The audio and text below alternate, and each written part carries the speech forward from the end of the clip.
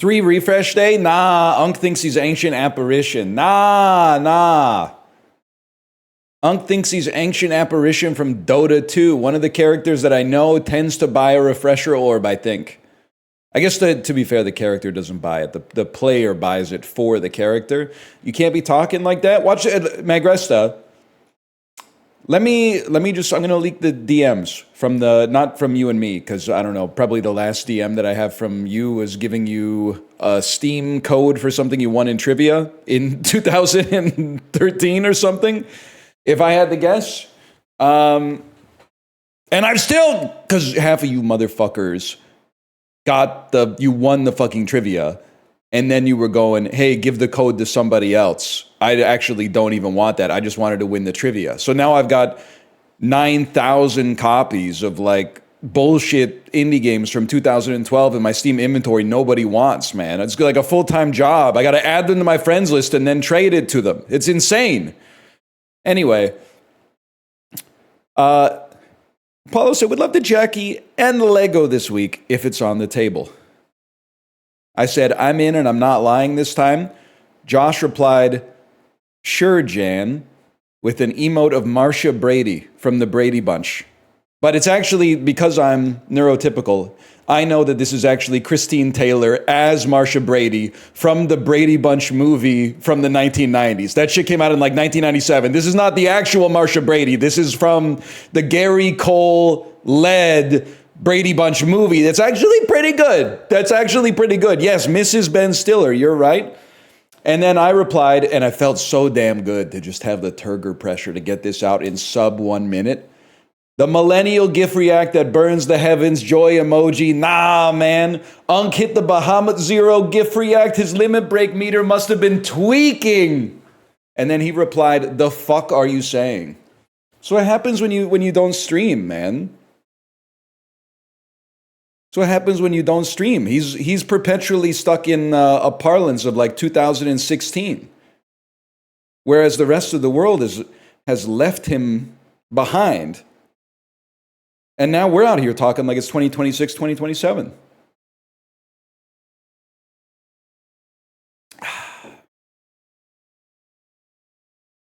But for the better, who cares? It is what it is. We don't worry about what's better or worse. We just do what we must because we can. Anyway, this cake is great. It's so delicious and moist. Chibli. GLaDOS Trump. It's GLaDOS Trump.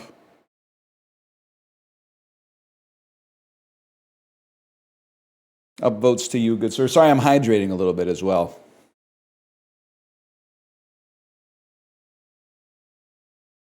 I'm glad it's night, so the light from the sun would not burn me on my bum. When I shoot the moon, what does he say? High jump the broom? I always wondered about when I shoot the moon. He does say high jump the broom. Can somebody explain what high jump the broom means? It's a wedding thing? So I haven't been to enough weddings to see people do the broom high jump. It's a wedding thing. Jumping the broom is a wedding thing? Hang on, I'm on genius.com.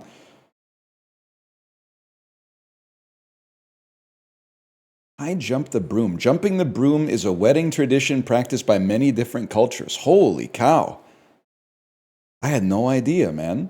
The picture on Genius it doesn't look hard to jump the broom, man. They got that shit resting on the damn concrete.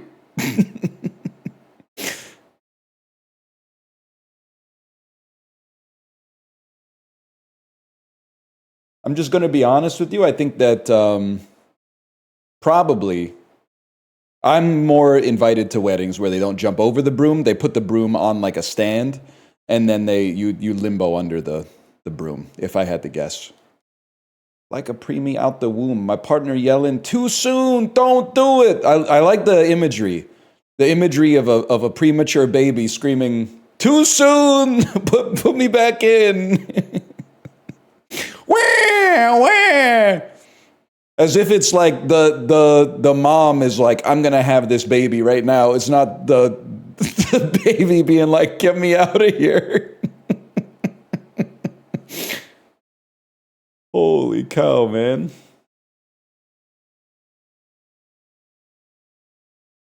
Money on the dresser. Drive a compressor.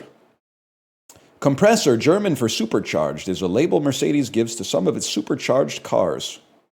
Quite a fancy automobile for a girl to stunt around in. Say the next line? Are you talking about top-notch hoes get the most, not the lesser? You know what's funny is that inflation really, it fucks with your pockets, but it also fucks with your art, bro. Like Bun B's verse doesn't hit as hard in 2025. We rockin' Russian sable, keep that chilla on the rack. I know that that's a chinchilla coat, obviously. What I look like with some $1,000 shit up on my back? Listen, let's be honest, that's still a pretty expensive jacket. But in 2025, it ain't quite as impressive as it was in 2007. In 2007, that might have been like a one of one. 2025, that's just, you'll see students out by UBC rocking the Balenciaga. You don't need to be Bun B for that.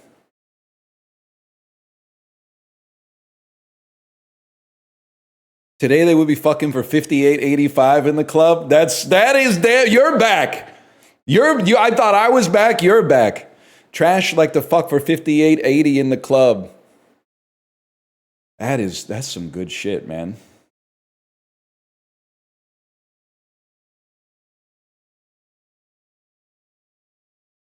Anyway. No, you're back. Yes, you're breathtaking. Catch me in the club. Bottle full of bugs. I like that. Shorty likes to hump. I know she likes to suck. My bottle full of bugs. I lick it like... Yeah, bottle full of bugs, man. It's cricket protein. Protein made from crickets. By the way, guys, I'm stalling. I don't have anything in the Notes app that's good for streaming. But I was thinking, something came to me in the grocery store yesterday. I don't know, it was a little clumsy. I bought pistachio-flavored oat beverage to add to my coffee. And the shit said, hi, Tomo. The shit said, like, since 1925. And I get the idea that it's like, yeah, I know. Just drink the water, man. You done yet? I get the idea is like, man, they must be like really good at this shit if they've been around for 100 years making non-dairy creamer or whatever. But like, I kind of feel like it's more the opposite, man. It's like, wow, your family's been making this shit for 100 years and I haven't heard of you. This shit must fucking suck, man. You've been trying to make waves for a century. Ain't nobody know who you are.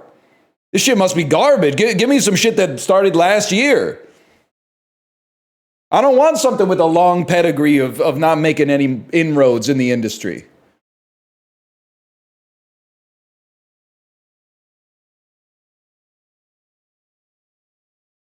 Non-dairy creamer? Guided by Voices reference? I'll bet a non-dairy creamer exclusively laid out like a fruitcake with a wet spot bigger than a Great Lake. Took her to the new church and baptized her with salt. She told me lick her. I am a new man. Now you do the next line. You do the next line because we're back.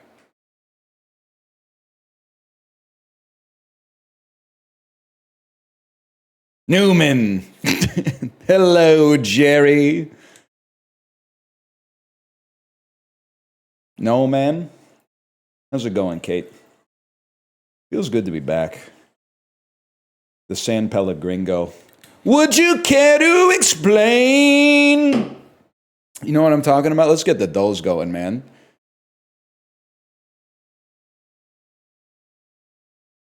Voice crack? I was getting some mucus out there.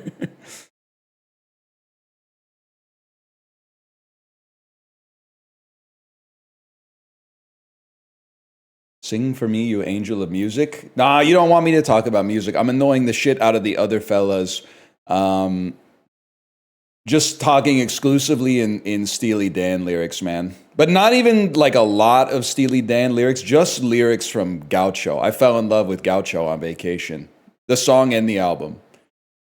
Equally. It was kind of hitting me before I left, but while I was away and listening to it more, I was like, damn, this might be like some of the greatest shit ever made. I was telling you you'd love Gaucho. You were fucking right. You were fucking right, man.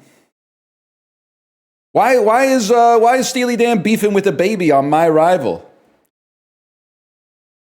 He has a scar across his face. He wears a hearing aid. My rival, show me my rival.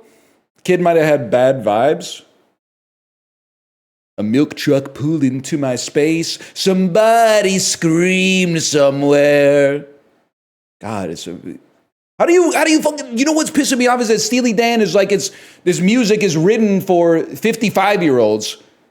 By 28-year-olds. How the fuck were they writing this shit at 28, man? Congrats on the Streamer Awards nomination. I appreciate that. Thank you. Strategy Gamer of the Year, third time's a charm. It is the award they nominate you for when you are too old to earn a Lifetime Achievement Award as a streamer.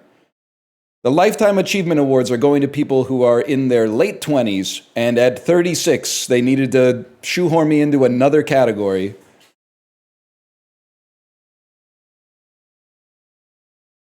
It's chill, though. Sure, he's a Jolly Roger. Till he answers for his motherfucking crimes, man. All right, gamers, we're back. We're back with the dulls. Let me figure out how to get the stream started here. Don't even... Someone, you put it directly at the start of the slash marker because you knew it could ruin the video for YouTube.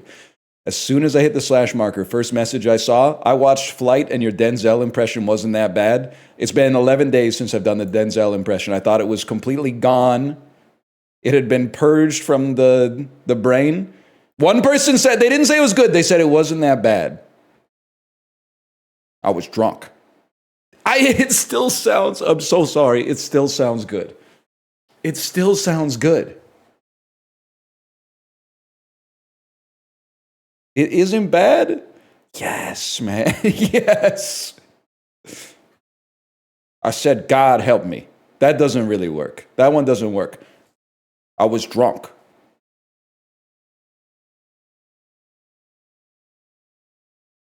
That one was really rough. I got to work on it. Holy cow. Sorry, by the way, if you can hear my cat going crazy in the litter box. He is scooping up a storm.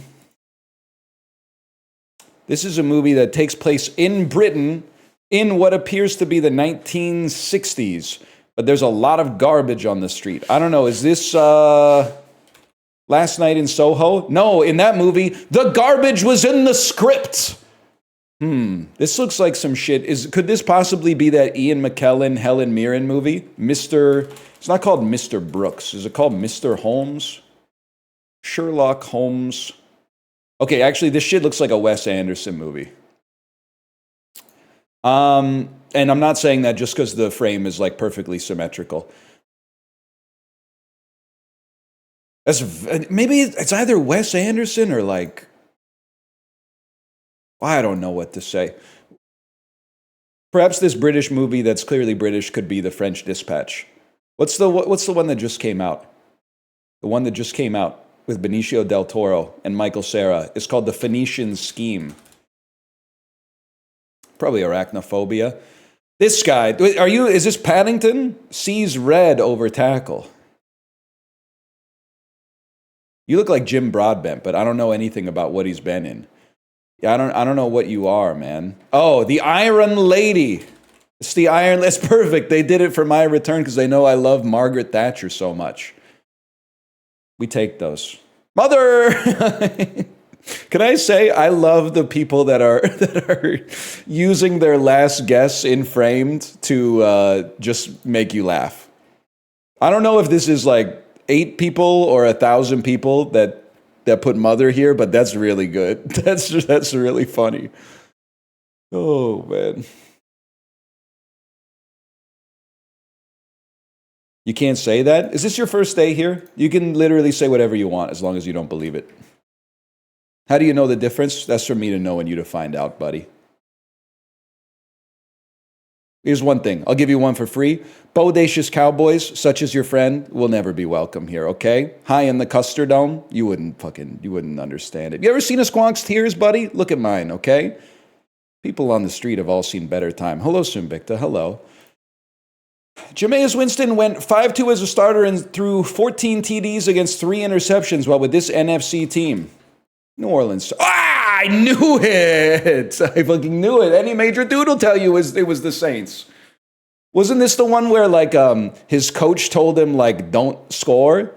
And then he went, nah, we're going to score? It was like the coach called, like, take a knee or something like that. And then he went, actually, once he got in the huddle, he was like, we're actually just going to score a touchdown instead.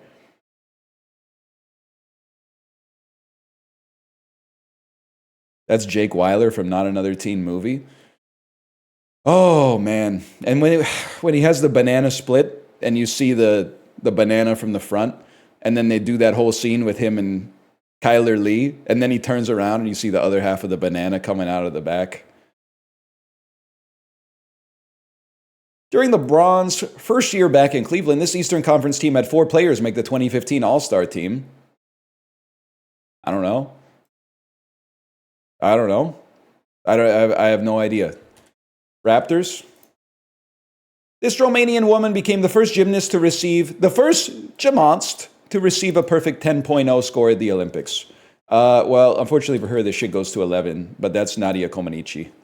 Now, how do I know Nadia Comaneci? Because my parents must have watched the 1976 Olympics as children, and then anytime anyone fell in any media property that I saw for my entire life growing up, my dad would go, they look like Nadia Comaneci.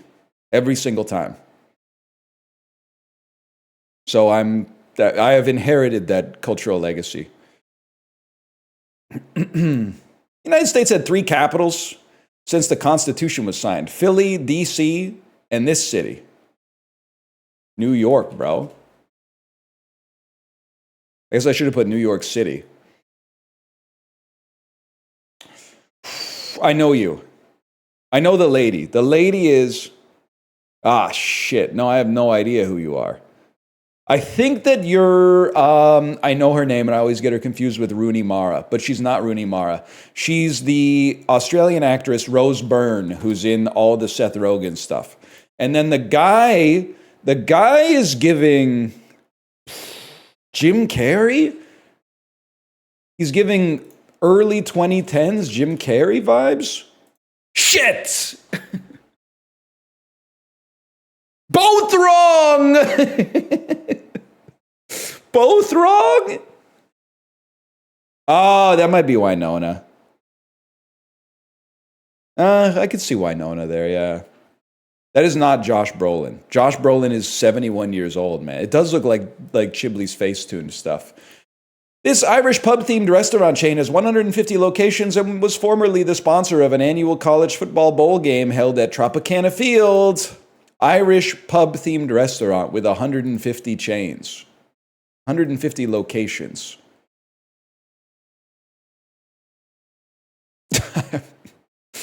Absolutely no idea.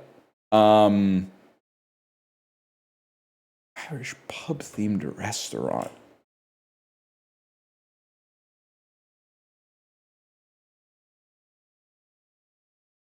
I have no clue. I'm going to put like O'Connor's. O'Charlie's? Not O'Charlie's. Anyone know what it is?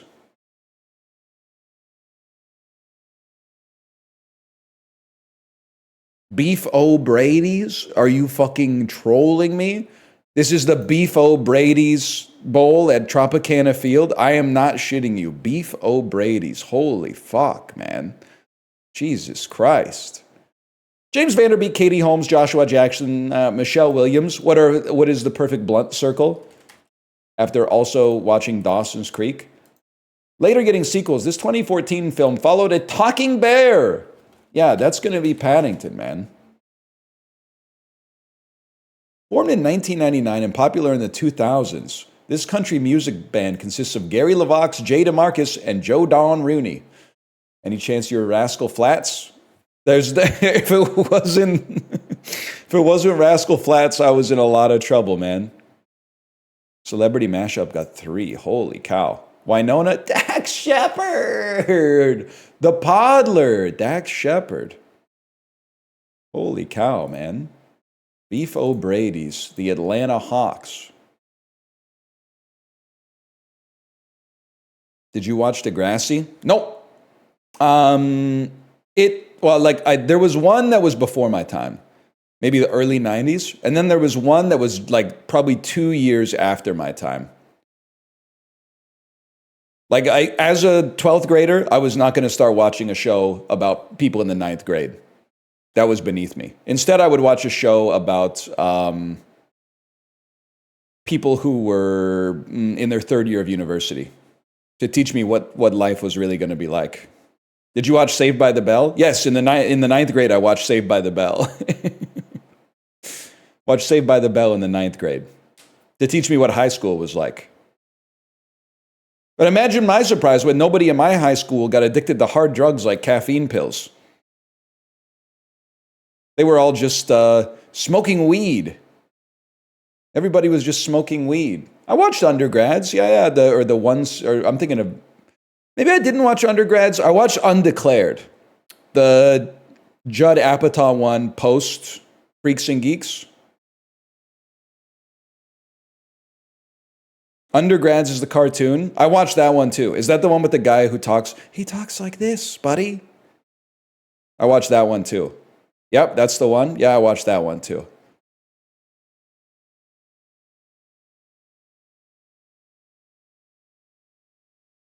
Radioactive? I watched a little Radioactive. I watched a little Radioactive, a little YTV young adult series. What's the other one called? System Crash. You guys ever watch System Crash?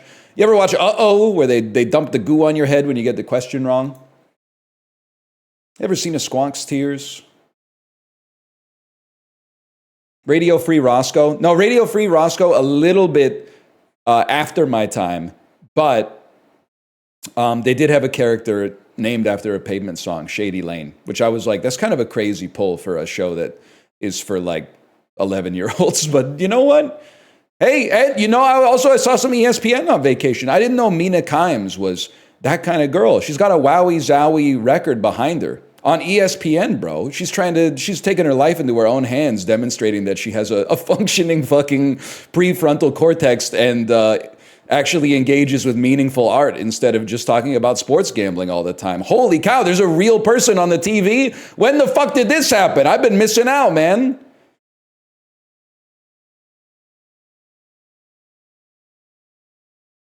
Okay, help me. My brain has not been doing this for a while. Taboo, verboten, off limits.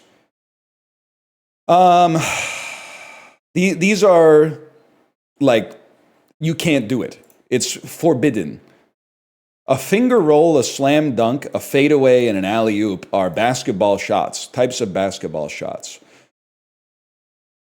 Sure thing, shoe in, absolutely. Did I hit off limits before? I did. Something's not prescribed. I might have been using prescribed wrong for 30 years. Of course, absolutely. Okie doke. Sure thing. An affirmation, a conversational affirmation. Scattergories. Scattergories is crazy. Verboten, taboo, off limits, prescribed. Forbidden, shoe-in, leavening, scattergories, go-getter. I have no idea what this one is, man. Starting with a synonym for scram. Oh my gosh. A synonym for scram.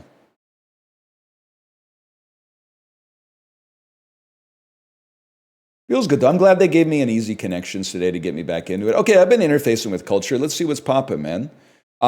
First one, unbelievably difficult. I have absolutely no idea what to choose here. Because I feel like when you're a parent, you're Googling this like, until you find a daycare, you're Googling this like 30 times a day. But that's a small subset. I feel like Bitcoiners, that's also a small subset, but they're like, there's probably people Googling this that are like, what the hell even is it? Always bet on the digital world to supplant the physical world in our fucked up times. I would be Googling Emma Chamberlain because I don't know who she is, but I feel like a lot of British people probably do, if I had to guess. To be honest with you, I could be Googling either. I don't really know what Lil Uzi Vert's up to either. I think Twitch is going to get it. I didn't think it would have 50 million monthly searches. I think news has got to be higher than that's fucked up, but it's gonna. This is oh my god, the tight. Oh my, it reeks. The image, it reeks of bad vibes, man. The 2 sizes too small graphic tee that's like fucking stretchy at the shaved chest. It's so bad. It's so get away from this guy. The shaved chest is freaking me the fuck out, and your shirt is both too tight and too stretchy. I don't want to see this. I just say Earth probably gets more searches. I'm gonna say United States. Less searches than the Earth, huh? Who would have thought? Not me. The baby or Bruno Mars. It's going to be Bruno Mars, begrudgingly my GOAT. I would love to be dismissive of Bruno Mars as a result of his popularity, and I don't fuck with his ballads, but the songs where he's LARPing as a sexual being are very good. Something about it. When he LARPs as a sexual creature, I'm like, that song, he knows what he's doing, man. Is he still locked up in Vegas? Or too long. I know that one. It's going to be Bruno Mars. It's going to be Linkin Park.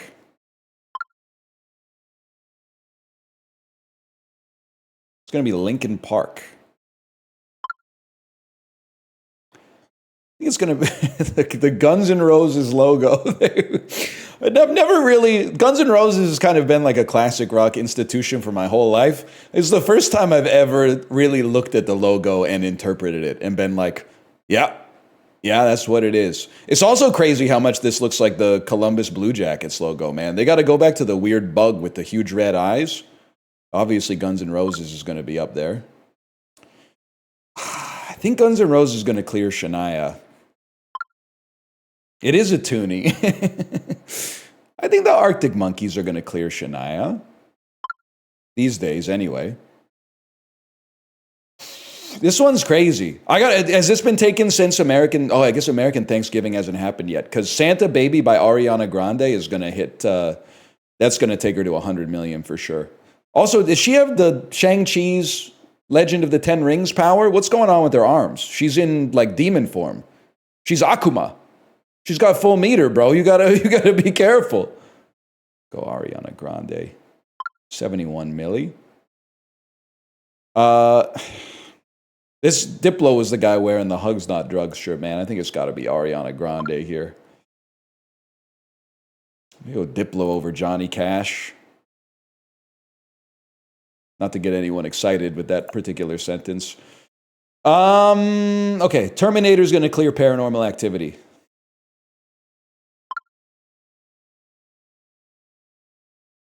Honestly, you might think I'm crazy for this one. Puella Magi Madoka Magic of the Movie Part 3 Rebellion, 100% I'm clicking it. Because if you're the type of person to go see this movie, I don't think you're going to be going to see it with a critical eye looking to, looking to get some ears in your review afterwards. Don't see it alone. Dude, that's why they made 2 of them. And then there's a show now, I think, as well. I think there's a show. Rush is peak. Don't see it alone. I don't have to. It's next to Rush, man. This is tough because Rush is really good. I think it part 1 is really good too, but I think Rush is going to clear. It's going to be the Deer Hunter. This is me saying, should I do it when my joke bombs?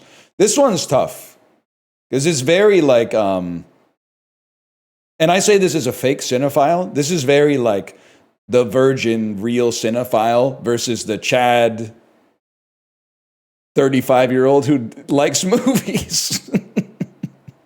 But I think that also IMDb skews heavily in that in that direction. Holy cow.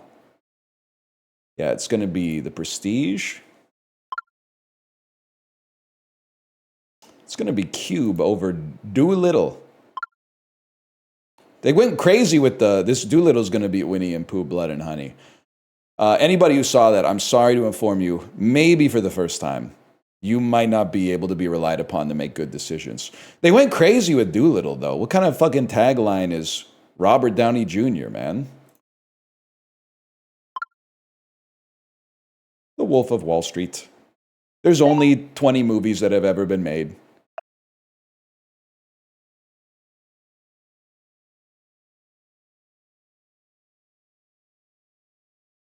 Coughing baby versus hydrogen bomb.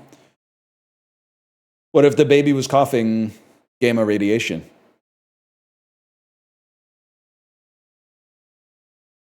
You ever think about that?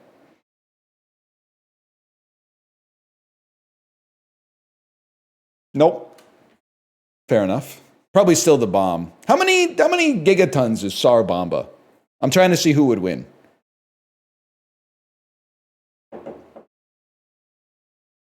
Six to seven. Good one.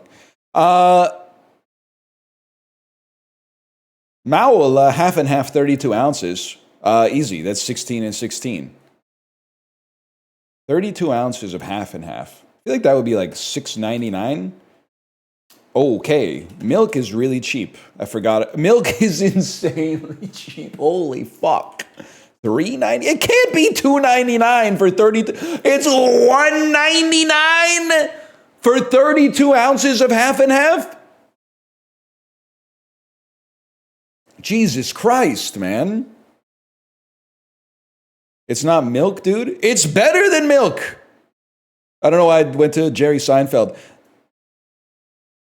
They shouldn't call it half and half has a marketing problem. They should call it 50%. Half and half feels like I'm getting ripped off. Where's the other half? Who's got the other half? 50% is, wow, that's 25 2%. I'd be stupid not to take that deal. That's rat milk. I just gotta meet this so-called Maola, man. I gotta meet this Maola.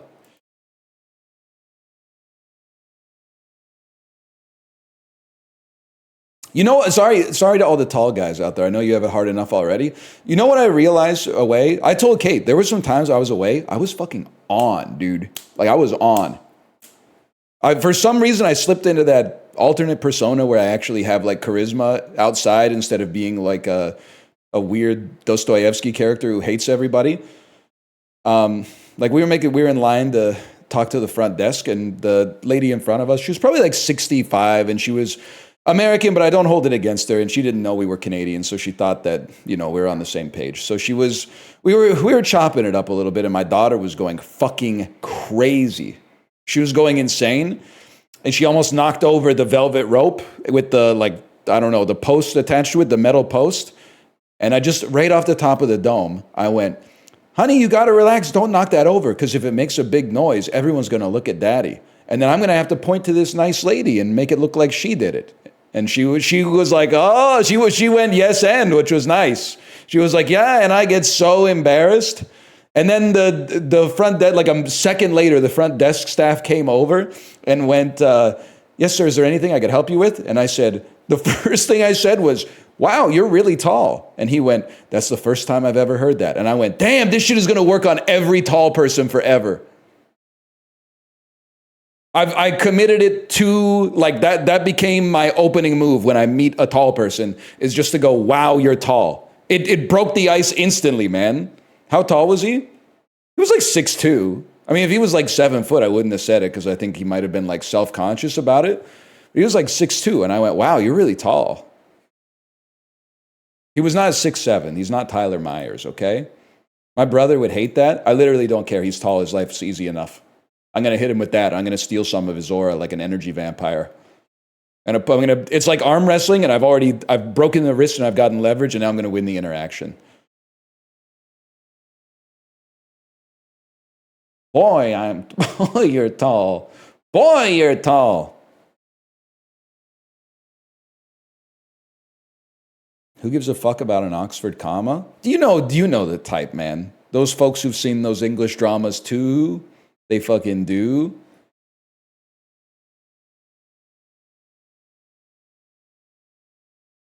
I just feel like today, I'm just feeling like it's going to be Chad. Feeling like it's going to be Algeria. Oh, shit. I guess I thought it was over here. Latvia, that's way too north. How about Switzerland? Switzerland is warmer. Probably the first time they've ever heard that. Poland, mayhaps? Poland? Not Poland. Could it be Germany? That's cooler. No disrespect to Polish people. You didn't hear it from me. Lithuania? Oh, bro, that's Russia. You're trolling me. What the fuck? The hell are you? Poland. Poland, Lithuania. Ukraine. Belarus? Are you Belarus? Belarus, okay. Here come those. I got another joke. I don't think it's going to work unless you're 51 years old. Festive Steely Dan, here come those Santa winds again. You know what I'm talking about?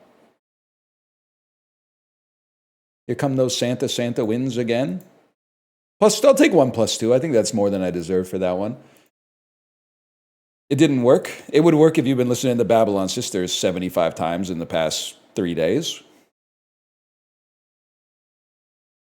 Are 51-year-olds on the internet? Yeah, half of them built it and the other half are getting radicalized by Instagram reels, literally as we speak. They might be like the peak demographic on the internet right now, which is very sad. You're like Monaco, bro. You're something like Monaco? Yeah, you're not Monaco.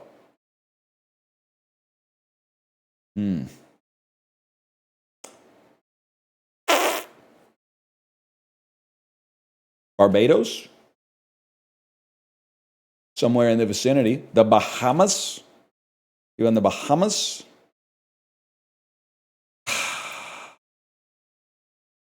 Bermuda? Bermuda, Jamaica. Ooh, I want to take you to Key Largo, Montego, baby, why don't... Oh, Puerto Rico! Started just guessing fucking Beach Boys lyrics, man. The Free State is Staten Island, that's right. Pete Davidson is our president, I think. It's not a country. Literally, who cares? You remind me of...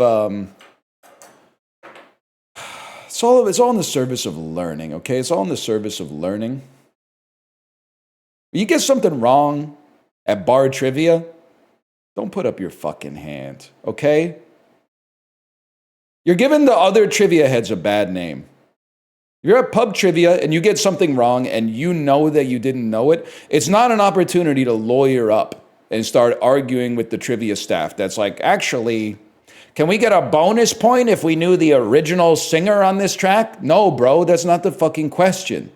Shut up and you're going to come second, okay? You're going to come second and that's fine. Just we're all here to have fun. We're not here to argue. Kate knows this is based on a real story. The question was wrong? Yes, but in your soul you didn't, that's not why you got it wrong. You didn't get it wrong because the question was ambiguous. You got it wrong because you didn't know it, and then you're relying on the question being ambiguous to give you an extra point.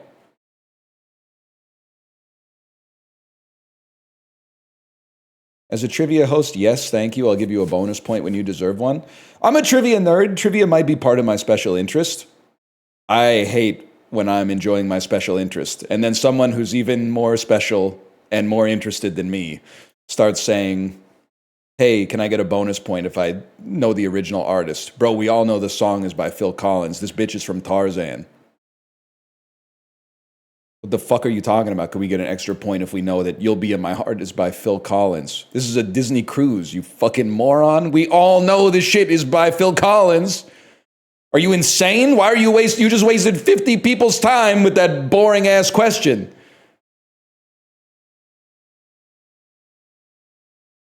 Nah, they're chill. Get a life.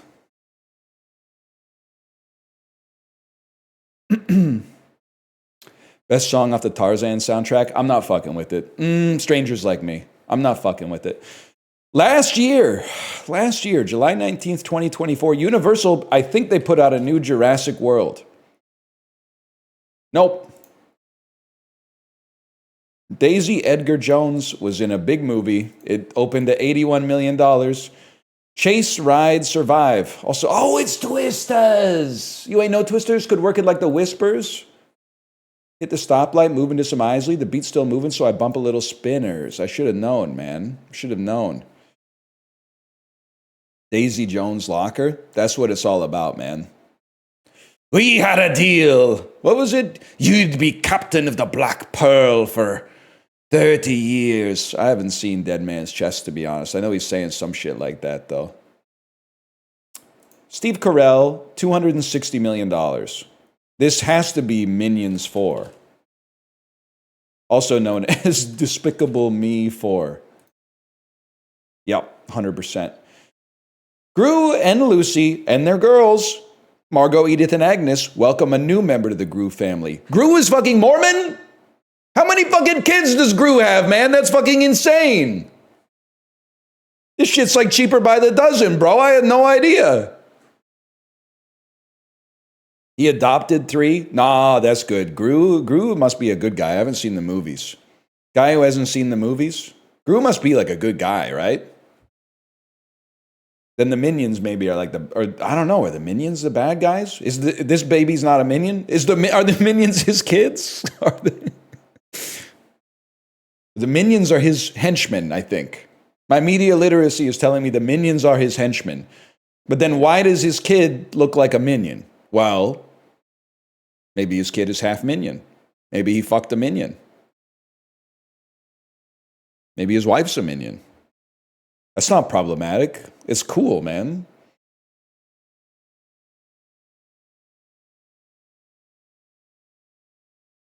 I'm not saying it's cool to fuck a minion. I'm saying it's cool that Gru married outside of his culture, like I did. If anything, hey, you know what? They're drawing a lot of parallels between me and Gru right now. Same hairstyle, same nose. I've got minions of my own. Apollo, Mouth, etc., etc. Cut the mic. I'm just saying, I think I finally get it. Now I understand why the character's so relatable. You fuck Apollo and Mouth? I didn't say that. I didn't say Gru fucks every minion, okay? Now you're putting words in my mouth, okay? I'm just saying his kid resembles a minion, and that leads to a lot of questions. It has you asking a lot of questions that I'm assuming get answered in the movie. Walt Disney starring Amy Poehler. It's Inside Out 2. I would still swallow my pride. I would still choke on the rind. And yet, still, the lack thereof would leave me equally empty inside. I'd again swallow my doubt, still turn it inside out. Continue to find nothing but faith and nothing. A neon film starring Micah Monroe. It's a crime horror thriller. That's actually very fair. If you want to get technical, a lot of horror movies also double as crime movies. Like, the crime is usually murder, or mischief, I guess, if you're the Babadook. Nicolas Cage. This is Long Legs. Long Legs. Tomfoolery. Never really realized. Is this Long Legs? Or is Long Legs like under the sheet? That's not Long Legs. Those legs are pretty long. I don't think maybe they're normal legs. I don't know. I can't see in relation to the size of the torso. They look pretty long to me, but maybe it's a trick of the light. Paramount Pictures with 127 million starring Lupita and Nyong'o. It's them. This is them. It's a science fiction thriller from last year starring Lupita and Nyong'o. Here, how it's The Quiet Place Day One.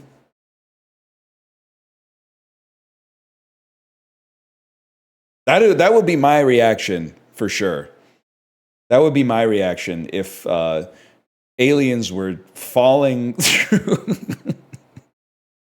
If aliens were crash landing into the earth and destroying my city in the process. Well, I don't know, because, it depends on the situation. I might have to, if Kate was reacting like this, I might have to be this guy that's like, I think we should go. I think we should get out of here.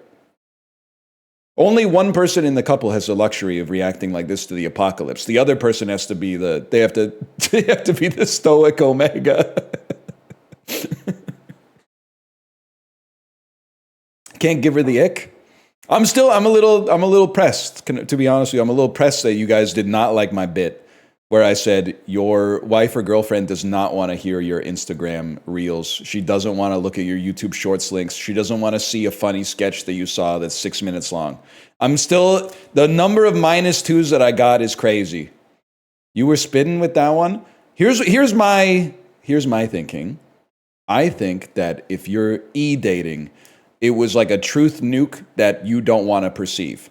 Because that's when you're e-dating, that's how you flirt. Which is like, hey, I want you to know I was thinking of you today. And the way that that's manifested is, here's a sketch that I saw that I want to show you because you're the person I talk to every day. If it wasn't you, it would be my friend from high school that I still talk to. But because we're dating, you have to receive this. But I think, and if you're in that situation, maybe that doesn't apply, okay? But if you live like in a house or an apartment with your wife or girlfriend, I don't think she wants your reels, man. I'm just saying it. You might, I would, but here's the thing. Don't -2 me if you're a man. The floor is now open for women to give their opinion. But my hunch is that they don't give a fuck about your Instagram reels. You're wrong, she loves my reels. I doubt it, man. I doubt it.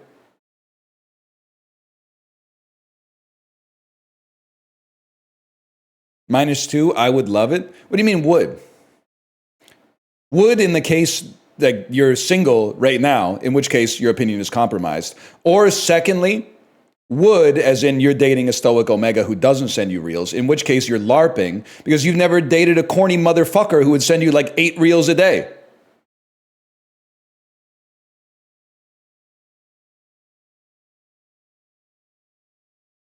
I think if you were dating a corny dude who let me put it this way. If you ever double text a reel to your girlfriend, you're playing 2 scores behind entering the 4th. That's all I'm saying.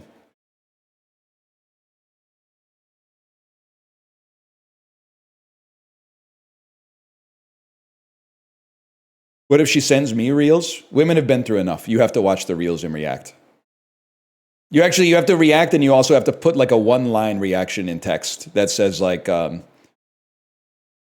let's say like, does this remind you of someone? Thinking emoji? So something like that. That shows that you watched the video and understand why it's being sent to you, with a little bit of an appreciation as well. Where else do I send them? It's all I have. If you're a woman, send it to your partner. If you're a man, don't send it to anybody. The algorithm is uniquely curated for you. Of course we know that you like this shit. You've been feeding your brain into the computer for like 10 years. It's built for you to like. I don't want to see some shit from your algorithm. I got my own algorithm, man. It's like I'm not going to let you order for me in the restaurant.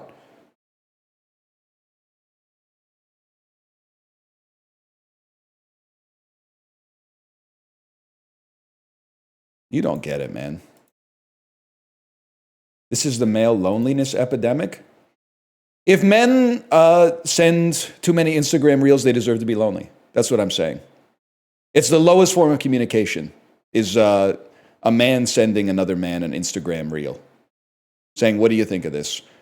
And then it's like a made-up sketch where a dude is going through a drive-through pretending to order like a blowjob or something like that. That did not happen. That's AI. You need to exercise your media literacy on that one. You did not go through the Taco Bell drive-through and order a blowjob. It didn't happen, okay?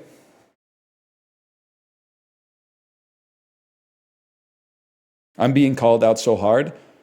Do you work at the Taco Bell? Do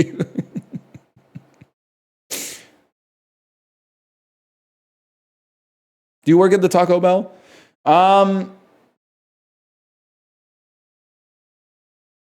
It actually, you're right, there actually is something romantic about corrupting your algorithm by clicking on a link that someone else sends you. That's intimacy in the modern day. Allowing your partner's algorithm to leave an impact on your algorithm, indelibly speaking. That's interesting.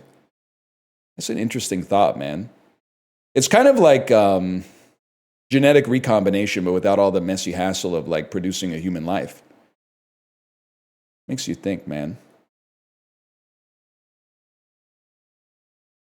Holy fuck, I'm losing my shit. It's Monday, bro. Buckle up. We're going from Frankenstein to Kung Fu Panda 3.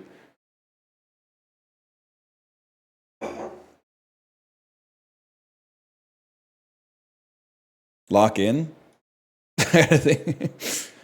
What the fuck? Walder Frey?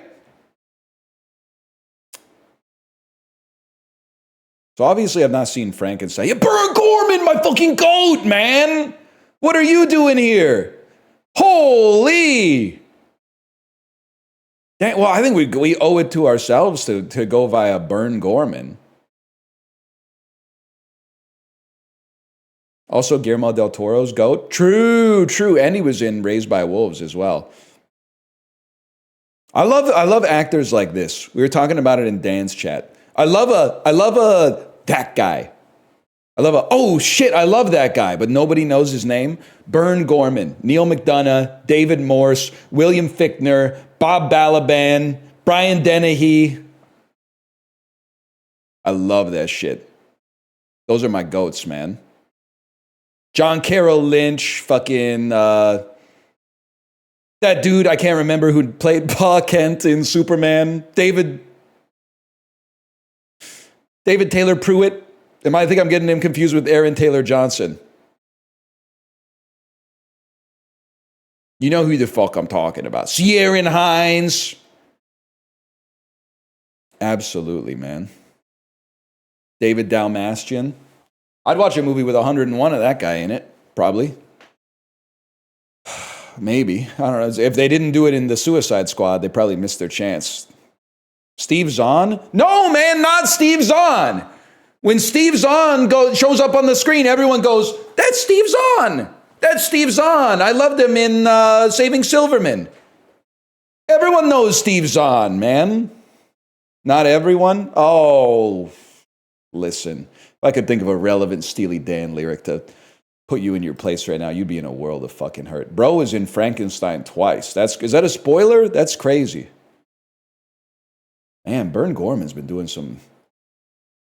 Speaking politely, he's been doing some prospective IP work with direct-to-streaming content, huh? Well, we want to get to Swanky. Don't forget about getting to Swanky. So I'm thinking you're going to end up going like Pacific Rim, and then obviously from there you're going to take Rinko Kikuchi, and then you're going to take the movie that I'm thinking of is Kumiko the Treasure Hunter. Why? Because I want you to know that I'm aware of Kino, even if I haven't seen it. Then you go Nobuyuki Katsube, and things are getting a little tricky. Things are getting a little tricky here. Whoa, easy there, Turkish March, Castle of Dreams, horny ass unk movie. Thinking maybe you end up going Samurai Sensei, and then hoping that maybe Gaku Oshida has made a movie outside of Japan. That was his debut, huh? That's a problem for me. Any chance Honey Lemon Soda's got someone I've ever heard of it in it? Maybe Ai Yoshikawa? Ooh.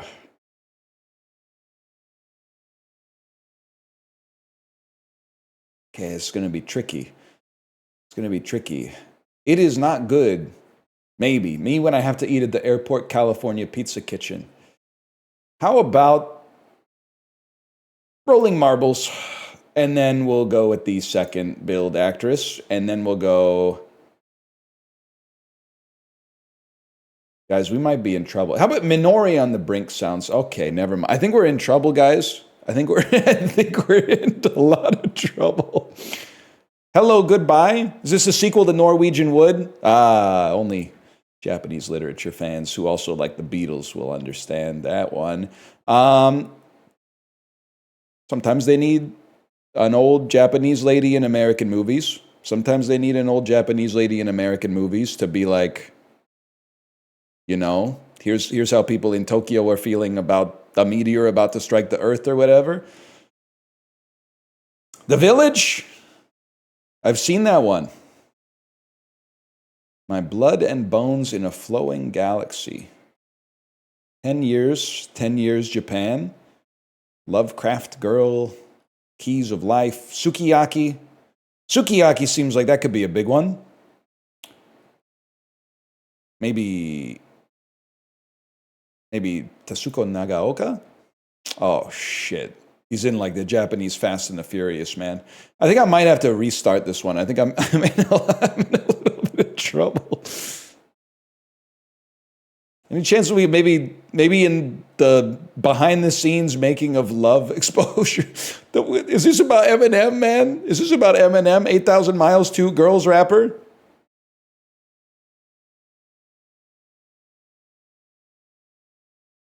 That your name looked familiar to me.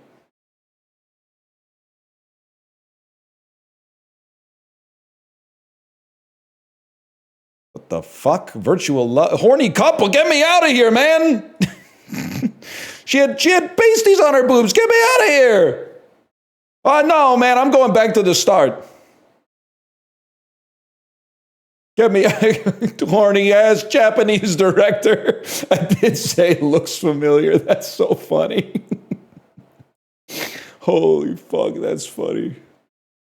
Oh, I can't believe I kept scrolling after I saw the one with the girl in the bikini. I kept scrolling. Oh man. Okay, maybe we'll freaky ass Bern Gorman. You can't associate with those types of individuals. What do you do? Oh no, Bern Gorman working with someone who worked with someone who worked with someone who worked with someone in the adult film industry. All right, maybe we'll go Oscar Isaac, man. Oh no, wait. Okay, so Oscar Isaac to here's the great play. Oscar Isaac to Annihilation to Year One. To Natalie Portman to Year One.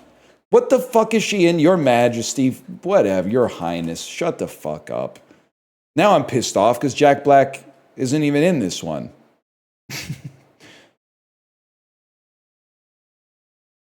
BJ Hogg. Give me the fucking swanky. David Lewis, another goat, man. He's in, not Snowpiercer. What's that movie called? Dreamcatcher.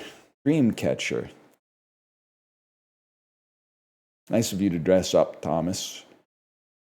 This movie's chock full of that, guys. Mikey Holekamp. Oh, sometimes it's just fun to scroll, man. This movie's a real sausage fest, huh? First Build Lady is like 11th in line or something. He's lost the plot? No, man, just give me a second here. I think I got something. It's like Jason Lee, Vanilla Sky, Tom Cruise. Anyone know how to get from Tom Cruise to Dan Hedaya? I'll tell you what. Give me Tom Cruise, Tropic Thunder, Matthew McConaughey, and then we'll take that to Sahara. That way we can connect to a Steve Zahn, just to placate you guys. And then from Steve Zahn, how many movies are you in that are blank Texas, bro? Like, get a life. Dude's literally like a one-trick pony, man. He loves to be in movies that are like place, comma, Texas. All right, I'll tell you what. We'll go Happy Texas, and then this lady's in it. Ileana Douglas, heir to the Coppola throne. Wait, no! Take me back! Take me back to Happy Texas. I know where I'm going. Ron Perlman, Alien 3. Shit! No, this is the one. Alien Resurrection. Dan Hedaya, Blood Simple, Frances McDormand. Nomadland. Swanky. Nomadland. David Strathairn. Okay, time. Love Marilyn. Oh, shit, it's a documentary. It's too easy. Give me someone I've never heard of. No, give me Oliver Platt and take me to Two to Tango. He's not in that one. He's in the other fucking Matthew Perry one that I've since forgotten the name of. Just should. One is Salma Hayek. I'm assuming that's Two to Tango. The other one's Nev Campbell. Give me Oliver Platt, the Kung Fu Panda 3. You gotta feel like there's a connection via like Ready to Rumble. Rose McGowan, Joe Pantoliano, he got that shit on, man.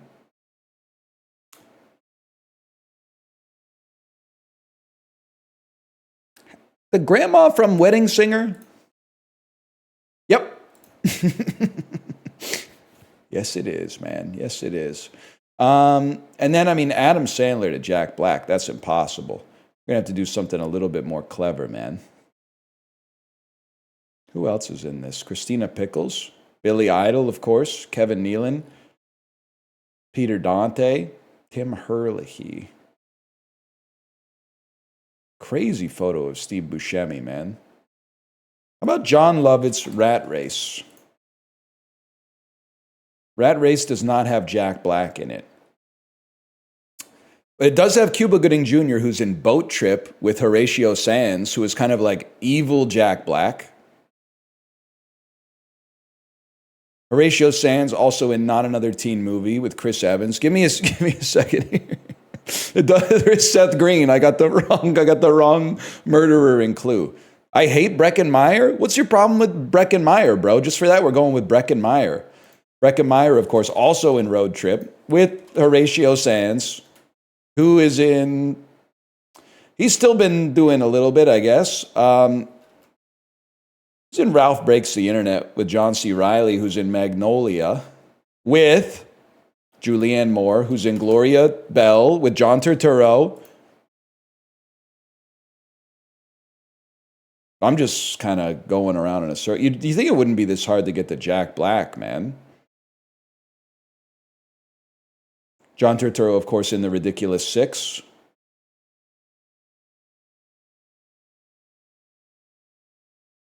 I don't think I can name a single Jack Black movie. I know we've said this before. This is not an accident. There's no way this could be an accident. He's angling for something. He's angling for his comeback movie. Danny Trejo, I'd probably take the SpongeBob SquarePants movie, Sponge on the Run. And then Keanu Reeves and Jack Black have to be in a movie together. It's just that simple.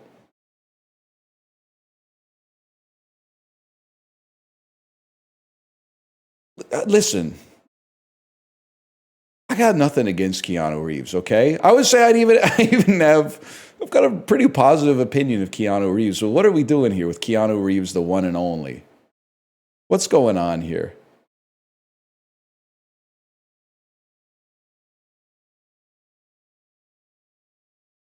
Can you name another? I can name a few more Reeves. I guess I can't really name any more Keanus. Johnny Mnemonic in black and white. Where is Jack Black, man?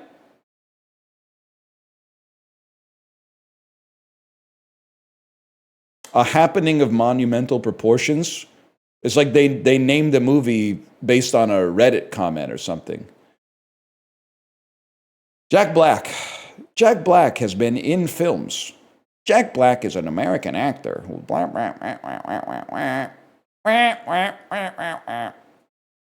Jack Black is related to someone in A Scanner Darkly. Robert Downey Jr. Fuck! Due date is Zach Galifianakis, motherfucker, dude. Jack Black, bro. Jack Black. Jack Black. Todd Phillips takes you right back to Road Trip. Charlie Sheen. Charlie Sheen and John Cryer, huh? Charlie Sheen, that obviously makes me think of Scary Movie 3. Jeremy Piven, of course, is in The Goods with many actors who must be in a movie with Jack Black. There's no way you're not in a movie with Jack Black, man. There's no way Jack Black is... He's in Anchorman! He's the guy who kicks Baxter off the fucking bridge. Oh, finally. 8 minutes, huh? Drive. Haven't heard of that one. He's in The Holiday? Maybe he plays Billy. All right, get me out of that. Just for that, you're getting Puck Doku. No, you're not. Today, it's impossible. Name the cast of Tropic Thunder for me. Okay. You've got Nick Nolte, Steve Coogan, Tom Cruise, Danny McBride, Brandon T. Jones plays Al Pacino, Jay Baruchel.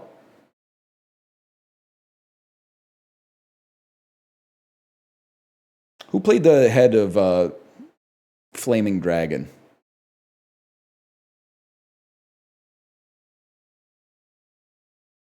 Who's that kid?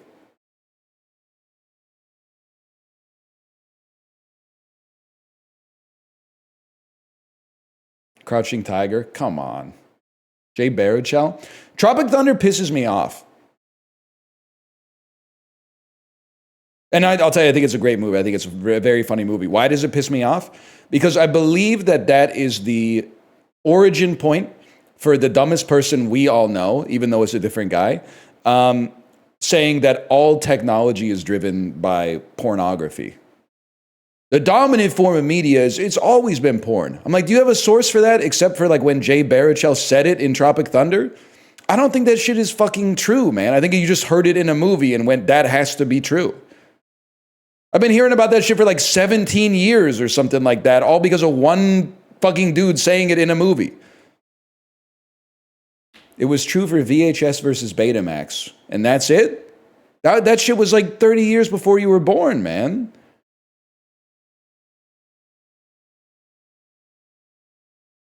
That's it, bro? See, that's the shit that pisses me off. It's not a boomer movie. It is the last Christmas present I bought for my grandpa before he died, though. Now, I don't know. I didn't go through his stuff after, but it would have broken my heart if that shit was still wrapped. I hope that he got to see Tropic Thunder before he passed on. And I mean that sincerely. That's a good way to spend like 2 hours, man. But it's tough because I got it for him December 25th. You all know when Christmas is. He died like the first week of March.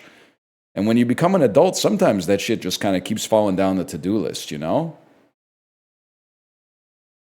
So I think there's a real chance that he never got to see it.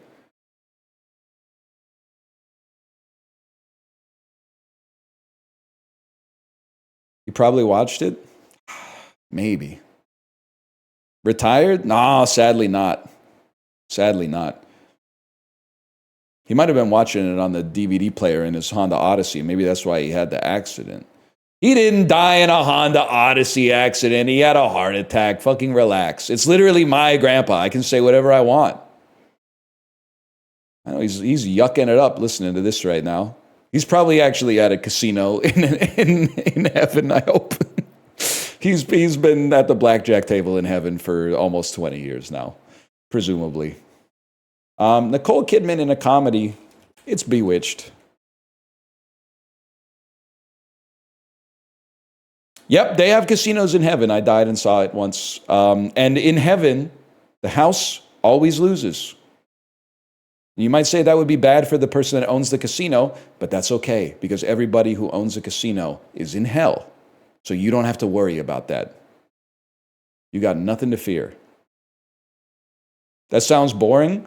Well, listen, it's like, it's still varied. Like, it's not like you win every hand. It's just like, on average, you still win, which, yes, does mean in heaven there are still some sad sacks who have lost money over time. Because it's just, if you got a trillion gamblers up there, somebody's going to beat the odds. So in a weird way, that's not, I guess, but you know what? they're probably happier losing because it means they get to keep gambling. One word title, ignore the Nicole Kidman. Bombshell.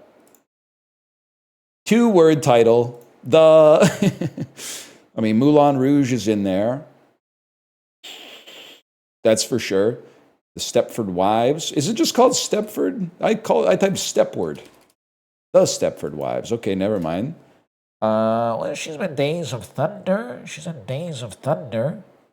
Cole Kidman, what have you been up to besides AMC ads? The Milk movie? What's the Milk movie called? Baby Girl, but it's one word. Ah, the Milk movie. Is it true that she's getting divorced from her husband because of the Milk movie?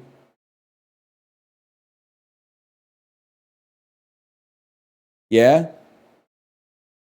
I gotta see that. I'm gonna say Moulin Rouge. I'm pretty sure this is gonna be like a 30%er, but yikes. Michael Douglas, genre comedy, Falling Down. But it really is funny because finally somebody's saying it, man. Michael Douglas in a comedy. Michael Douglas comedies. Okay, two-word title. Two-word title, give me the game. I know what you're going to say. That's crazy. Why not go one-word title, ignore the? Because we're counterpicking. We're literally taking Slardar because the opposition took Bounty Hunter, bro. You wouldn't get it. Maybe it's vice versa. What the fuck ever. One-word title, Michael Douglas. It's Unfaithful. No, that's Richard Gere, motherfucker. Michael Douglas, he's been doing shit. Michael Douglas been doing shit for a long time.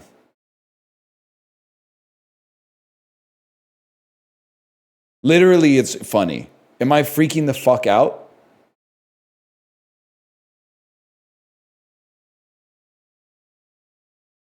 The War of the Roses? That's Michael Douglas. Yeah? You think it's funny? You think it's funny that Danny DeVito is smoking and the cloud is creating a couple having an argument? You think that's humorous? One word title, Michael Douglas.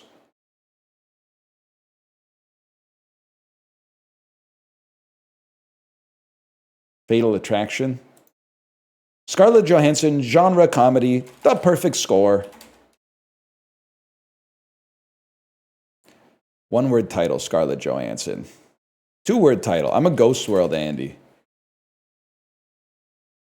Two word title, Scarlett Johansson. Two word title, one word title. One word title, Scarlett Johansson. There's a really old Irish guy playing this. One word title. Imagine that. Stop typing Lucy, because that means I can't type Lucy because I saw it. I know she's in Her. She's in Her, so I'm gonna put Her. Isn't it interesting? And I mean this in a complimentary way. It's interesting how like every guy looks like this now. Like that's literally, it's Joaquin Phoenix, obviously, but that's also Aaron Taylor Johnson. And you might call me crazy for this one. I think this might be Paul Mescal, man. That might be Paul Mescal as well.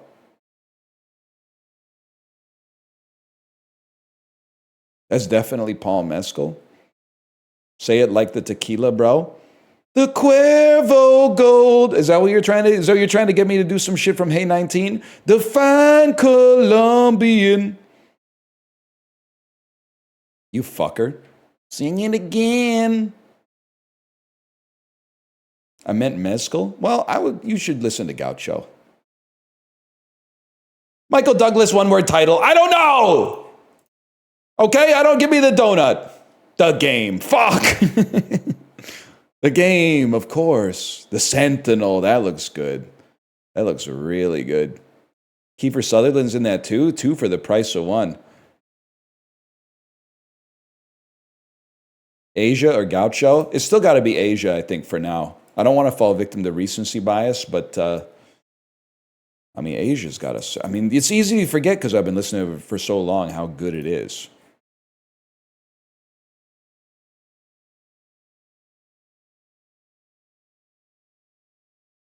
pastel. A noun meaning Pastel. pitiful. A adjective meaning full of pity. Can you guys hear this? Repress. A verb meaning polenta. Polenta. A noun meaning Remember when that lady said that? How do you do this? Polenta. erode. A verb meaning to diminish or They love it. writers. A noun meaning one that writes such. Intermezzo. A noun Holy meaning fuck. a short light on. Withers. A plural noun. Eligibility. A noun meaning the quality. Legionnaire. A noun meaning a member. Thank you, Colin Malloy. Thank you, Colin Malloy.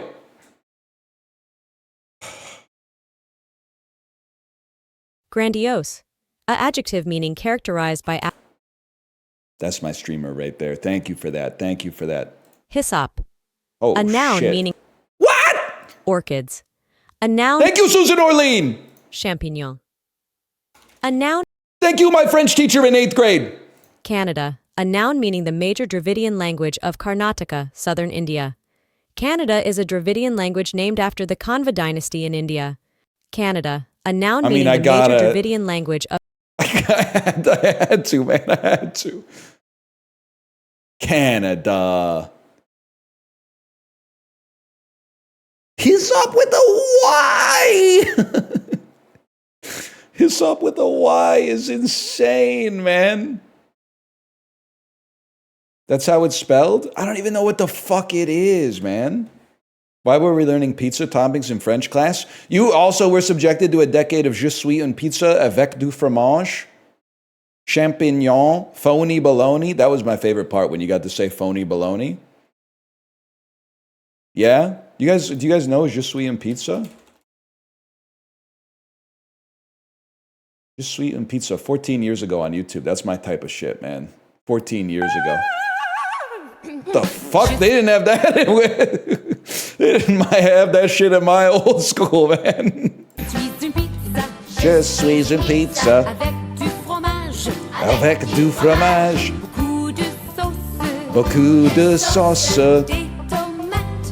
des tomates, des oignons, des champignons, épices mélangées.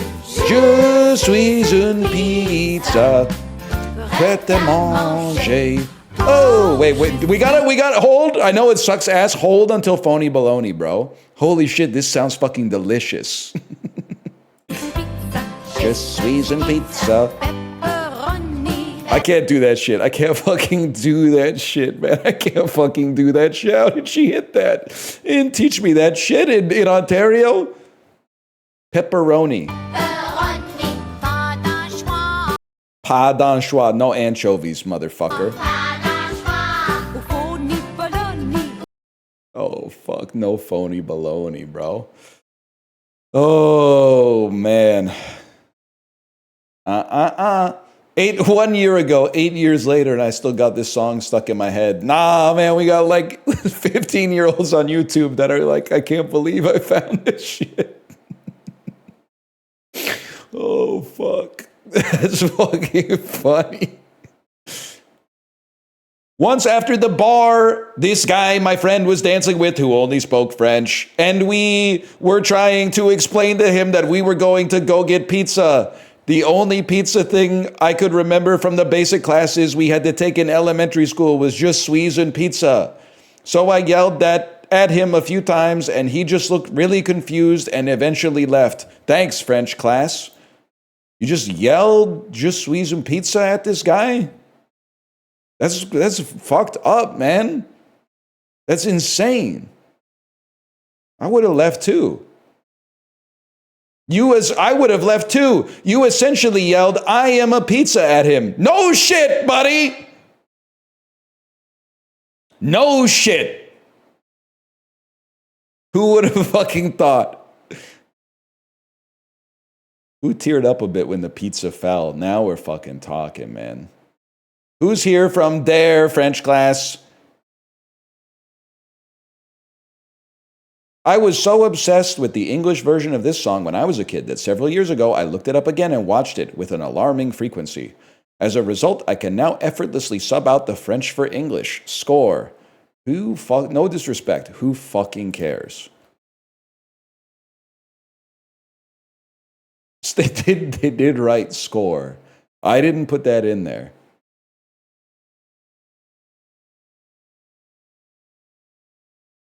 Asshole.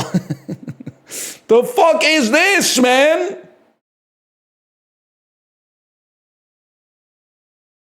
Portable soup? Your own portable soup. Something to take to go. Something like pho. Concentrated dehydrated broth made from meat stock that's been simmered for hours and reduced until it solidifies into a gelatinous form. It can be cut into pieces for convenience and transport. No, man! No!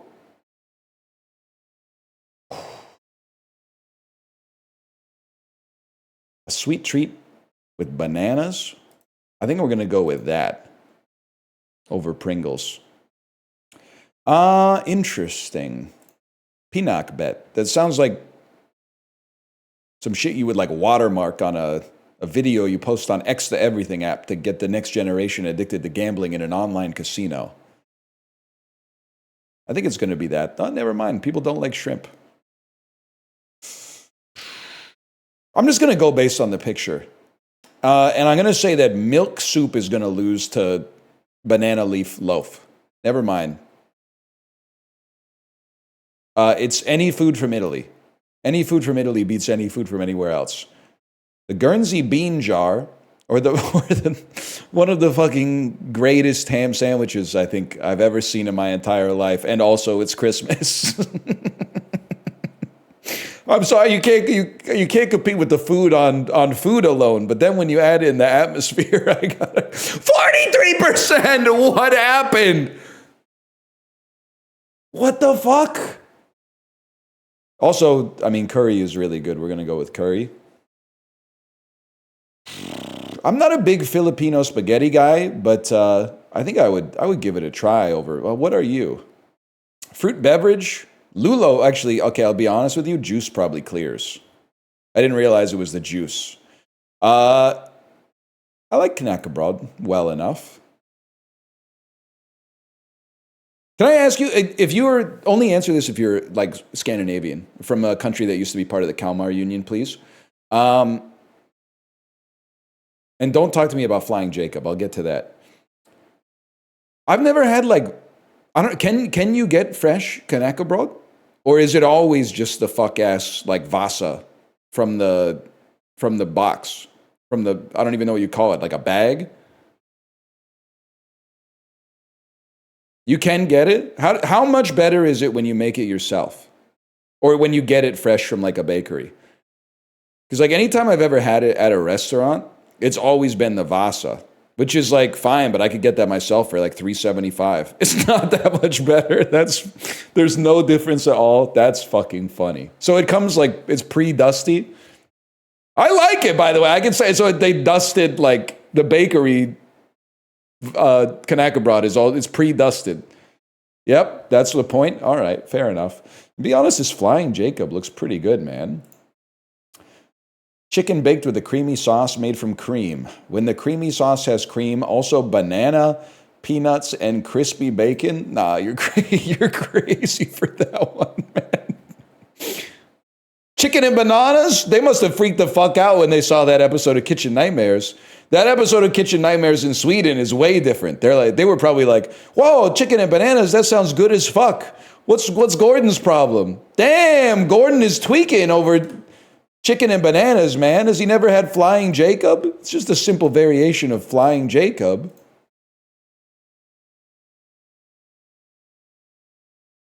It's very divisive in Sweden. Whatever. You guys gave us Louis Erickson, so you're chill. It's a stew made with turmeric from India, from Georgia. That's kalajush from Iran.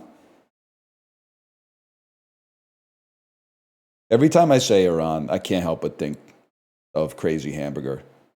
when he's cooking the crazy hamburger and he goes, oil from Iraq. Crazy hamburger. It's crazy to think there's new heads who don't really know what crazy hamburger is. Crazy hamburger. It is horrible. Sure, man. Yum. It's pie. There's ham in it.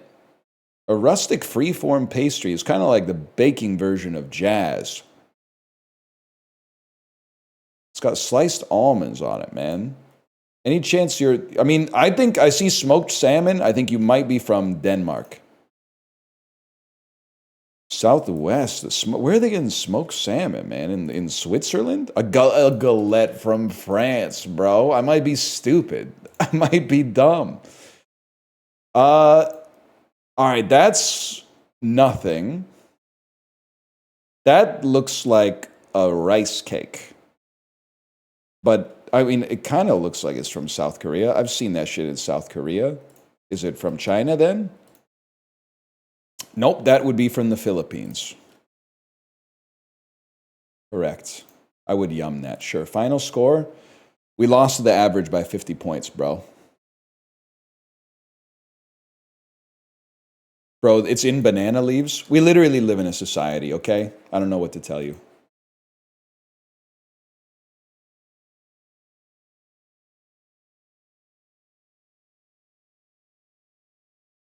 You can get banana leaves at Aldi. You can get these hands in the parking lot. Can I say that? Twitch, if the AI is looking at this clip and evaluating whether that was a threat of violence, just look at me. I'm not fucking anybody up in the parking lot. Not with my hands anyway. If I was like texting, I might hit him with my car or something like that.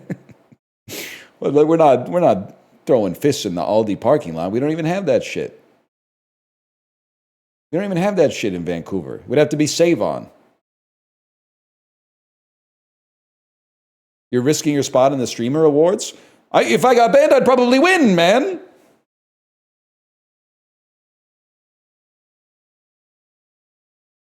Sometimes you just got to take the easy punchline. I think they put a little too much custard. That looks pretty bad, though. I don't know. I honestly think I might rather eat this, but it's tough. All right. The cheeseburger is way too oniony. Give me the goo. I don't care how bad the pizza looks. This is fucking foul, man. Yeah, it's going to be the gaffer burger. And I mean, the burger is like a little bit too much, but I've eaten the bugs. And the fact that it's 31% is a troll, man. You shouldn't be able to vote on that unless you've eaten the bugs. The Great Australian Taste 4 and 20 cheeseburger flavored pie, 100% beef with onions, gherkins, and cheese sauce wrapped in golden flaky pastry. Or a Bovril with a Mars bar. I feel like coffee and cheeseburger pie is going to clear. I'm surprised, man. Surprised. Chicken kebab with pubes. That's cabbage. Don't be glib. I think chicken nachos is going to beat Japan, man.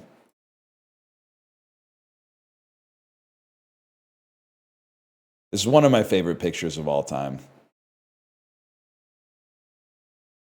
It shows, I've only seen it twice, but man of the match fish is so good. Maybe Europe's onto something, man. The man of the match fish. Oh, you know what? I was going to say it wouldn't survive in America, but that's not true because college football is a lot like this. Every once in a while, if you happen to turn on during rivalries week of college football, you'll see some shit that is like deeply traditional American culture. Some shit sponsored by like stovetop stuffing or something. Either way, I'm going to go with pizza dog. 5 sugar donuts for £5, or fish and chips. Fish and chips that looks pretty good. £9.50. 5 donuts for £5. That looks honestly great to share. This looks fine. Great to share at a football game. Easy to clean up. Not that much mess. Give me those. I'm not mad about that one. I think that's an acceptable vote. I'm going to take rump steak and chips over the last slice of pizza. But this is fucked up because this is not what they got for £10.40. They got a pizza and then took a picture of the last slice. They're being trolled on that one. Double cheese bacon burger or jerk chicken with rice and peas. The jerk chicken looks good. Double cheese bacon burger is just like, it's a cognito hazard for the British male. So like, obviously that's going to win. Chips, chicken balti pie. The chicken balti pie looks good. Never mind. The chips look all right. What? Just the fries? Nothing else? They did what to the chicken?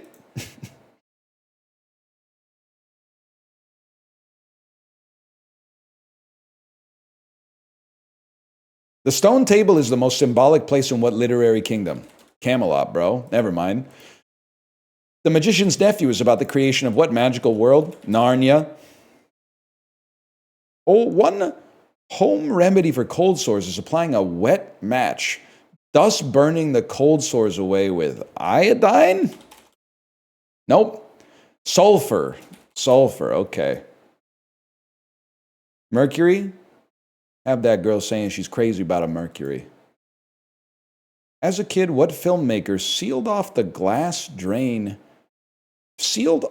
drain of a glass shower, thus inspiring a scene from his Oscar-winning 2017 movie?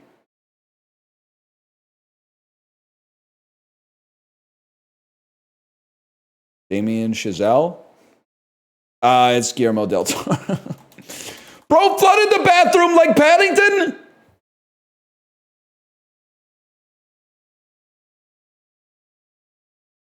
That doesn't seem right, man. Shape of Water, bro? No, I know, that's what I'm saying. He plugged his drain and then rode the bathtub down the fucking stairs like Paddington Bear? He fucked a fish? I'm the boss. Pope Benedict XVI allegedly drank up to 4 cans per day of what German Coke brand? I have no idea, man. Fanta? Oh! He was drinking 4 Fantas a day? That's crazy. 4 a day.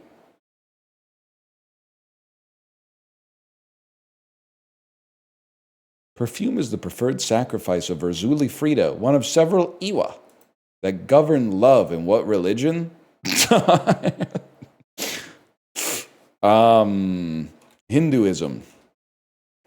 Oh, what's an Iwa? Well, it's any of 1,000 spirits that can inhabit and entrance practitioners of what New World belief system?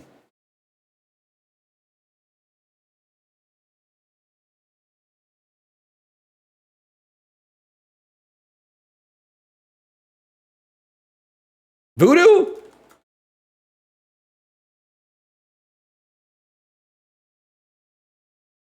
What can I say?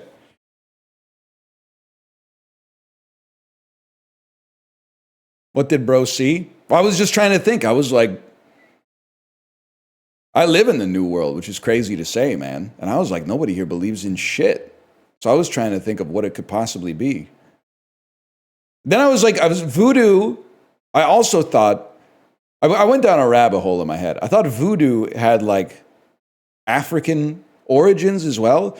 But then I was like, Africa's kind of like the new world, right? Isn't the old world basically like just Europe and Asia? It's the oldest world. Well, I mean, when people talk about the new world, I thought it was basically where Europeans went when they got bored of like the 15th century. And they were like, we're going to take off. I was prototyping another bit while I was gone, by the way. And it's like a European guy on a podcast in the age of exploration. And he's saying some shit like, we really don't know how many continents are actually out there. Like, we've been sailing for 100 years. We've already discovered 6 new continents. If we sail for 1,000 years, that could be 60 new continents. If we sail for a millennium, that could be 600 new continents. There could, like, he's, like, it's kind of like a variation on Disco Stew with the graph of disco sales from like 1971 to 1975. That's like damage control bit. Yeah, but that backflip though. Double it and give it to the next landlubber. Exactly, man, exactly.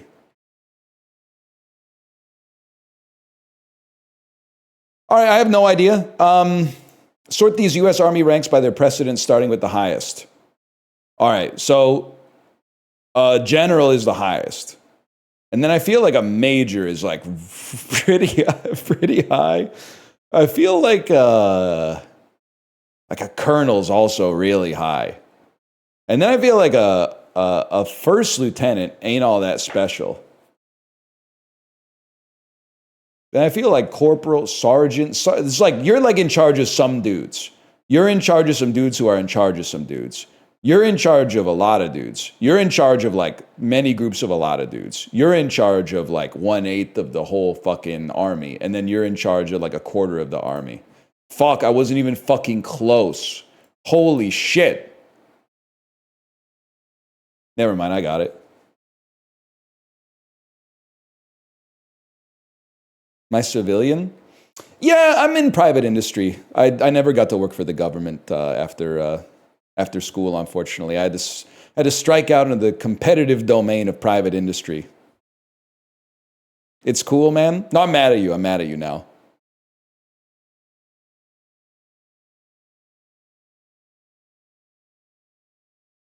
We say lieutenant here. Yeah. Any major dude, yeah, it's true. Any major dude with half a heart would surely tell you, my friend. That's right.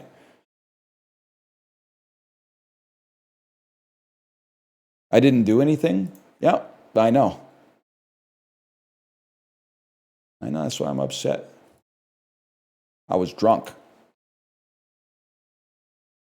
It would be so good if if I could just slip into a Denzel impression.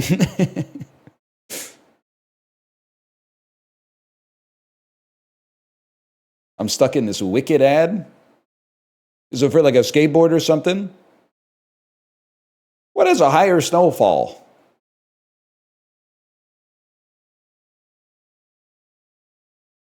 "30 longitudinal walking." Remember that? That was more like over here, I think. I think you're getting some snow. New Zealand's getting some snow because the mountains are big, but otherwise it's got to be like relatively hot. I'm going to go Turkmenistan on that one. Which swung less towards Republicans from 2012 to 2016? I think it's going to be Connecticut. Higher percentage of adults with COPD. I'm going to have to say West Virginia, Mountain Mama. More divorcees. I'm going to say Ontario. Wow, really? Maybe this is not really fair. People in Montana are allowed to get divorced.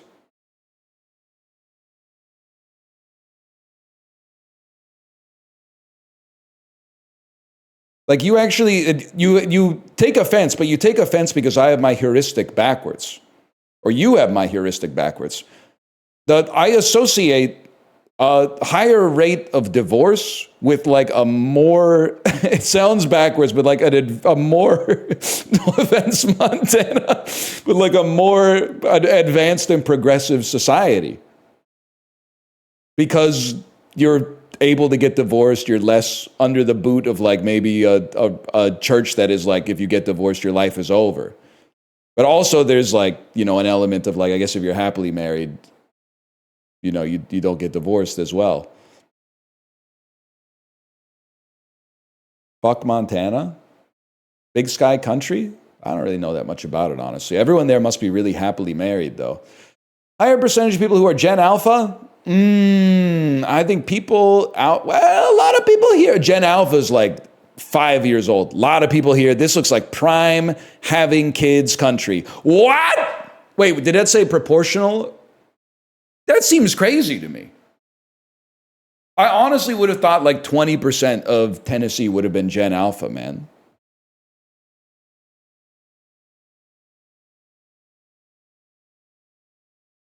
Well, what do I know?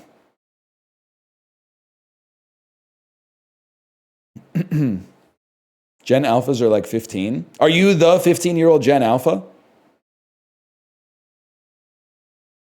You could play it the other way. You could also say like, oh, Gen Alpha is literally like -7 right now. We don't know, man. Last Gen Alpha hasn't been born yet. You can manipulate the data set to fit your point no matter what. Could be -6 or -7. That's true. By the way, people are getting mad at me for doing 6-7. You don't realize an unk doing a bit contributes to the decay of the meme. So if you hate 6-7, you should love that every time I say 6-7, I do the ball juggling. 6-7, 6-7. Because it means that what's crazy is that, like, okay, take it from me. 5-year-olds who see me go 6-7 are like, that's awesome. My dad's doing 6-7. That must mean it's cool. But if you're like 11 and you see a 5-year-old's dad doing 6-7, you start to rethink your behavior a little bit. And as we all know, because of our fucked up society, 11-year-olds are essentially the engine drivers of culture now. And that I resent that, but I conform to that. And in my own way, I engage in an act of quiet rebellion against that, to usurp it.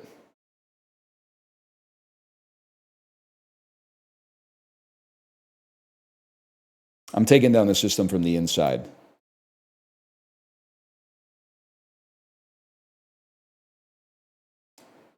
What was Juxtastat? Holy cow, I'm going slow today. I love when you come back from being away.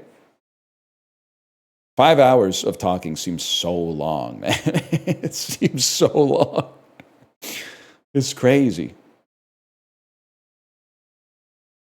You guys really I guess you don't sit here and watch it. You just like are doing work, and then every now and then you get bored with your work, so you alt-tab and like type something to bait, and then you go back to the spreadsheets or whatever. So I don't take it too seriously. But 1987 establishments in Texas, computer conferences, film festivals, is South by Southwest, Unk.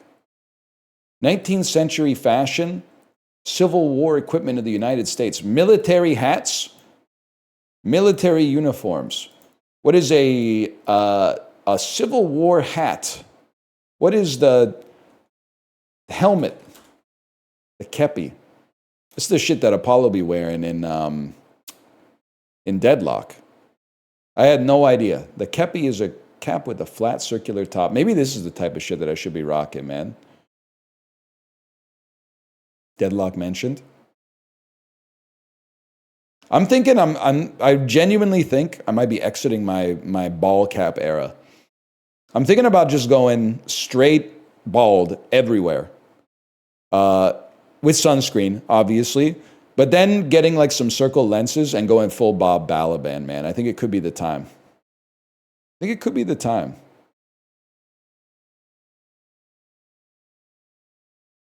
Everywhere? Not everywhere on my body. That's just like too much work, but everywhere outside, yes.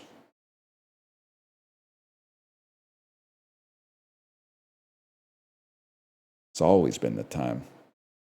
Please play Moonring. It's free on Steam. We ain't talking about that, nephew. We're not talking about games at all. I'm in my post-vacation, why the fuck does this website exist mode? People are asking you to play games.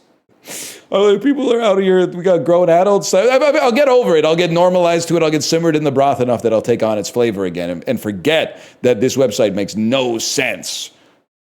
But people are really out here going like, you should play a video game while you're talking. It's crazy, man. It's insane. Seriously, it's that good though I suggest it? I know I was just there on vacation. I don't know this. I know this. Greek electronic musicians who died in 2020 or 2021 maybe, 2022. I know this. This is the guy. Is this not dunk dunk dunk dunk dunk dunk dunk dunk dunk dunk Bench Alice dunk dunk dunk dunk dunk. I should have known, man. I should have known. It was not a VC. Yeah, I don't think a VC was born in 1943. Although maybe, I don't know. 1889 establishments in New York State. Business newspapers. It's got to be the Wall Street Journal, man. Podcasting companies? Got to be the Wall Street Journal. Fictional elements from 1937. Gender role reversal. Lil Abner. November observances. School dances. What is the Sadie Hawkins dance? The hell is a fictional element introduced in 1937, bro? Dude, that's what I was saying. It was from a movie. Cooties. Sadie Hawk Tuanium. That is pretty good. Is gender the fiction? Listen, I don't know.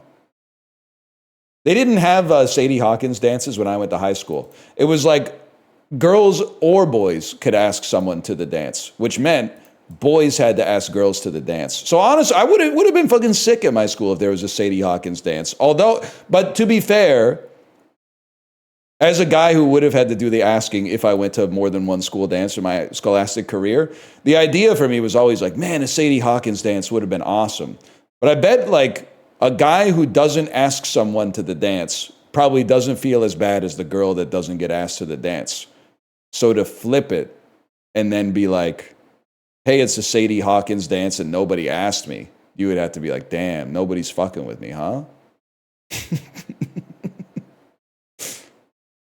That's crazy. Yeah, maybe it's better this way. I already graduated, leave me alone. Someone said they went with 8 of their guy friends. Listen, are we talking about prom? I had a date for prom. Don't listen. For all the other dances, I went to one, stag, AKA I hung out on the wall. But I had a date for prom. Don't lump me in with the people that are going to prom with their cousin, okay? God bless you if you're here. My cousin probably would have said no. But I did have a date for prom. And you were drunk? I was not drunk. I was the designated driver. And prom was boring as fuck, man. It was so boring. I bet if you were a little intoxicated, it probably was better. But it was pretty boring if you were not intoxicated. Why are you getting defensive? Because I wasn't the coolest guy in high school, but they're lumping me in with the cousin daters, man. I didn't go to prom with my cousin. I went to prom with a nice lady I was not related to. I didn't go, none of us have dates, so let's pretend we're usurping the trend and all go together even though we're platonic guy friends. I bit the bullet and asked and got a yes and then got a tux and went to prom. That's like 2 divisions up from the cousin daters, okay? (1534) establishments in the Spanish Empire. That's the capital of Ecuador, bro. That's Quito. 21st century South Korean male singers. Kate! 1977 births. So it's a 48-year-old South Korean male film actor. Bro, this is Rain. Oh, it's Psy. Of course it's Psy. Of course it's Psy, man. Bro said Rain like a fool. He went to BU. Psy went to Brigham Young University? No, he went to Berkeley. I see. Banned sports tactics. Violence in sports. What is a beanball? That's when you... we got to bring this back, man. Fuck photos. Bring back this. He hit him in the fucking ear with the ball, man. Oh, shit. Suggested by Peter B. 21st century mayors of New York. Yeah. Zoran and Donnie. He might be the GOAT of beating the fucking allegations. I'm talking about me. 1991 births. That's crazy. Looks pretty young for an old guy. 1970 singles. These are American Neil Young, Crosby, Stills, Nash and Young protest songs. I don't know it. It's Ohio. That's actually by Modest Mouse. Nice try. Anyone else say Rain? Nobody said Rain. Okay. PSI is really funny. BTS is really funny because that's not a guy. And then all of these are really funny because I'm pretty... G-Dragon is born the same year as me, I think. But all these other guys, I'm pretty sure they're born in like 1999 or something.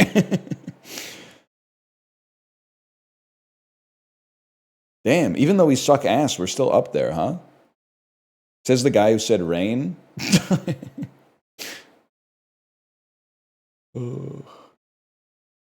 Beret is crazy. Tricorn hat, bro. They had him rocking the tricorn hat in the U.S. Civil War.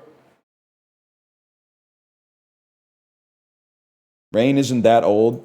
Rain, South Korean singer, age 43. Okay, you're right. He's 5 years younger than that.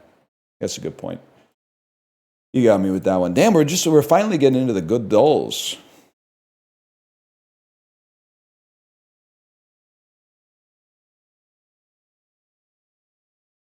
$166.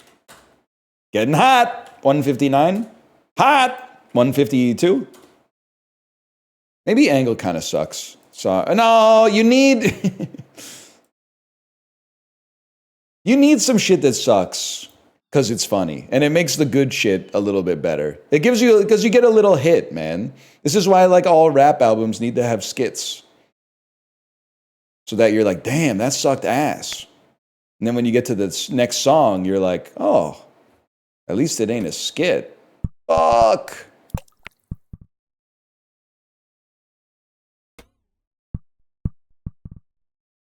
You gotta be shitting me, man.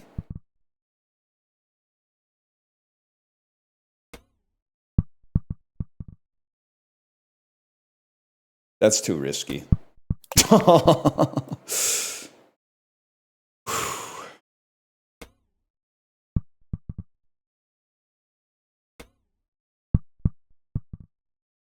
This is a tough one, man. You're not wrong. This golf is kind of hard. And it's making me thirsty.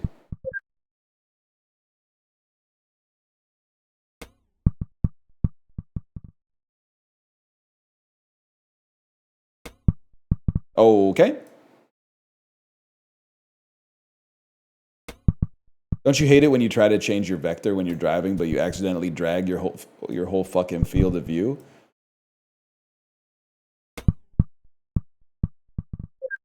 That was nice.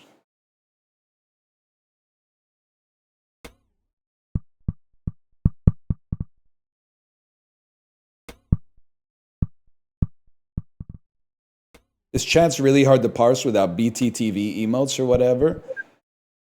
Yeah, you know, when you go to another country and they like you don't speak the language that they speak there, it's going to be kind of hard to parse what the fuck's going on as well. You could either like learn the language or you could, I guess, just cope, I suppose. And the lingua franca here is a duck shaking its ass. Like you're literally going to fucking duck ass Shakistan and going like, I don't know what this shit means.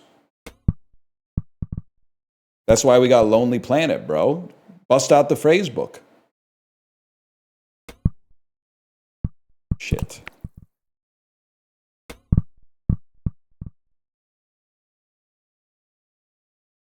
I know that's right. Just use Frank or Z. Just use Stone Lightning. Everybody in chat, if you got Stone Lightning, drop it, okay? Bro looks like he looks like a mahjong tile. No, man, why they got my CFO trapped in a damn white dragon? Get him out of there. Chill. Stone Lightning, you ain't a Yaku, man. You ain't a Yaku. Get out of there. What's he doing? Why is it like 20 by 40? I don't know. This is probably the most baffling business decision ever made in the history of this corporation, if I had to guess.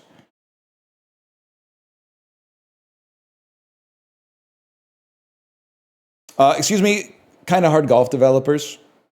Why does my golf ball's vector end up behind the semi-transparent water layer? I mean, is anybody working on this game at all? Obviously, my vector should be closer to the foreground than behind the water, because it's in front of the fucking dirt and the grass, but it goes behind the water. In that case, how do I fall in the water? Because on the Z index, these aren't even on the same fucking plane. It's borderline unplayable. And look what it did. Look what you did to me. It's not even 60 FPS. I bet it's like 475 FPS if I had to guess, which is not 60.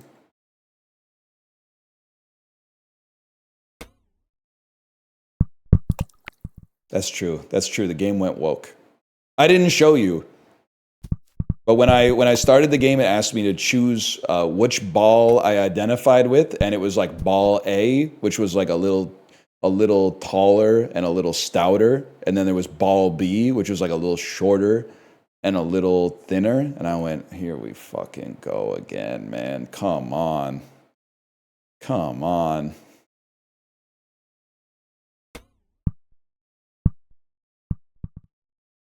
Woke nonsense. That's not to say I don't like games where you can play as a lady, man. I'm pretty sure like the consensus is like Miss Pac-Man is better than the OG.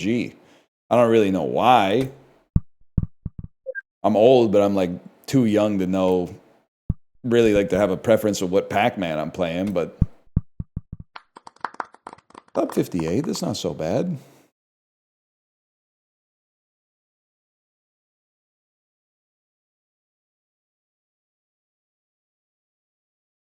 Girl swapped clothes with a boyfriend for a lark, perhaps. I feel like this is going to be... It's going to be a bird. Going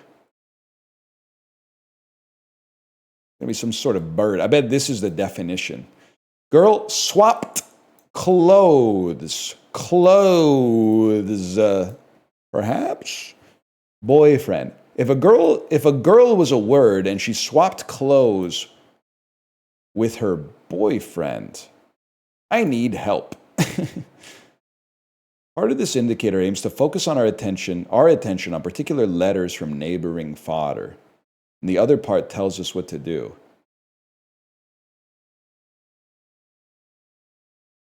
Huh? Huh? And the fodder is girl and boyfriend. We'll use these letters or some of them to construct our answer. Okay? I mean, if you were to swap clothes with... If girl swapped... What the hell is clothes in this? Clothes. Like, you have some of the same letters, I and R. Am I really going to type grill? I need more help. A lark, perhaps. Bird. It was just bird the whole time. Swap. I still don't get it, though. I still don't get it. G plus L are the clothes? Shouldn't it be lurg, then? You swap the outside letters. Boyfriend is BD, girl is GL. So you swap.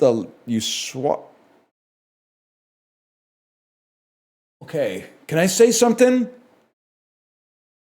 This metaphor doesn't make sense. Okay, so here's to explain it, okay? So boyfriend, imagine boyfriend is a word and it's getting dressed. Boyfriend, sorry. So what does it do? It puts on a B and it puts on a D. So B and D are the clothes. So then the girl's gonna swap clothes. The clothes on IR would be G and L. So you would swap GL with BD, you go from girl to bird. Okay, understandable. This shit doesn't make any fucking sense. Unless you live in Finland where they only wear hats and socks when they fucking put on their clothes. Most of the clothes you wear go on the middle of your body. You wear like the least clothes on your fucking head. You do wear clothes on your feet most of the time, but most of the clothes go on like your torso and your legs, man. They're on the outside. Actually makes a lot more sense. So the clothes go on the outside. Instead of the word being a guy in a sauna wearing a toque and socks.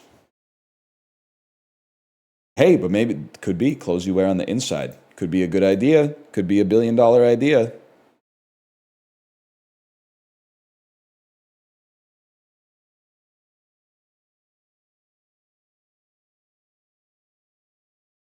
That's food? Oh, shit.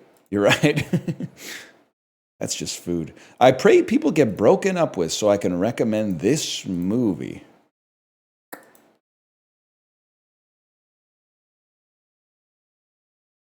That seems gettable. Can I see a letterbox curved? Very high letterbox curved. Maybe it's Eternal Sunshine. That makes sense.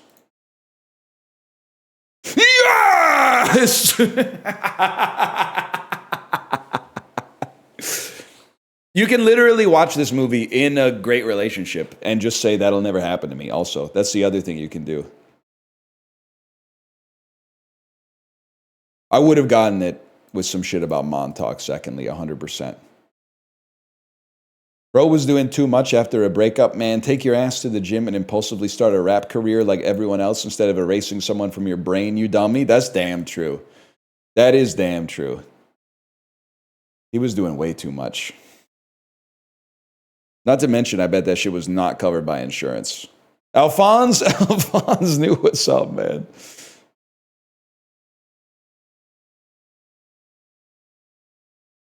I want what they have. My brain erased. Statler and Waldorf ass review of Eternal Sunshine of the Spotless Mind. I get they gave it 5 stars and a heart, but this sounds like I want what they have. A love, an enduring love? No, my brain erased. My memory erased.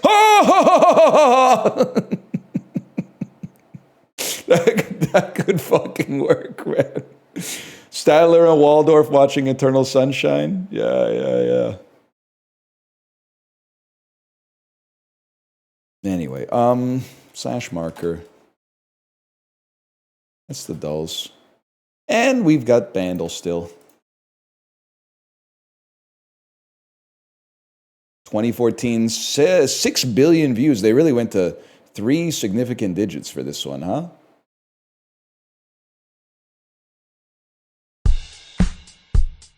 This feels like Uptown Funk. Yep.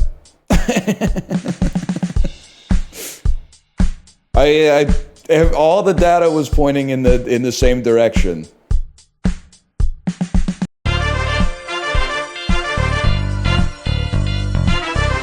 This is bad.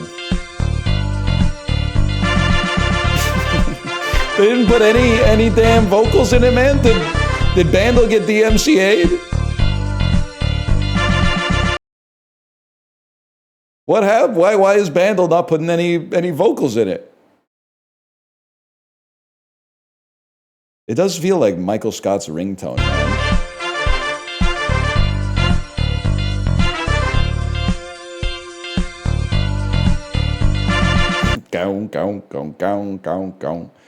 I hate this song.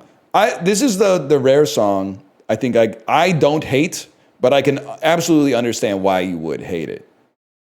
I think I had the luxury of being probably like, I guess I was 26 or 27 when this came out. So like I wasn't exposed to it as much as someone who like maybe worked in a store or took the school bus every day. So like I've never willingly chosen to listen to Uptown Funk, and I've probably heard it 100 times. So if you were in a different environment, you might have heard it 1,000 times. Fair enough. It plays at least 15 times a day still. But of the songs, if I may say so, of the songs that get played at the grocery store, all I'm going to say is it could be worse. It could be worse. Because there's a lot of songs that get played all the time in the grocery store that are really, really bad. I don't want to hear, please don't type Waka Waka this time for Africa. Please do not. Oh, Fight Song by Rachel Pallet, no. Please do not type Say Geronimo. I'm sorry, that one might be a bit of a sacred cow. If you are like, that's not like the other ones, I'm sorry to tell you it's exactly like the other ones. It's Disney Cruise coded. Ask me how I know. I feel called out right now. Well, your name is Waka Waka, but I think it's 2 Ks, and the Shakira song is 1 K, so you're all right. You're not fucking with Fight Song? Nah, I'm not fucking with Fight Song. It is very Hillary 2016 coded. My grocery store plays Pictures of You by The Cure. That's pretty good. But that's like 3.5 minutes long. So I hope you got to fill like another. Grocery stores are open like 18 hours a day. So you got a lot more to fill on the playlist. Just that. Just that, huh? That'd be all right. Anyway, I don't know. I'm going to go to the bathroom. I guess when I come back, I'm going to play Isaac. What's the best track off of Desire? Why is it ISIS? You're breathtaking. You understand it. You fucking get it, man. The live version from the Rolling Thunder Review Bootleg Series Volume 5 is also really good. Which is sometimes the Bob Dylan live stuff is not good. Anyway, I'll be right back.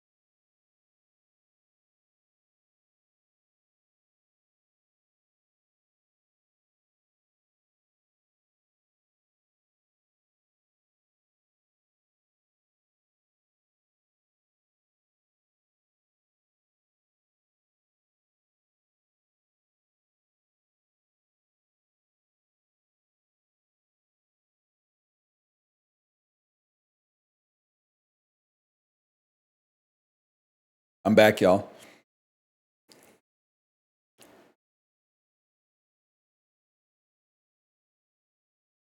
This doesn't make any sense. Skip is Canadian, so Canadians know you can just skip it. Thanks for reminding me. I haven't seen that ad since the Blue Jays lost in the World Series. It's been a minute.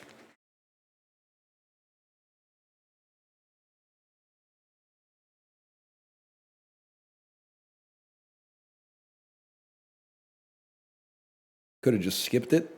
Listen, it was on your stream. I don't control that, man.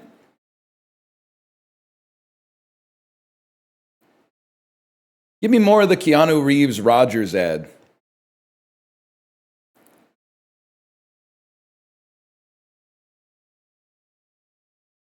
Bro's watching like 8 hockey games at the same time. Funny they ditched John Hamm for tariff reasons. I don't know. John Hamm is sucking the DraftKings cock, right? I still see him on my Canadian TV, made by a South Korean company. He's fine? I don't think so. I think he's the Antichrist. Not the hazing stuff. That was actually just kind of funny. I wasn't there. If he lit my penis on fire, I probably wouldn't have laughed, but with the benefit of some distance, it's... But the DraftKings ad, if you do an ad for DraftKings, you're the devil, I think. Not like in a spiritual sense, just like, you know. If you're already rich and you do a DraftKings ad, you're going to hell, I think. Seth is okay. I mean, it's like the food delivery apps, probably not good, but not as bad as the gambling apps. I think we'll start with the gambling apps.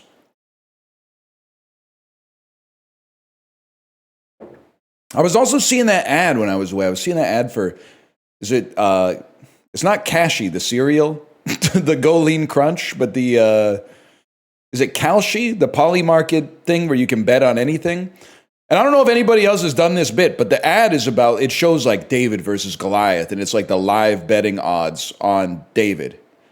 It's like 1%, 2%. And then it's like, you know, the odds the British are coming skyrocketing because it's Paul Revere like riding through town. It's going to 100. Then it's like odds the Spartans win the war. 6%, 7%. And I'm like, bitch, they lost the fucking war. They lost, man. Are you fucking stupid?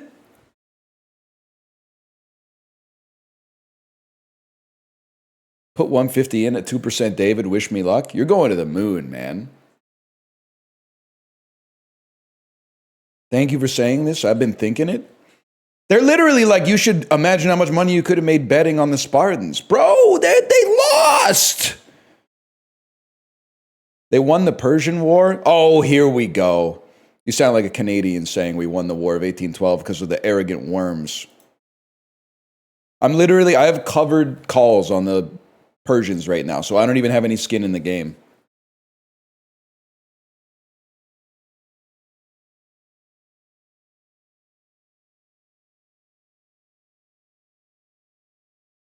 They won the Peloponnesian War? Bro, but the Battle of Thermopylae is not for the Peloponnesian War. Are we pretending to be stupid on purpose or what? Austin, we won. Yay, Spartanism. Yay, Laconicism. Finally, those brutish Spartans will pay for their crimes, eh? Hey, comrades. Austin, we won. They should make a fucking Austin Powell. Oh, fuck. Yeah, you're right. I'm Athenian coded. I'm the type of beast that would see someone say brevity is the soul of wit and like light him the fuck up in the agora or whatever.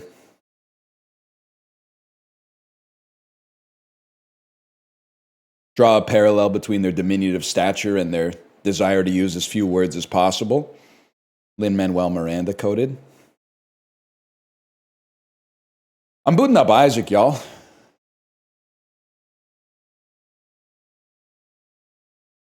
Yes! Bro, these chat rules are just lies. Wait, 1 second. Let me. I haven't looked at my chat rules in a long time. It's probably been like 9 years since I looked at the chat rule. How do I see chat rules, man? It's not my first time in my own chat, so I can't see them.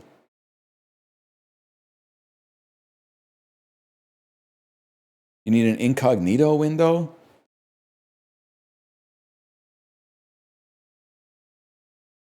Let's see. You're typing too fast. I can't see. Oh, wait, maybe then I try to type. All rules are not enforced to the letter, but rather to the spirit of the reason the rule was made in the first place. What the fuck was I on?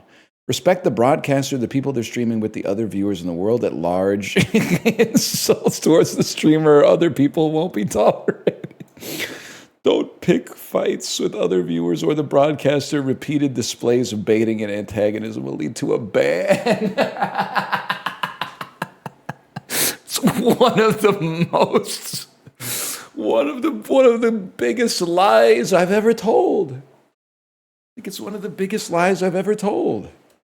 That's crazy. I wrote that?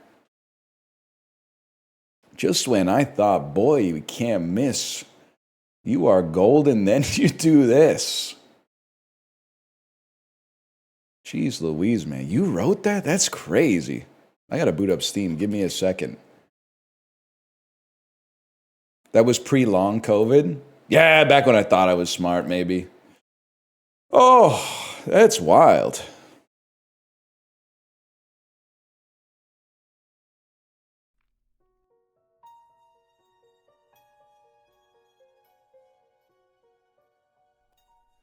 Isaac and his Pre-vaccine injury.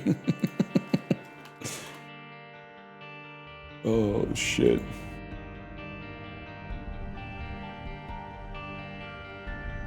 Yeah, I got a vaccine injury. My freaking shoulder hurts from getting all these vaccines. A little bit. You say this guy is so cool, snapping his fingers like a fool? You're damn right. You're damn right I do, Malik. How's it? Pretty. I'm loving this Vancouver weather lately, Malik. How you liking it? A little misty. Little cool, but not cold. A little misty.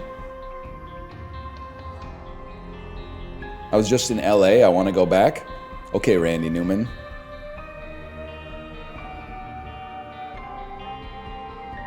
Or okay, Rachel Senat.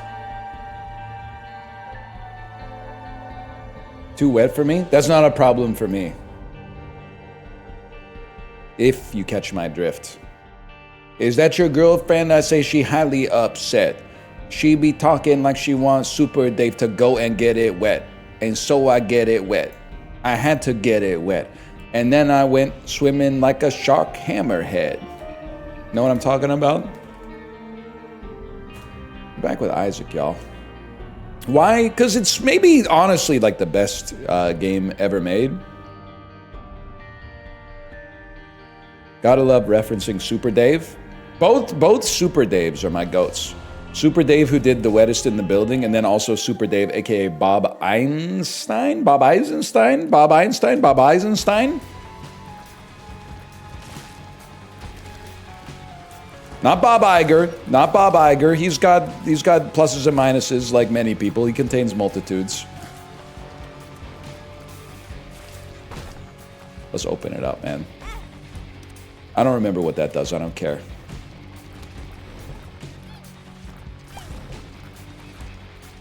The shine on your forehead looks like a portal to heaven. Okay, nephew thinks he's Walter Becker. I see you. Box of spiders. No thanks. Shorty in the club. Bottle full of bugs. Life does imitate art, man.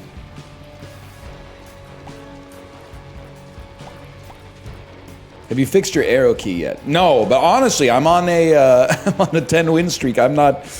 It's hot, man. I'm not gonna mess with anything. I'm not gonna mess with the infrastructure. I'm not gonna mess with the equipment. I'm not gonna mess with the game. I'm not gonna mess with the jokes. Now I understand why all those old people are like, they get so attached to their slot machine, they start pissing and shitting all over themselves. And you'd actually be stupid not to.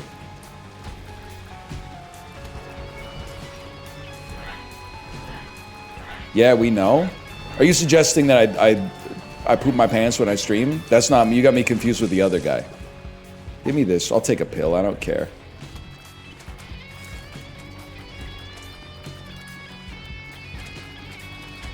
Okay, apparently there's a few other guys. There's a few other guys out there.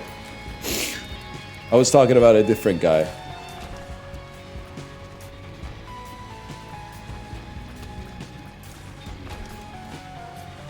Stand up real quick then. You really think you're Kylie Minogue from a 2003 advertisement? Nah, man. Kylie Minogue already did that.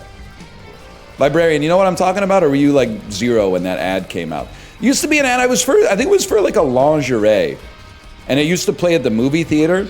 And the ad was like a minute long. So they had Kylie Minogue in lingerie ride a mechanical bull for like 45 seconds. And the ad was one of those classic gotchas where, not like CZN or Uma Musume Pretty Derby, but after 45 seconds of Kylie Minogue gyrating on a mechanical bull, she would get really close to the camera and go, "Okay, boys, does anyone want to stand up? No takers?"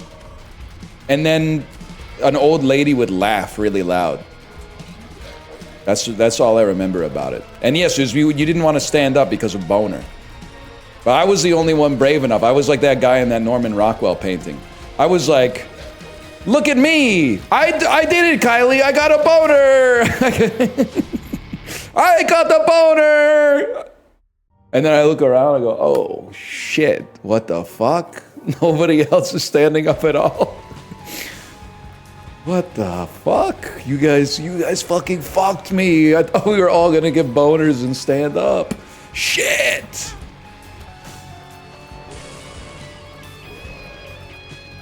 Guy trying really hard to not get a boner so he can stand up and own the ad. Yeah.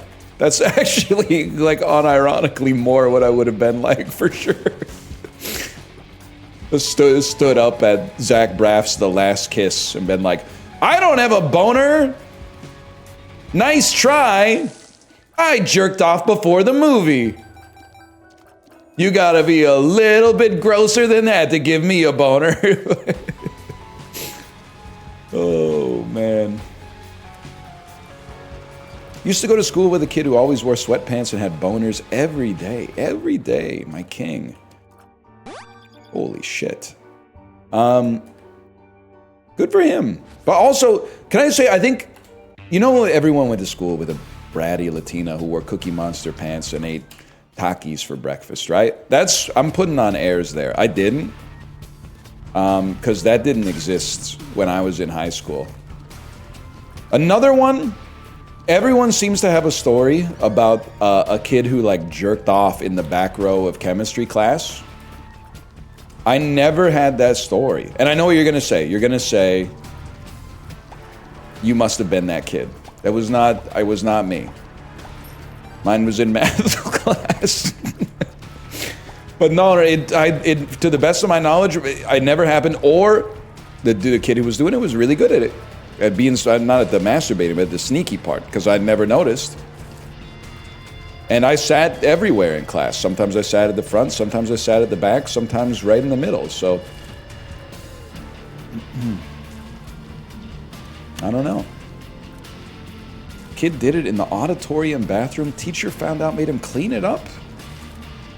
This is the cadence of a Twitch name, but like, what do you mean? Like, so it's not that he. Listen, okay, you probably shouldn't be masturbating in the auditorium bathroom, but you definitely shouldn't be leaving it a mess. You should be shooting it into a tissue or something, or one of those zero-ply sandpaper paper towels. You know, where they don't even bother to like dye the paper towel to make it seem like it might be soft. It's just like the same color as the tree.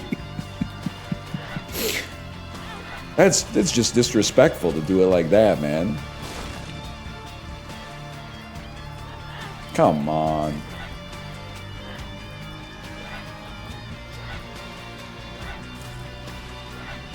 Least absorbent paper towels on Earth? Yeah, they wax those. I think they wax the paper towel on the way out. Did you have the cum trees on campus? Yep. Yeah, the ginkgo bilobas. Yeah, we had some of those.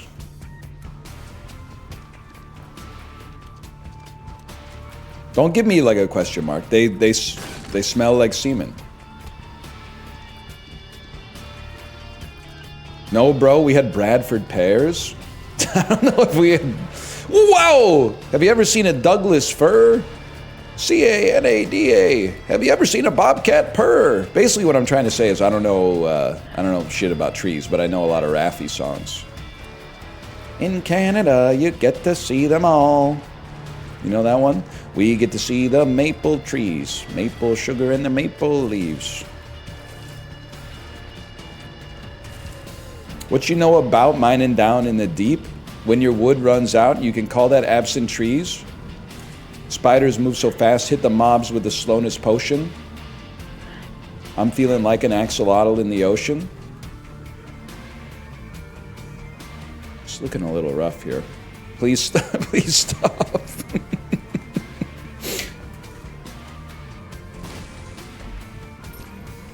I want this.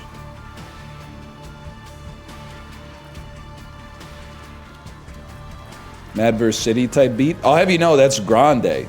Hold the Ariana. It's a Minecraft rap. It's no Twice Shorts, but I'm beefing with Twice Shorts ever since I found out from Librarian that they got content ID matched for putting That's What I Mine in the video. It just seems intellectually and artistically dishonest to me to DMCA someone for a parody song when you haven't been DMCA'd for your parody. It doesn't make any sense, man. You ain't Bruno Mars.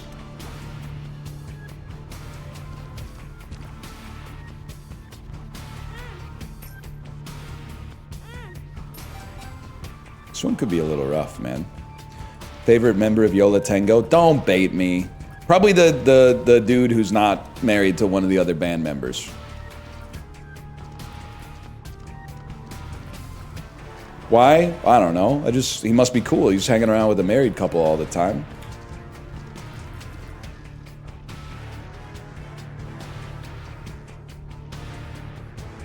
Baiting is against the chat rules. Yeah, but I'm not chatting, I'm streaming. Why not pick up the heart? I didn't see it. I didn't see it. It's an easy enough answer for you. He thinks he's better than us? No. I do think I'm better than, like, the average person that I see. But you know what pisses me off is if you say something like that, people go like, oh, he's a narcissist. I don't think that's true. Isn't it, like, normal to walk around and, like, feel like you're better than the other people you see on the street? Otherwise, like, maybe you're depressed, man. Are you literally walking around going, I'm in the cosmopolitan fabric of society with my equals? No, you should be walking around like criticizing everything that you see, man. Look at this asshole. Look at this idiot. I wouldn't have done that.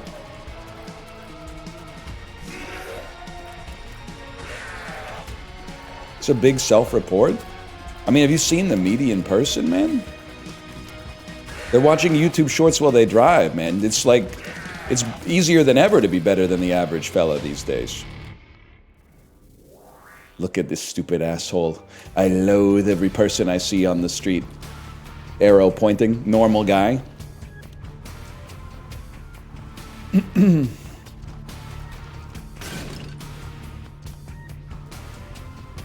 I actually have empathy. Yeah, me too. That's why I'm like, look at all these unempathetic idiots outside. I'm so much better than them.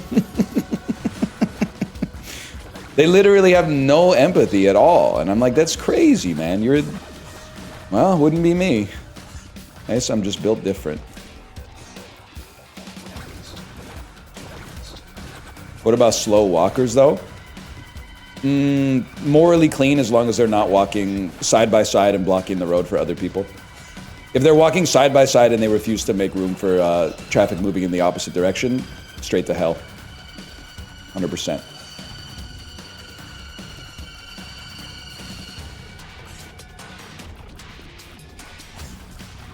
Child in the grocery store? More info. Need more info. Laughing? Straight to hell. Stop abruptly to check their phone. There are a lot of people out there that like stop walking when they receive a text. Very interesting to me.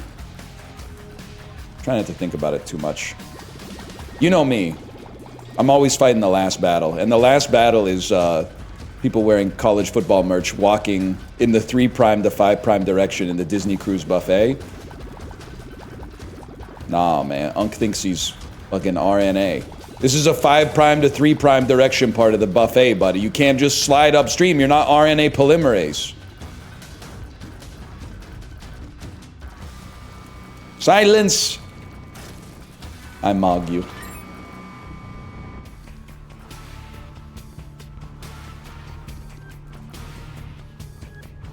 Whatever happened? What happened to Anya Taylor JOI? Now we got a different Anya Taylor here. Ahmed mentioned. Ahmed, the alive guy. Ahmed, the dead terrorist with the broccoli haircut.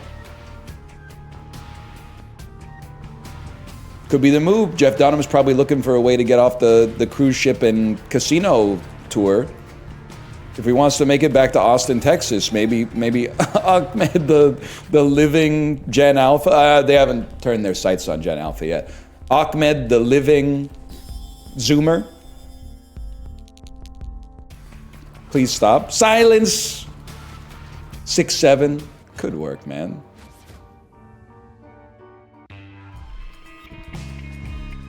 Good work. I thought I had something to say, but I don't. How about woke Jeff Dunham? Oh, you mean Jeff Dunham?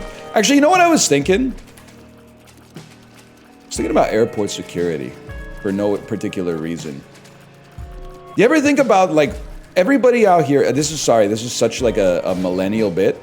Everybody is like, oh, because of Richard Reed, the shoe bomber, we had to take our shoes off at the airplane, or at the airport, for like 20 fucking years, right? Because one dude tried to light his shoes on fire. I think we gotta turn it around.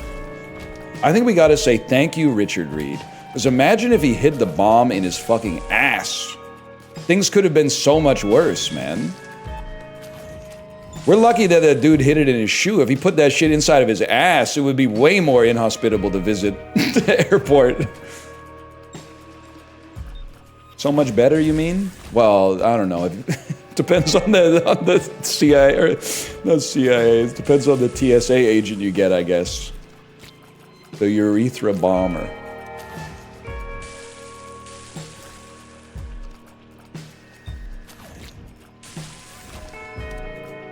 You saying the TSA makes all its money on WikiFeet? Well, I'm just happy that they're now freshly rejuvenated by a paycheck after, like, I don't know, 2 months of just immiserating travelers for the love of the game or whatever. Maybe if I die in a plane explosion, this bit is not going to age well. But I'll take those odds for now. Hold.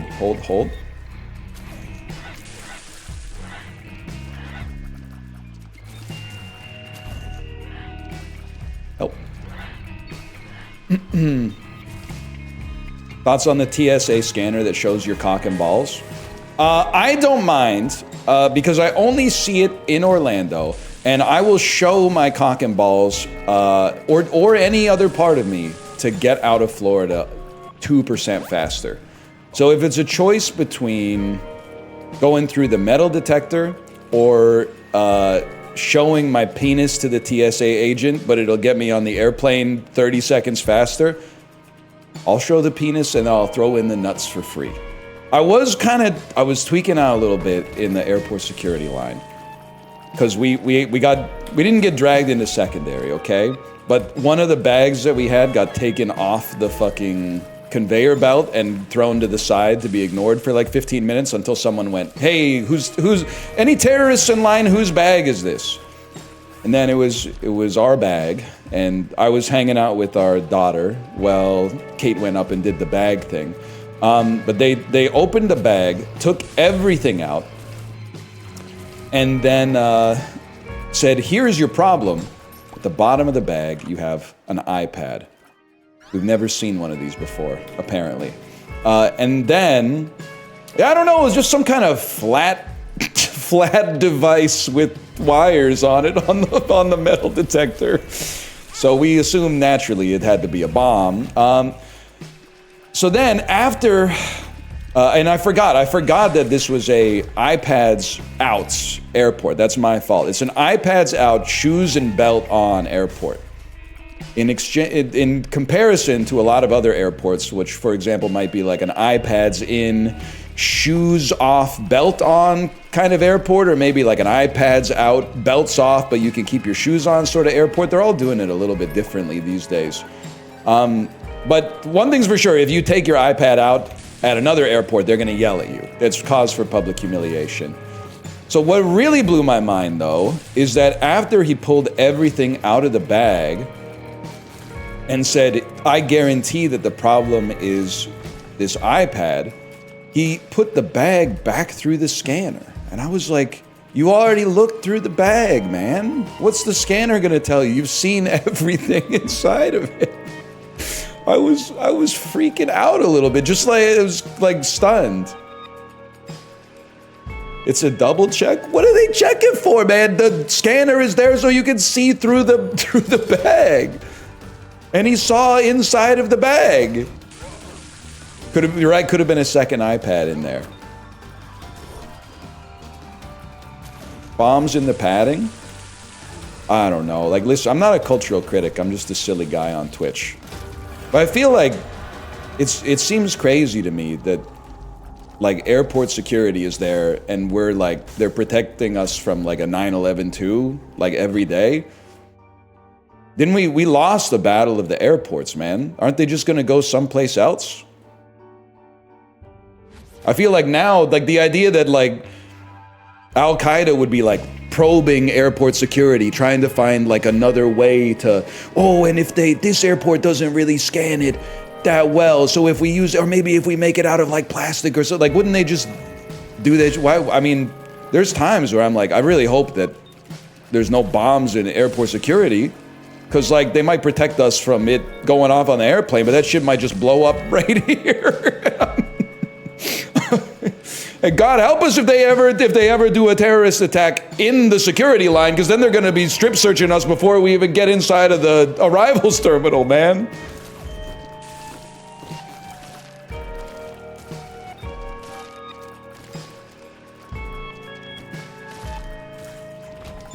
It's an interesting world out there. They did have to, they escorted a guy to secondary. He tried to bring a blender on the airplane. I get it, like there's some sharp, like metal parts in a blender, but I'm like, just try it, like I know this is not how it's gonna work, but just think for a second, man, about like, how is this guy gonna take over the plane with the blender? Dude, that shit has like a AC outlet, man. Or what are we using AC or DC? Australians don't answer. I know you use both. Oh.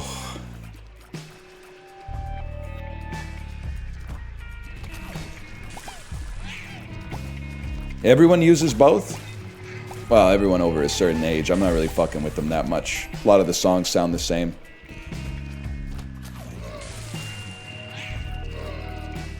I guess they do have power outlets. Bro could have gotten his Vitamix on the airplane.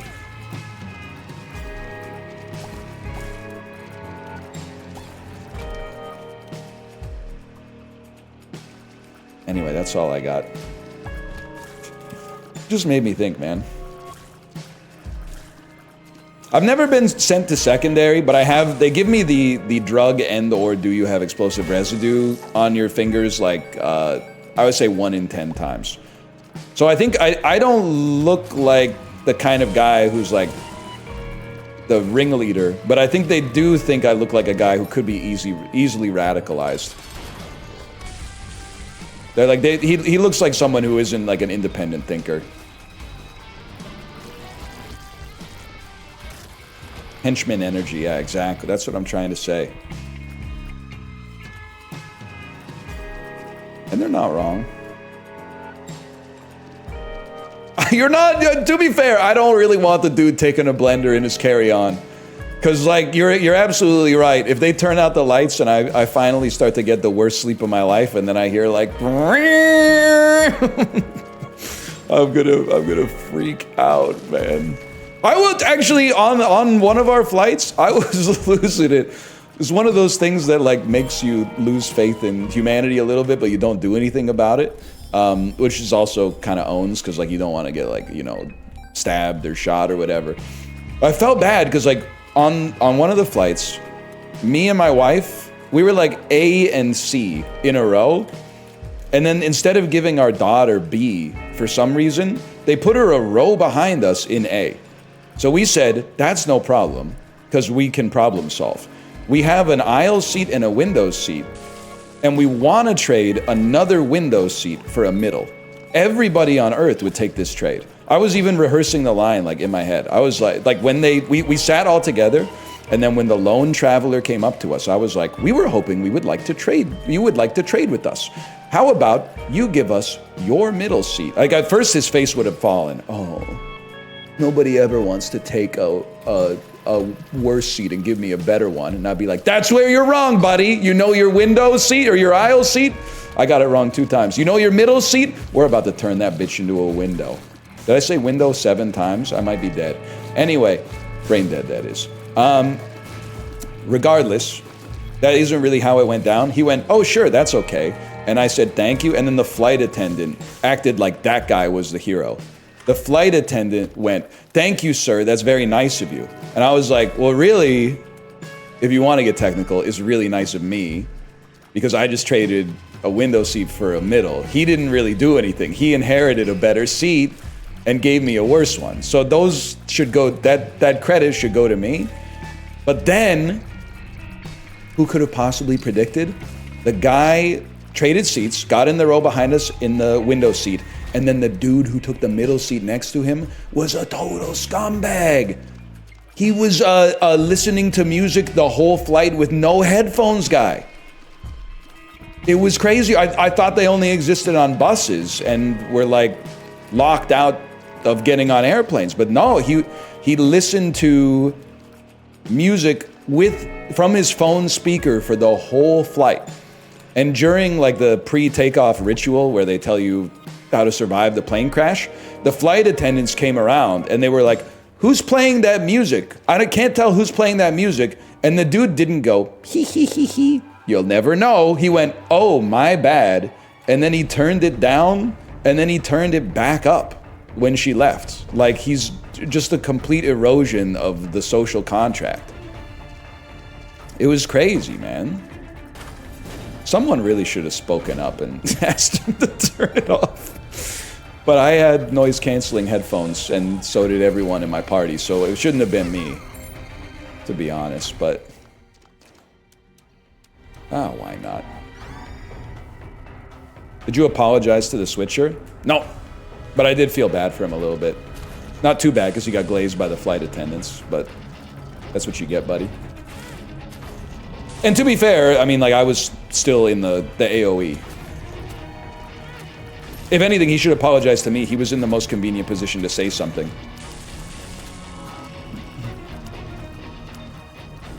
Airline's fault, not yours. There should be like a snitch button you can press on the airplane and just silently report breaches of etiquette to the staff. At least, I mean, I would have preferred the blender guy, because at least the blender guy might have like some margarita mix or something. This guy was just like, I couldn't really tell what music it was, so I don't think he could really tell what music it was. Maybe he was just so scared he needed to listen to, it was almost like a white noise generator for a baby or something like that. I don't know.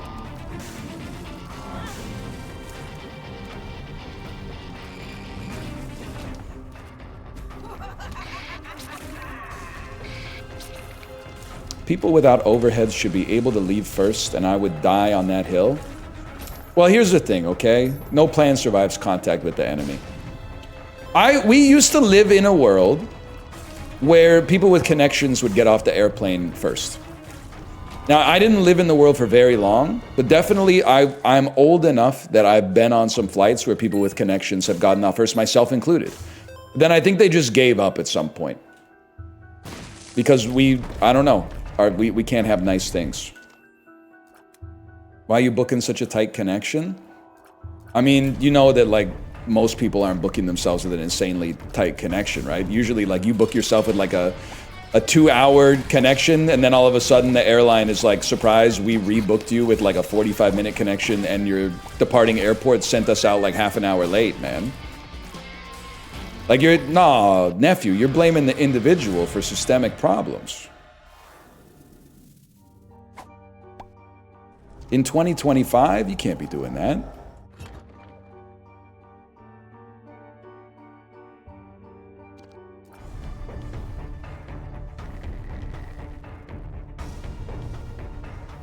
And one of the pilots, could have had 3 bottles of tequila and a few grams of cocaine the night before the flight, and then slept for 4.5 hours after partying with the flight attendant. And then all of a sudden, they're like, "Oh, this is air traffic control. Can you turn that bitch upside down?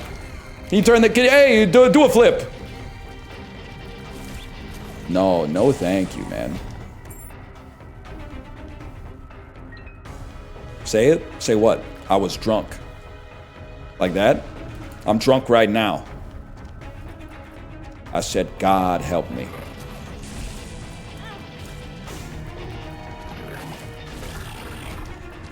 I think it's kind of getting better. I know you're probably disagreeing. I think it's getting better. It is. Librarian said it is. Loss incoming? Nope. Afraid not. This is Isaac, not Slay the Spire.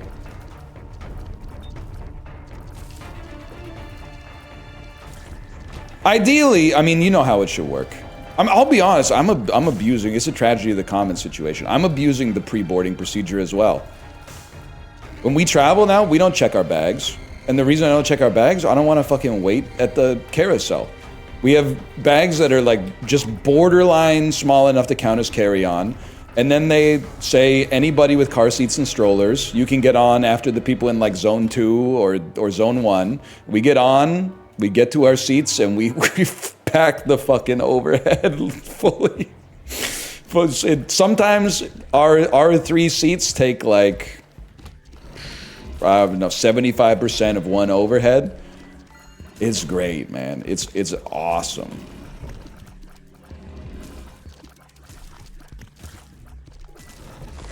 Now, one day my kid's not gonna have a stroller, and that's when I'm gonna try to close the loophole, but.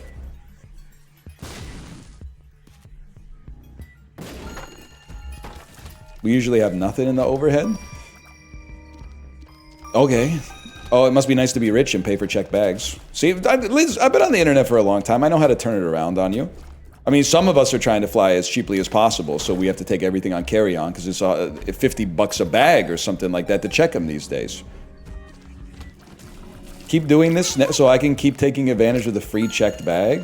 But the checked bag is not an advantage. Like, I'm happy for you. Like, I think we should exist in an equilibrium together. But like, the checked bag is not a privilege. Free is what the checked bag should cost, because it's a punishment to have to wait at the carousel for your bag.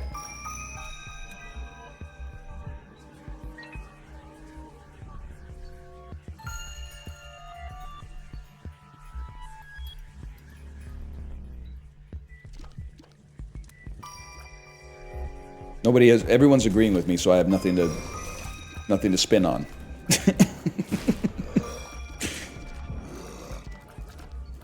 Plus the risk of some hungover dude sending your bag to Mogadishu. That happened to Greg Fokker. You're laughing? You're laughing? You're saying that doesn't happen? It literally happened to Greg Fokker in Meet the Parents. He had a lot of bad luck with the airline in that movie.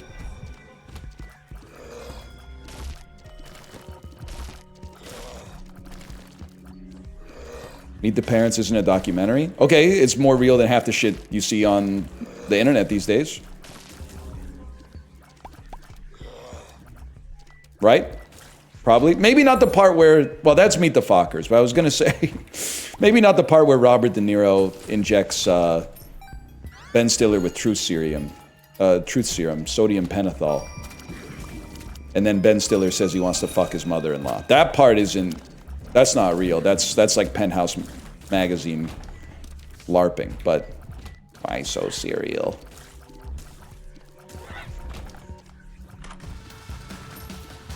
He does say I'm a looking and I'm a liking. And she was played by Blythe Danner, so who among us? You know what I'm saying? You can fill in the gaps for yourself there. W motion picture, Dark Knight. W's in chat for everybody involved in the Dark Knight. Katie Holmes, you fucked up. Katie Holmes, you could have been Rachel. Rachel, you could have been in 17 Batman, guy who's never seen The Dark Knight. You could have been Rachel in The Dark Knight. You could have been Rachel in The Dark Knight Rises. You could have been Rachel in Batman versus Superman. And you could have been Rachel in The Batman. You really fucked up. You Terrence Howard yourself. You could have been Rhodey. You could have been Rhodey.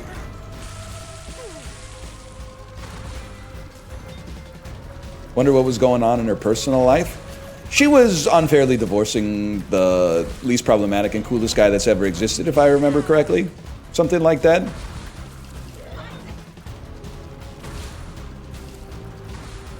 She was causing emotional distress for my Mission Impossible goat or something like that. Something along those lines.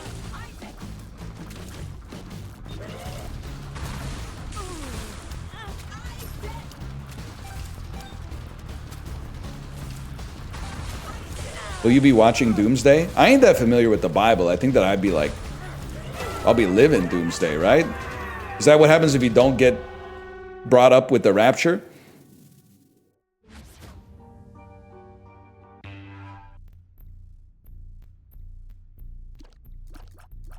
The rapture already happened? I was thinking about that yesterday. I was driving around Vancouver and I was like, aren't as many people here as there used to be. Just for a second, I still think there's something to the bit that's like a bunch of like zillennial aged New Yorkers don't realize that the rapture has happened because they only know atheists. It takes, because they, and myself as well, live in a very like atheistic or agnostic left and liberal bubble, that they don't realize for like 6 months that the rapture's taken place. And then they like, I don't know, go to Long Island or something like that. And they're like, yeah, the rapture happened months ago, man. The rapture happened like 6 weeks ago. You didn't hear? No, I've been trying, I got a dumb phone. I've been trying to reduce my screen time.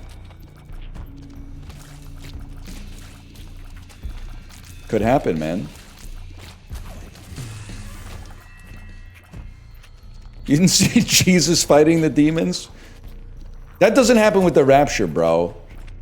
Jesus is, again, guy who doesn't know that much about religion. Isn't the rapture, like, Jesus already came to save us, and we said, fuck that, and got him with the spear of Longinus, right? And then, like, the next rapture is like, he said, I fucking warned you, or whatever. You had your chance. No, he comes back again? I thought it was like, you had your chance, now it's really, now you're fucked.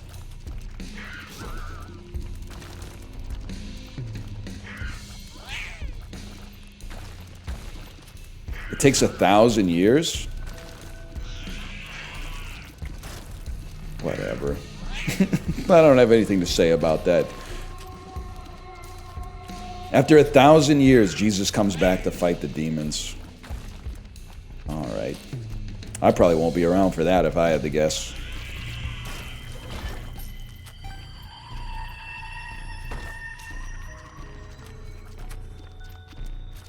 Accounts differ. Ain't that the truth? That was probably the type of shit they were saying at Enron when they finally did that audit. Probably. It happened when I was really young. I don't really remember what was happening. They were cooking the books, which is something you can't do. I remember that. They were cooking the books.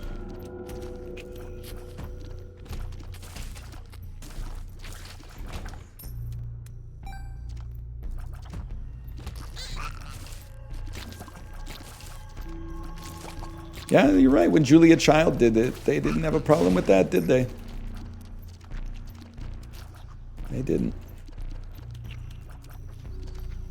Where am I going, guys? I have no idea where I am.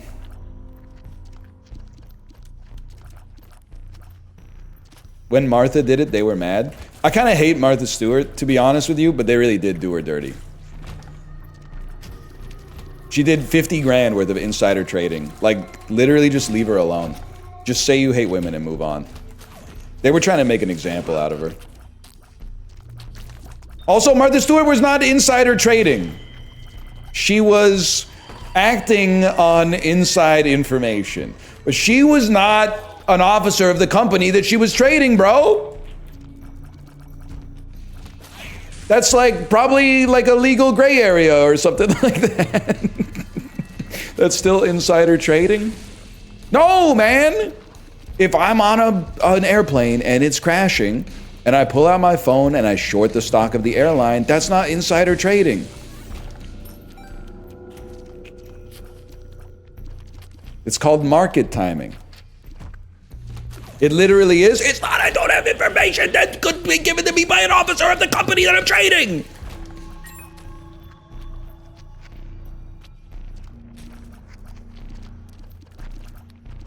But you're inside the plane? Yeah, as long as your boarding pass has the Y next to cabin. If you're flying Spirit, that's not always guaranteed.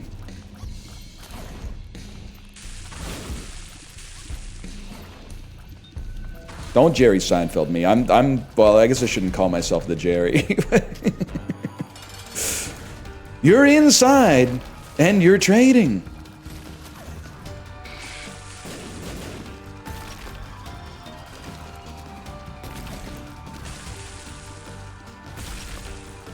That's all I got. Deal with the Angel, huh? They still make these?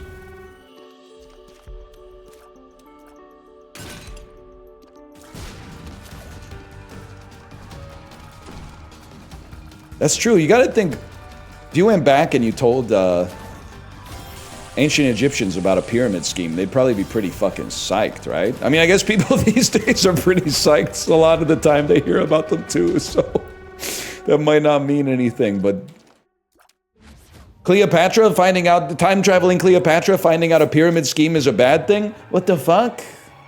You guys fucking fucked me. Check, I gotta hydrate a little bit. You know how it is, water and all that.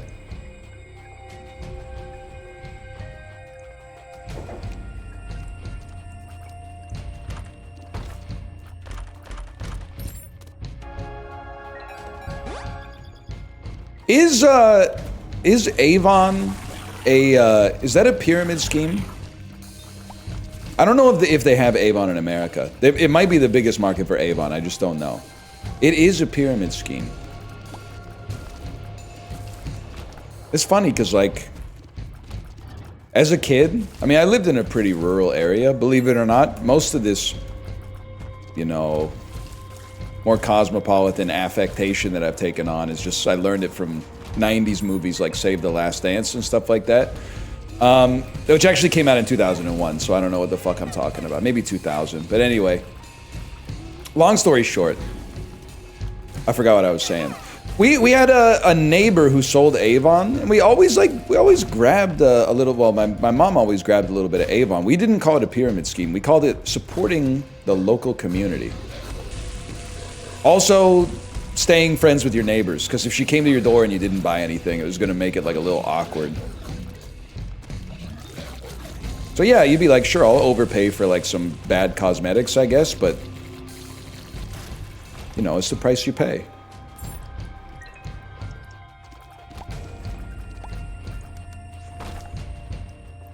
Adult Girl Scout cookies? You guys want some cookies? I'm hitting the wall, man.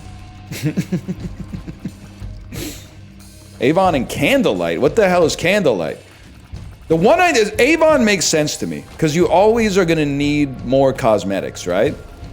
The knives don't make sense to me, because I already got knives. That's like one of the first things I bought when I moved into an apartment, man. I don't need any more knives. They gotta start selling something. Sell food, man. Go door to door selling some food. I'm always hungry.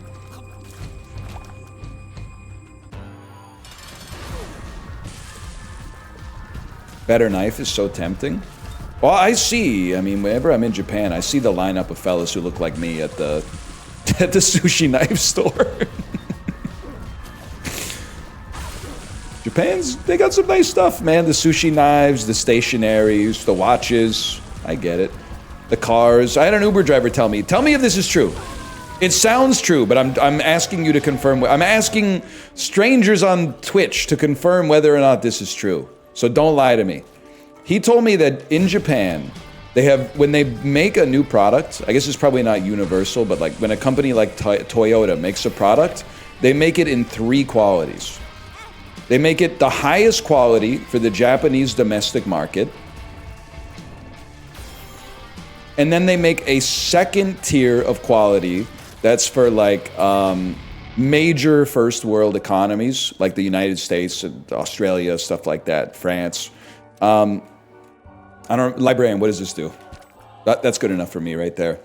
And then they make the worst version for like third world economies. Not because Toyota's going, fuck them, but because Toyota's like, we have to make the car a little cheaper so that we can price it at a level where we can still make a little bit of money.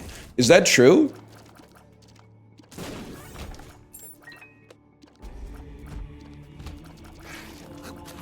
No, kind of. Yes. Well, I don't know. You guys are supposed to know stuff. You're supposed to watch videos and know things. If so, doesn't it say something that the second tier Toyotas have a reputation for being the most reliable car that North America's ever seen? That's what I was telling her. I was like, my parents have a Lexus, which is like a Toyota, and obviously, spoilers, my parents are not Japanese. And they swear by their Lexus, man. They're like, this is the most reliable car I've ever had in my entire life. Before that, they had a Mercedes, and they fucking hate the Mercedes Corporation, man. If you're German, like, no disrespect, they are not fucking with Mercedes, though. They do not leave the money on the dresser, drive a compressor, top-notch hose, get the most, not the lesser.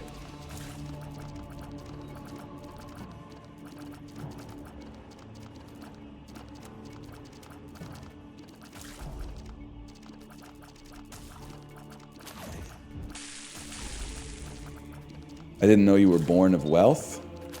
My parents, you know, my house was just middle class, and every week I had to cut the grass. But my parents grew up driving Fords, which is probably why they're so psyched to be driving Japanese cars now. My mom was really high up in the Avon Corporation. She had a fucking huge downline.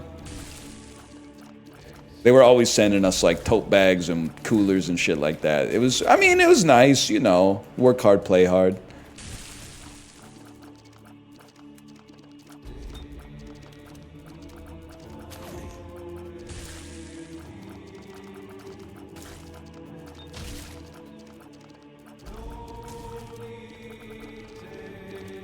Lexus is a middle-class car.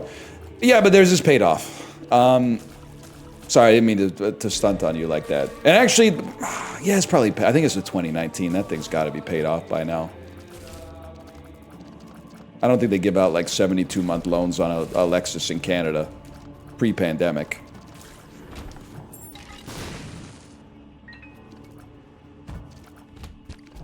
You're starting a class war for no reason? I'm starting it for one reason. It's in service of the bit.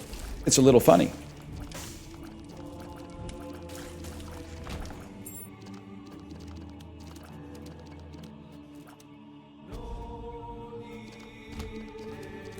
The bit is the top priority, exactly.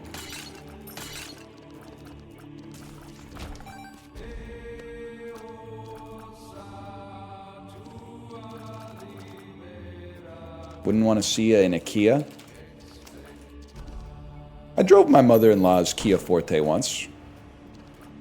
I don't know anything about cars. I'm just gonna stop the bid right there. I have no opinion on a 2012 Kia Forte.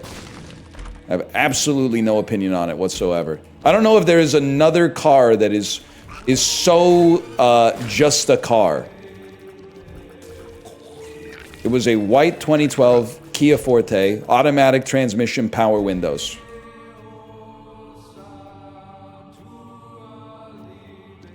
By the way, I have to tell you, I changed while I was gone. I finally heard Shabuzi's Tipsy a Bar song. And after I heard it, I realized that you guys were right. I've actually heard it 100 times before I knew what it was.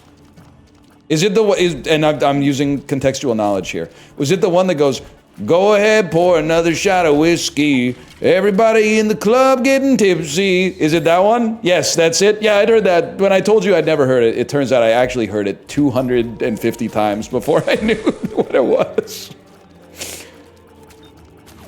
It's my wife's favorite song. Are you from the South, or is she just like aspiring to be a member of the SEC?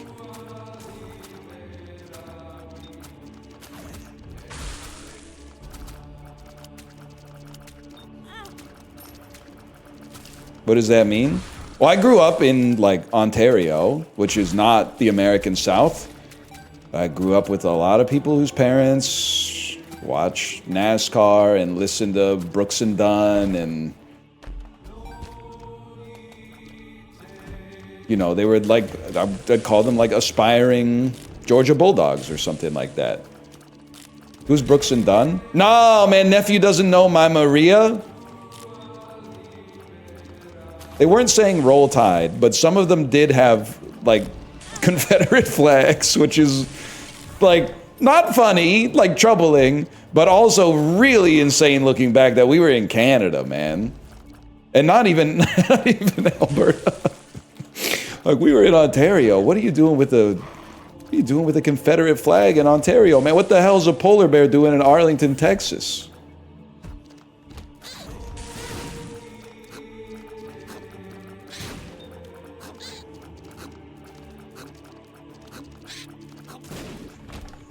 Get me out of here.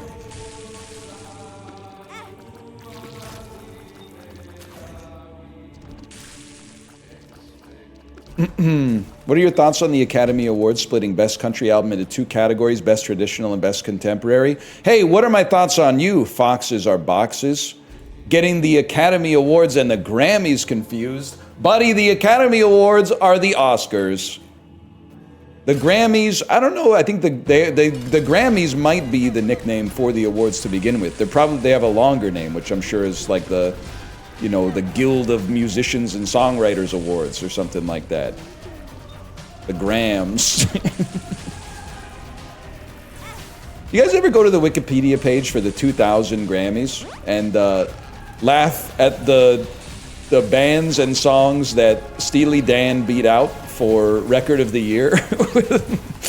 The nominees is literally like Steely Dan, Say My Name by Destiny's Child, Bye Bye Bye by NSYNC. Like, it's so good. It's so good, man. Or maybe it's No Strings Attached by NSYNC. I remember, I was literally watching the Grammys because the monoculture still existed, and I was like, what the fuck? First off, who the fuck is Steely Dan, and how did these are the two oldest men I've ever seen in my entire life, how the fuck did they beat NSYNC? That's the greatest song I've ever heard, man.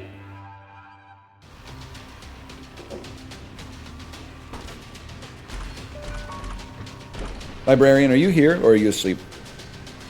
My humps beat out Death Cab's I'll Follow You Into the Dark at the Grammys. Dub Fergie in chat. I don't like that Death Cab song. Too saccharine, plays to Ben Gibbard's worst impulses. Transatlanticism is better. The album, not the song. Now my humps is garbage. Let's start there too, but at least it's just garbage. Nobody's like, damn, let me make my Facebook status a lyric from My Humps. And if they did, you know what you're getting into. You know what you're getting into, at least. Burp. Librarian, what does the world card do, bro?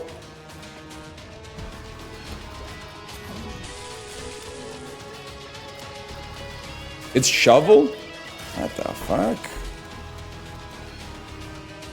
Black market?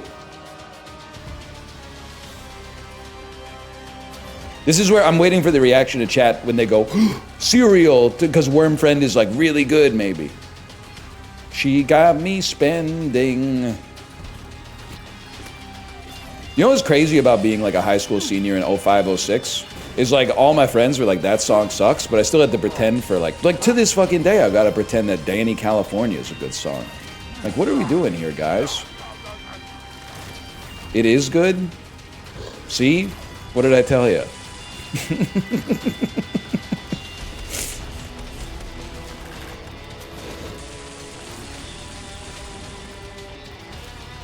See your face right now, man.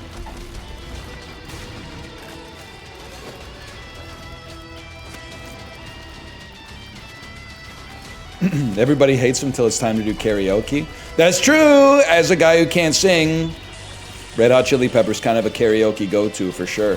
Until you remember that Californication is A, boring, and B, somehow 7 minutes long?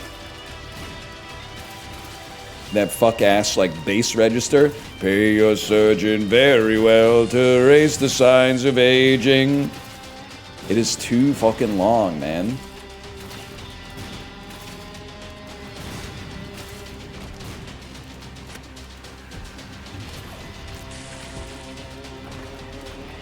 It's kind of QAnon adjacent.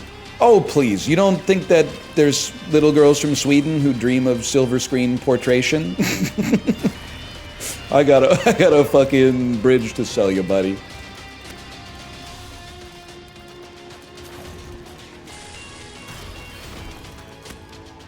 You never heard Cobain sing the words, singing songs off station to station? Okay, whatever.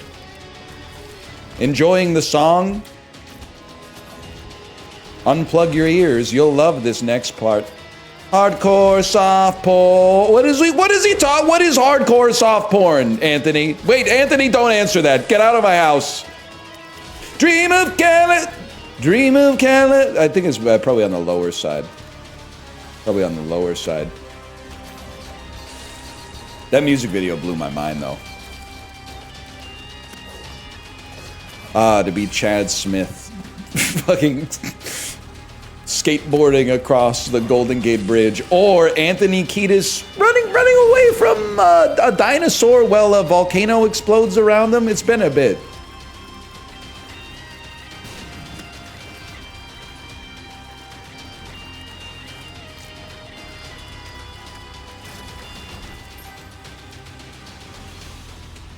Anyway, that happens in California.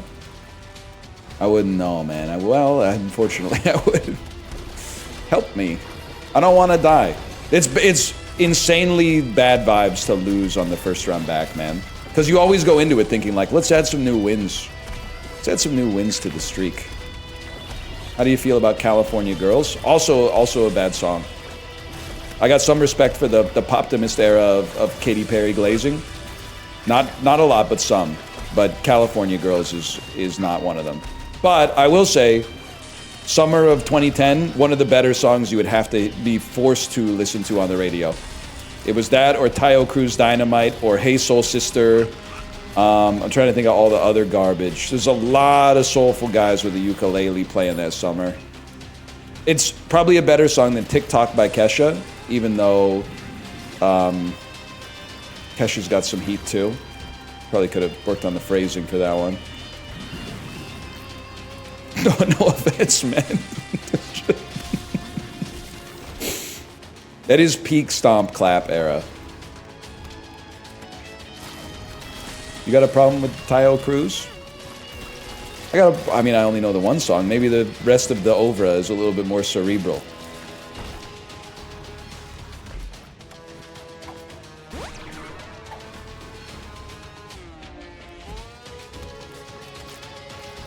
You are old and stupid. So is Katy Perry, bro. So pick a side. Sorry, she's not stupid. She's dating a politician and she went to outer space. But she did also post a photo of her with a free Cybertruck, which is like, listen, that's really stupid. She should have known the climate wasn't right for that. That wasn't a good idea.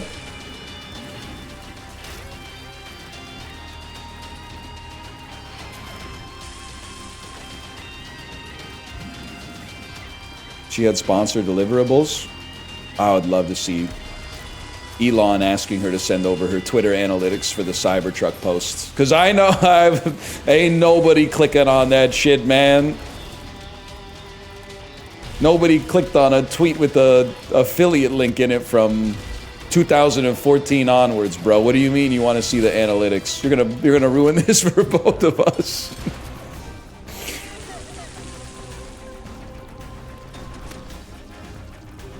Don't ask questions you don't want to know the answer to.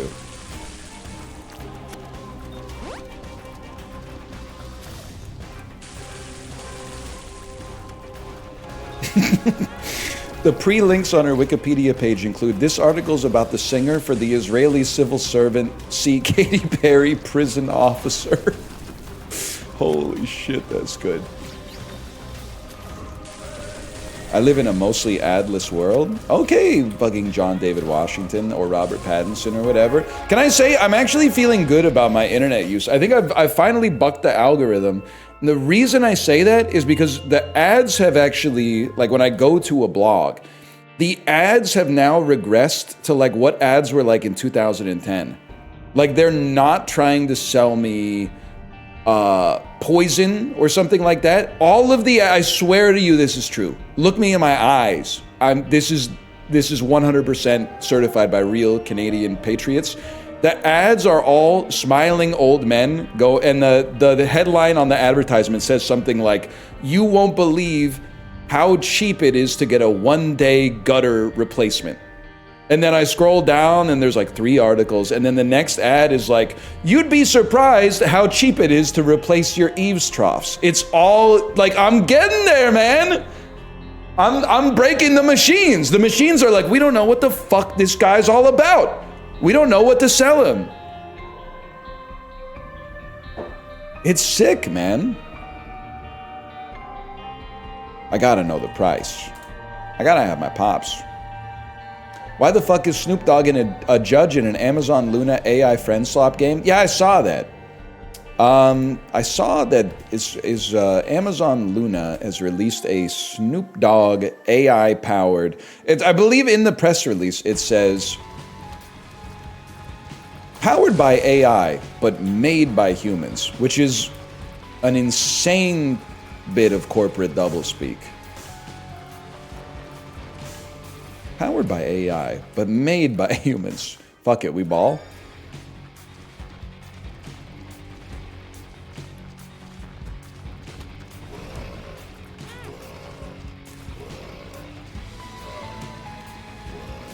Isn't AI made by humans? For now, yeah, for now.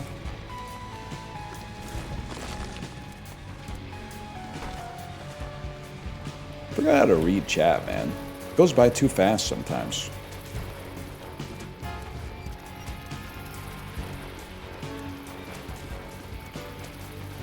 Youch! Read this, duck ass, fuck you. Okay, it's working. Sorry, I just had to turn it on and off again.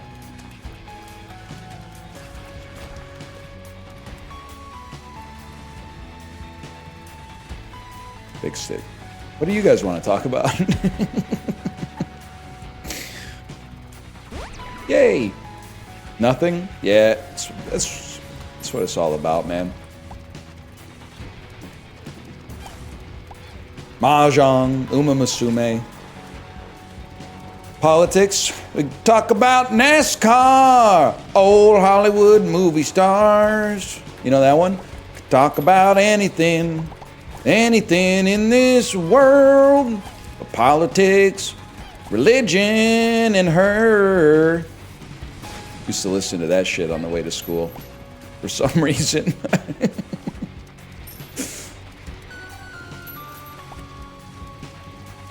Why? Well, I don't know. Country music was like really popular when I was a kid.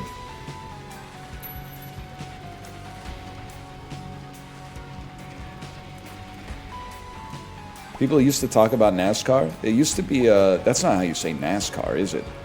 I said it like it was a fucking, like a ring wraith or something like that.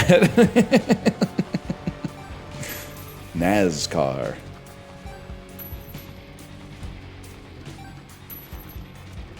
Top 3 comedies for you? I'm gonna have to say the Divine Comedy, of course, the first comedy ever made.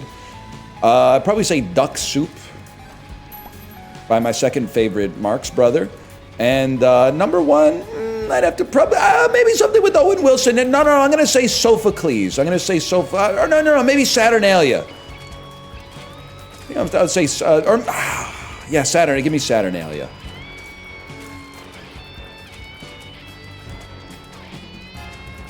Click's number 4. Let's say Click is number 4. Freddy Gets Fingered?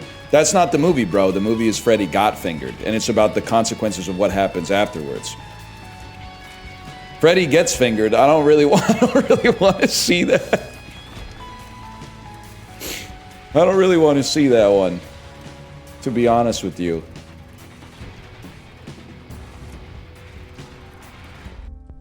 Oh, but I do want to see this. Who's Freddy? Could be Tom Green. Could be Freddie Lowndes. Freddie Lowndes.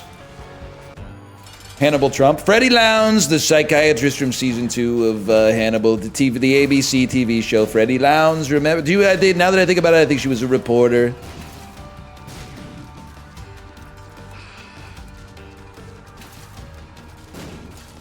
The late great Freddie Lowndes. Spoiler, she does die. She went to a good friend's for dinner, but he wasn't that good of a friend. He was an evil doctor. Much like Dr. Wily and Mega Man.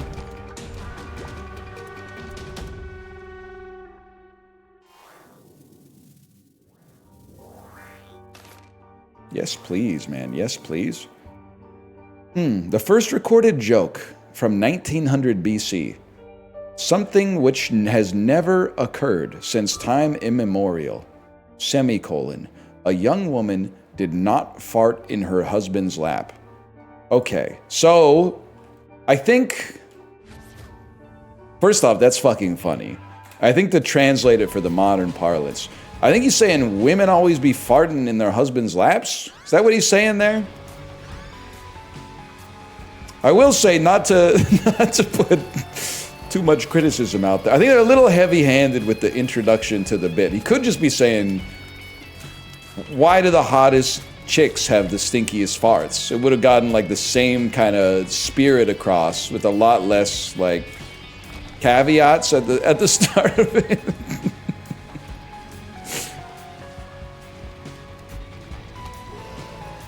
Things that never happen.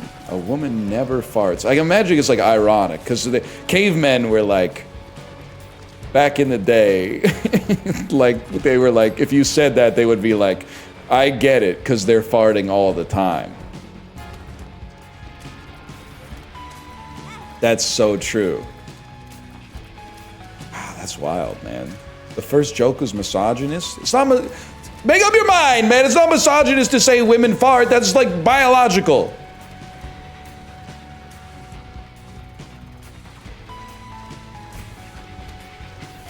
It's a joke about intimacy. It's a satire! They do be farting too, especially on their periods, right? Ladies? Any ladies in the chat? True. Man, make a joke, get a good pill. Yep, that's God's way of saying +2. Period shits. Yep. Period shits, man. Sorry. That was a double flusher. But you only flushed once. You know what I'm talking about, Killer Bean?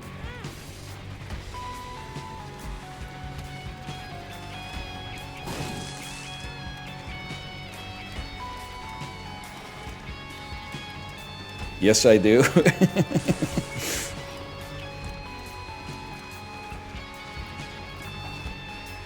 That is a funny Killer Bean scene.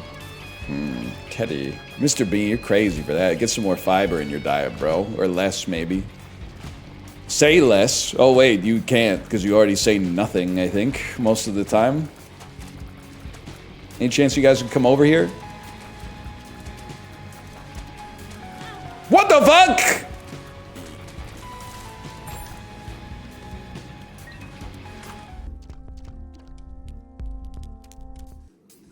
Why does he keep aiming away? Any old heads in the Isaac community want to explain why when you have tiny planet you aim away from the thing you're shooting at instead of towards it?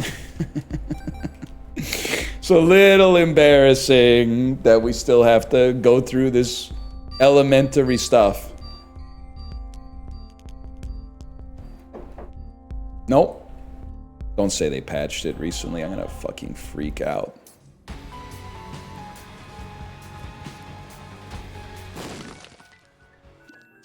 Quarter of the audience was born after this game came out. You know what's hard to get used to? Remembering that people born in the year 2000 are like old now. It's wild that like if you were born in like 1900, there came a point where like that was no longer young and instead it was like the oldest you could ever be. But like for a while, like if you were born in like the year 6 or whatever, you were like the youngest person on earth for the blink of an eye. That's crazy to think about. Man, this is anointed. I'm born in 02. Am I old? You're close. 23 is like peak young, which is annoying because it's when people start saying I'm old. But like 26 is like you're starting to... You're old enough to know better, but still too young to care. Let's put it that way. I was born in 94. That's fucking crazy, bro. You're younger than Slanted and Enchanted. How does that make you feel? I could never.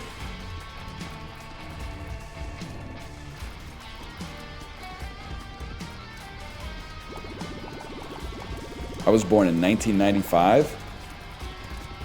Damn, so you like... I'm sorry, so here's... This bit went through a lot in my head.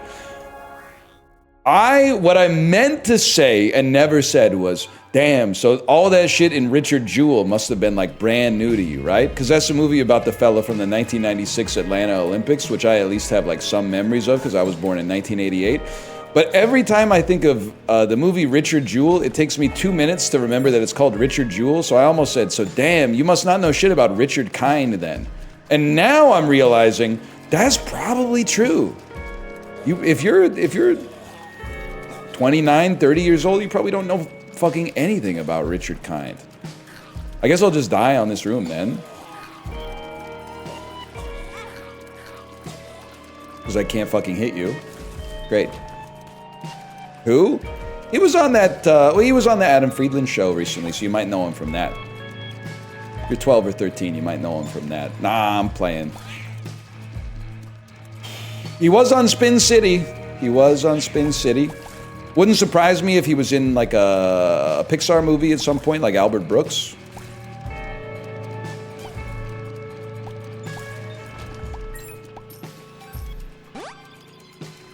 He's in A Serious Man. A Serious Man, anyone? No, men these days are too serious. We need more goofy men.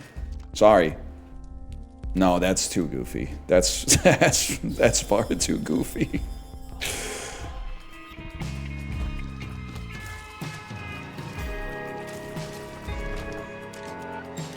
Give me this. He was Bing Bong and Inside Out. I fucking knew it. My goat.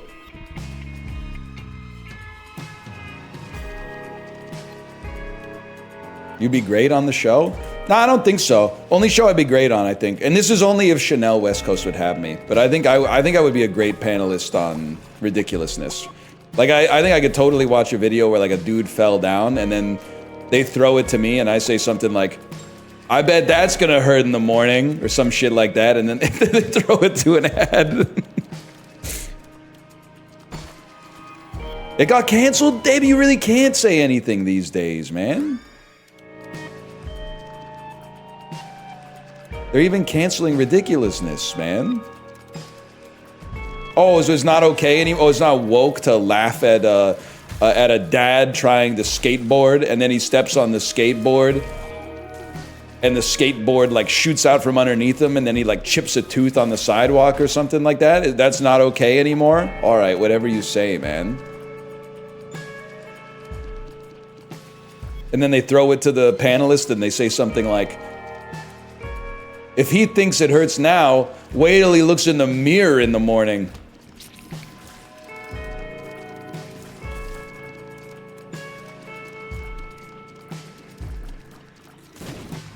be the move.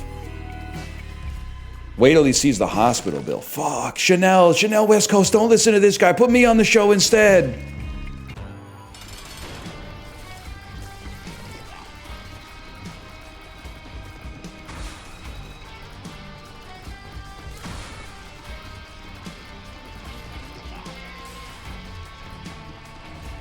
Is there a diners, drive-ins, and dives where they go to like insanely fucked up restaurants?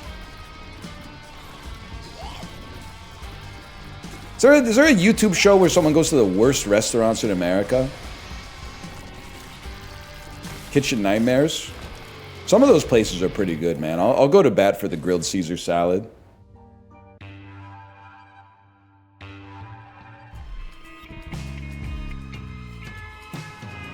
My name's Nino. I have seen the show where the guy goes to 1-star rated places. Also, huge bonus, a lot of those episodes are filmed in Vancouver, man.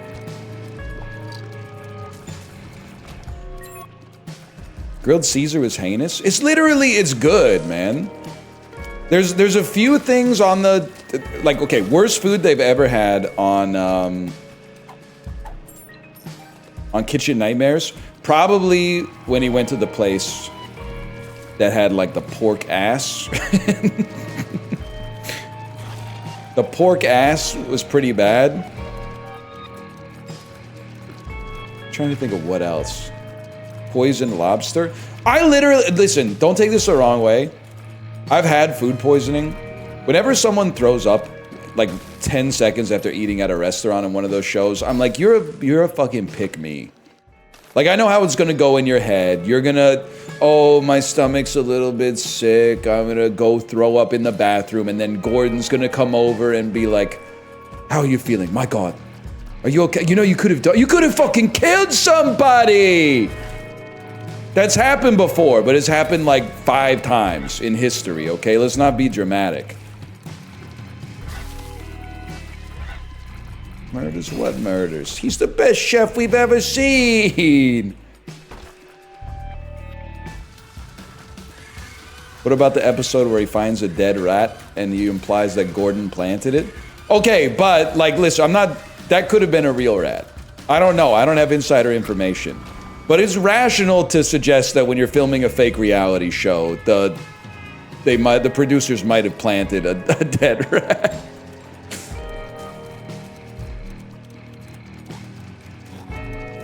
I'll go to bat for the pizza that just was like too greasy. I'll go to bat for the grilled Caesar salad. And fuck it, man. I bet the fried ravioli tasted good. I don't care if it is a skim cheese. Like, this isn't Europe, Gordon. We eat skim cheese here. We eat nondescript. Nobody asks what kind of cheese is in the ravioli, bro. They just know that it's fatty and salty, and then you send it.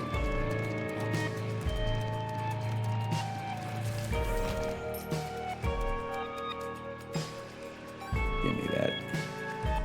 You know what I love though? I love when they're resistant to the recipe, or to the changes that Gordon wants to make to the menu, and then they go, the patrons love it. Yeah, our customers love it, man. We can't change this. And then they pan to the dining room, and it's like 8 of the oldest people you've ever seen in your entire life. Like, not having any conversations at all. Oh, man. That's an all-timer on Kitchen Nightmares for sure.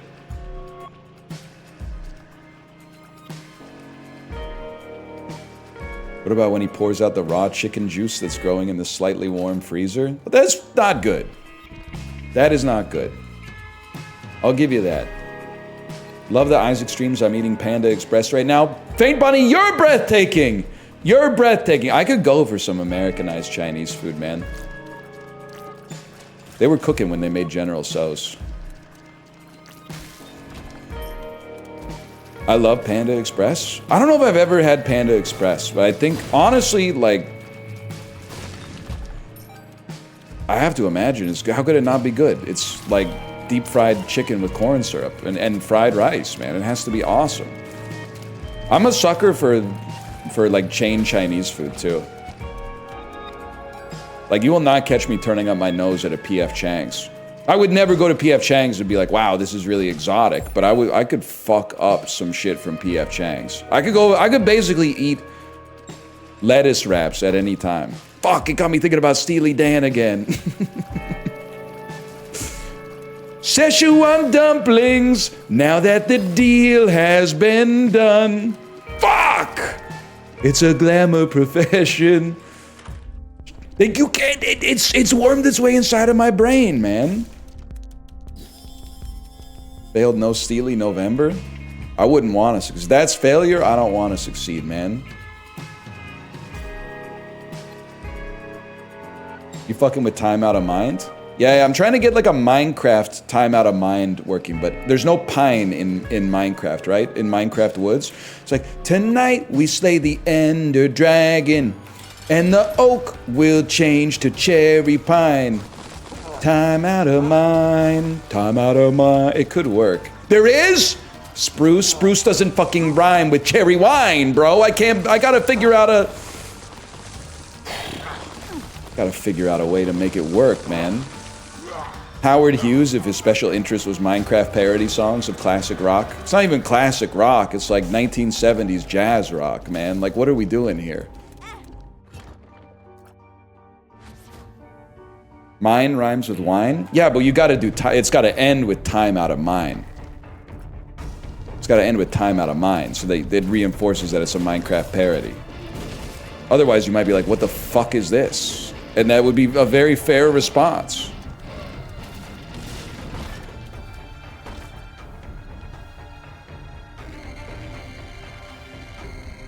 Best drummer that played with Steely Dan? It's got to be Jeff Porcaro. Next question. Is that like, it's to me, I feel like you were asking me a trivia question, not an opinion question, and I feel like I fucking nailed it. Based, I fear? Holy fuck. I'm old. Yeah, and it owns. It fucking owns, man. Bro, Bernard Purdy? Nah, never heard of him. Sorry to this, man. Steve Gadd? I'm making enemies, man. I was at my parents' house yesterday, and for some, you know, when the older people, they just be like watching stuff on TV, not really like really caring about what they're watching, just having some stuff on.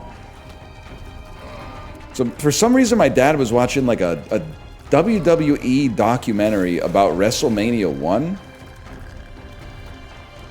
And the way that, like, they had everybody from WrestleMania 1 as a talking head in the documentary. Roddy Piper, Hulk Hogan, Mr. T, Cyndi Lauper was there. Like, they trotted out the baby boomer, like, pantheon of inassailable cultural gods, right? And they were, the way they were talking about, like, they were talking like they were exchanging war stories. They were giving like a play-by-play, and they're like, Roddy Piper, Muhammad Ali was the referee. Ali tried to get the fight under control. He took a swing at him. If it caught him, that could have ended the fight right there. And the way they were talking about it, I had to turn to my mom and go, we know it's fake, right? Did they know it's fake? Because Hulk Hogan is talking like, I'm not saying he's not physically demanding to be in wrestling, but he is talking like he beat up like an enemy combatant in war. And like, you got him in the 3 count, but like, wasn't that shit, they preordained that shit in the back, right? They're still in kayfabe, but it's a documentary. It's a documentary though.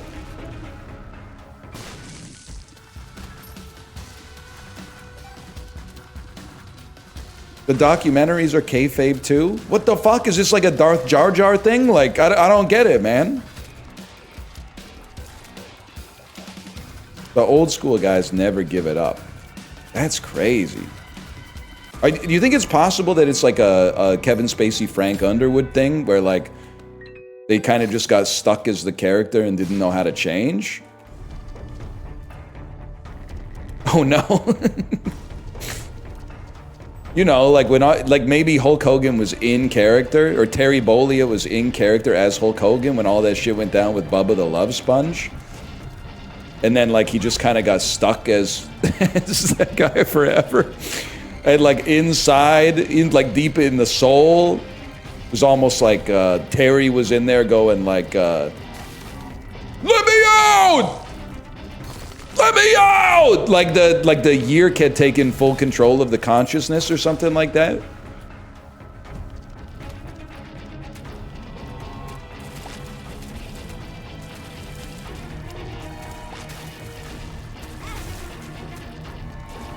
Undertaker should have played the Joker. It's so fucked up. What is the Undertaker doing with a podcast, man? Isn't he supposed to be like a zombie or something? Isn't he the devil? He's a scary guy, man. What is he doing with the podcast? You can't have the Antichrist reading out like, you know, ads for Sherry's Berries or whatever.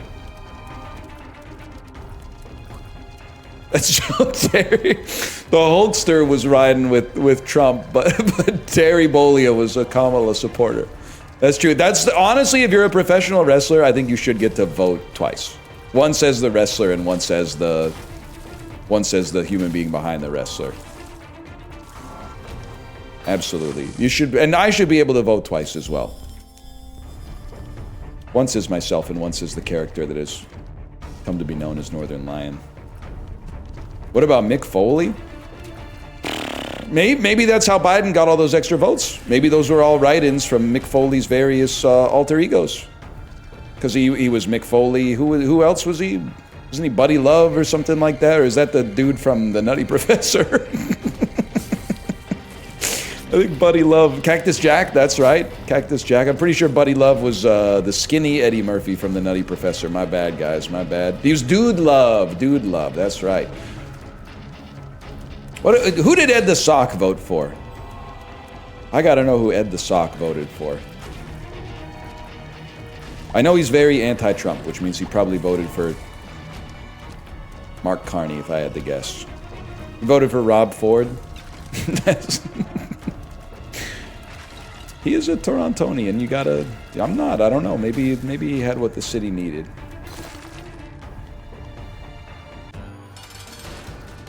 Faint Bunny, don't push it, okay? You got...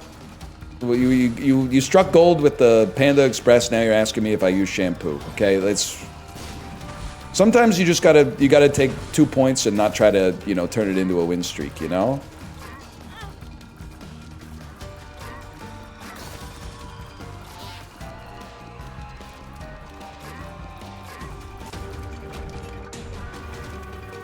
I wrote in Rob Ford in the last US election. You're so lucky that Trump didn't lose by 1 vote, or you would have been like, oh, fuck. Why did I waste my vote on Rob Ford? You would have been, so that's why I'll never do it. You know why? Because I'm scarred by the movie Welcome to Mooseport, where Gene Hackman and Ray Romano are both running for mayor. But then Gene Hackman votes for himself because he wants to win. But Ray Romano thinks it's like, it's bad, it's unethical to vote for himself. So he votes for Gene Hackman. And then it ends in a tie. Oh, fuck, it ends in a fucking tie. That's a Curb bit? Well, I'm sorry to tell you, Welcome to Mooseport came out in 2003. So that predates this episode of Curb. Curb was still doing like the pants tent back then.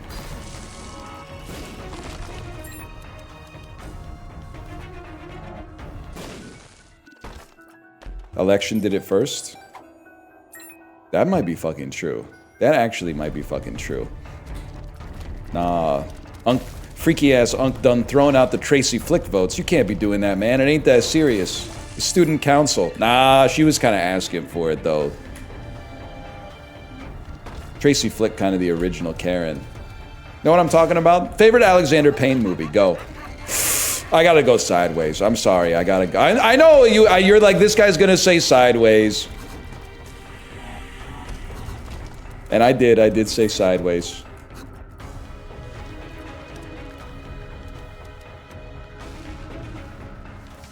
What about storing up unused votes like in Survivor? VIP Daniel, honestly, you should have worked for the 2024 campaign. Imagine if, at Tribal Council, Kamala revealed that she'd found a hidden immunity idol.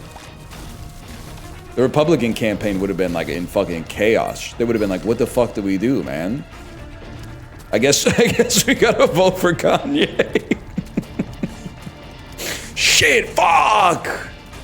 She knew The Blind Side was coming!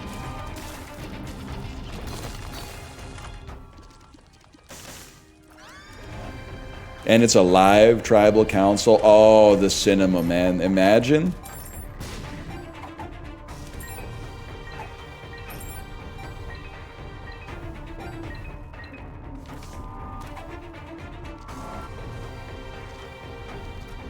Who do you think you'd vote for in the 2008 movie Swing Vote?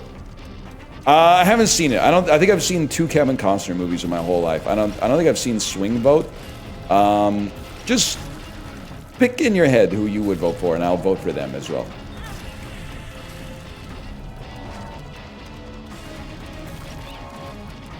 Tribal Council will be better than the Electoral College. Yeah, until the fucking finale, when the 12 most recently embarrassed and disgraced presidents get to choose who the next motherfucker is. Although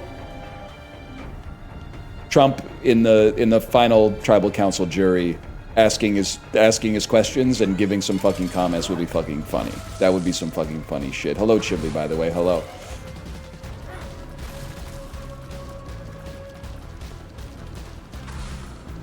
What about In the Campaign 2012? Legit might be my mom's favorite movie.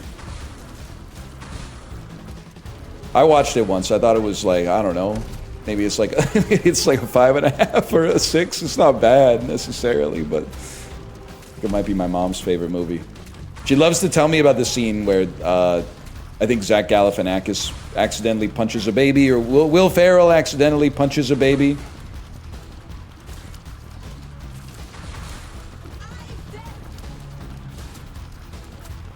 Some baby got punched for sure.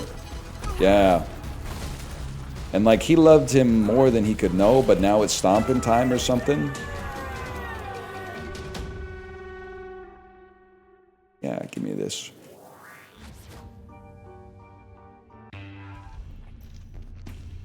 Is a 9 out of 10 better than a 4.5 out of 5? Yes, a 9 is better than a 4.5. I don't know how to explain it. It's just the vibes are different.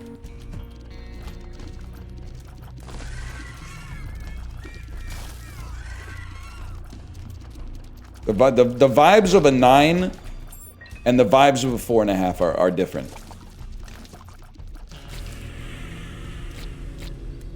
I'll repeat it again. That's right, a 9 could be a 5. Dolly Parton. Dabney Coleman. 4.5 gets rounded down. No, I don't think so. Because of a 4 and a 4.5, there's a big gulf. So like a 2 and a 2.5 are very close together. A 4 and a 4.5 are very, very far apart. You don't get it. You haven't done the required reading yet.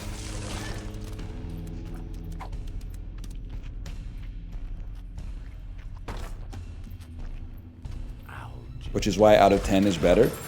We need to go back to the system of rating video games, where like 20% of the score of the video game is based on its graphics, and then maybe like 30% for its gameplay, and then maybe like 15% for its sound or something like that. Another 25% for the value. And then, of course, you got to give it a little bit, like maybe the remainder can be tilt, which is the score that you wanted to give the game anyway.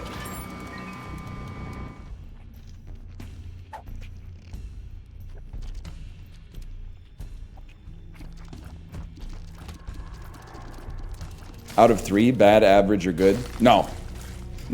Because art is not like a buyer's guide. There's no buy, rent, skip coming this way, because there's a lot of. I mean, some media is just better than others. Some of it deserves more flowers than others. I'm sorry to say. As we all know, I mean, some movies are bad, they're poor things, and some movies are good. Puss in Boots: The Last Wish. Wouldn't really be fair if we just said, hey, these are both, you know, skip-its.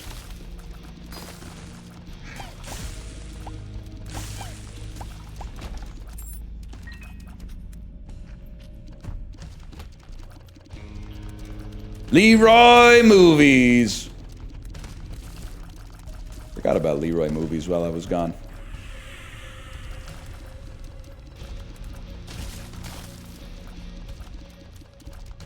Bro dropping wisdom while he beats up a room full of poop. That's what it's all about, man. I mean, not to be too heavy-handed with it. You ever think about how we're all making shit in our bodies right now? Kind of crazy to think about.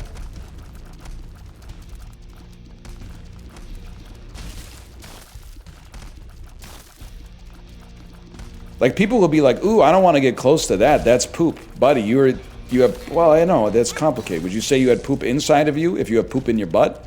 It's in your butt, but your butt is kind of like, it's kind of outside of your body, weirdly enough. Because it's a tube that connects, like, air to air. It's very complicated. What do you mean by that? Well, like, okay. Just bear with me here. Your gastrointestinal system runs from your mouth to your butthole. It's kind of like a tube that goes, the tube goes inside of your body.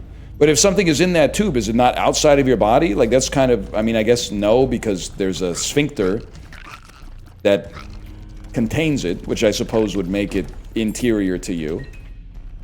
But if you don't think about it too hard, then yes, it's outside.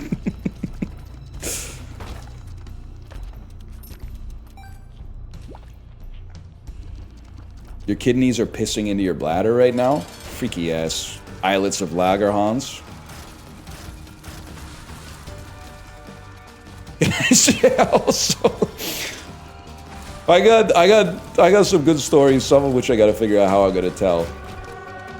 But my daughter she's demonstrating a little claustrophobia lately, which is fine because she's 5. And also, as she's demonstrating this claustrophobia, I'm realizing that it's because when I was a kid, I was also scared of, like, everything. If my parents, like, left the room, I was like, oh my god, I've been abandoned, where are my parents, etc., etc. But then, like, I was scared of elevators. And I thought it was because when I was a kid, my dad jumped in an elevator and I got stuck in it. But now that I'm seeing my daughter be scared of elevators for also no reason, I'm like, nah, there's some genetic... A gene gets expressed when exposed to elevators in an environment that makes you anxious of them for some reason. But anyway, so I got to apologize to my dad. I don't think he actually gave me elevator PSD. I think it's just, like, built in. One thing that she's been paranoid about is, and it's weird, but she's also 5, so have mercy, is bathroom doors. So she doesn't like to have a bathroom door closed or a stall closed because she's worried that she won't know how to open it, even if I'm in the bathroom with her. Now, we all know this is an irrational fear. You open the door to get into the bathroom. You can open the door to get out of the bathroom. You just do the same thing, like, in reverse. So I'm always telling her, this is irrational. Don't worry about it. Here, I'll show you. Dad, do you know how to open this door? Yes, I'll show you. You slide the lock to the left and then push on it. You turn the knob and the button lock pops out and you just pull the door towards yourself. I'm very supportive about it. I tell her, there will never come a time when you get stuck in the bathroom. Then, we were on an airplane. She had to go pee really bad. And when I closed the bathroom door, I need my hands for this one. I closed the bathroom door like this, and the lock shot through the trim between the door and the wall. And, like, it popped out like the vinyl trim on the wall. And the light in the bathroom didn't turn on. And she just peed. And then she was like, Dad, do you know how to open the door? And I was like, yeah, no problem. I got it. You just slide this to the left. And then she wiped and pulled up her pants, and then I started going like, and it wouldn't open right away. And she was like, ah! Ah! And I could hear from the other side of the wall, I heard the flight attendant go like, sir, stop pulling on the door. We'll do it. And I don't know what they did, but they were angels. In like 3 seconds, they got the door opened up. And I was like, see, no problem. It never happens. You'll never get stuck. See, Daddy just needed a little help to open it. It's no big deal. And I was like, I can never tell her that we were actually trapped in the bathroom. Because then that's going to like confirm this fear that really is irrational, but like also happened. We got lucky with that one.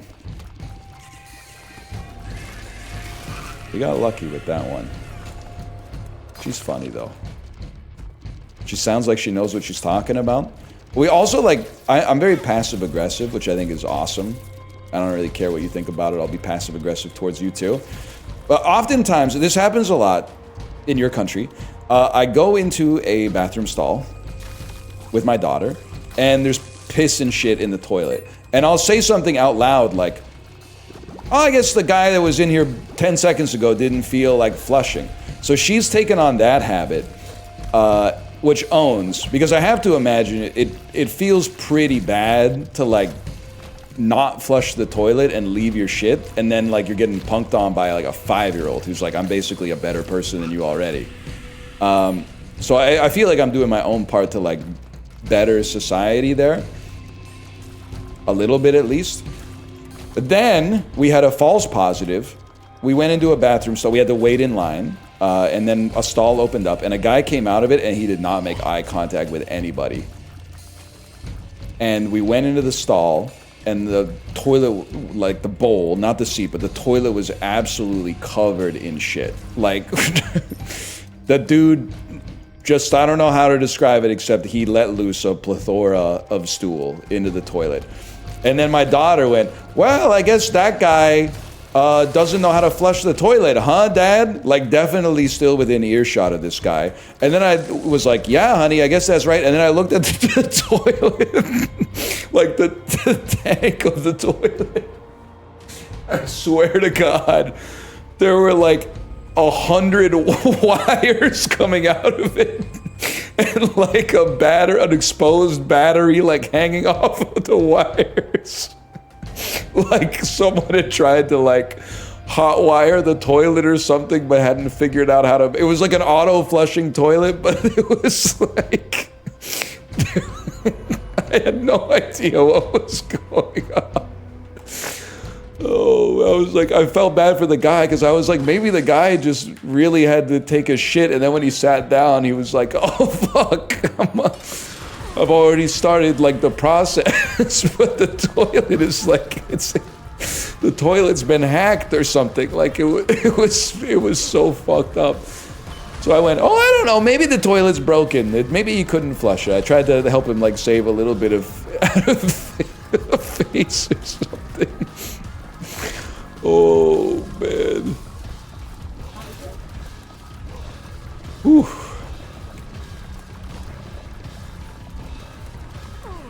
Nah, fuck that. It's funny, man. I don't know. And then Kate told me she was in another bathroom and the toilet wouldn't stop flushing. Those toilets need to like have a baby, man. So did you figure out how to flush it? No, as soon as we went into the stall, I went, like this whole thing took probably like 2 minutes, or so not 2 minutes, like 2 seconds. And I just walked out and said, we'll use the next stall. I'm not having my kid pee on poop, you know? Like, her own poop, maybe. Someone else's poop? No, you get like poop in the air or whatever. I'm an adult. I can tank that, but... Oh, yeah, what's up?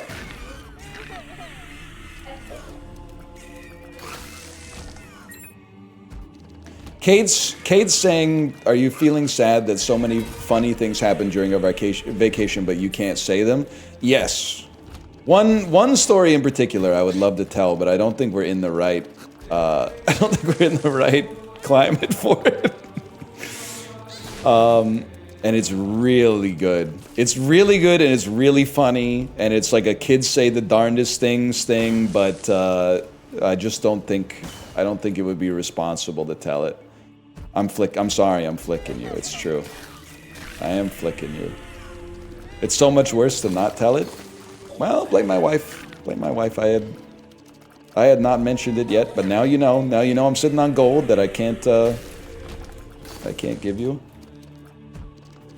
Sorry to say. I will say also we were on a cruise. We were on a cruise with some other families that my daughter is friends with their kids. And I owe you guys, because I got clouded the fuck up.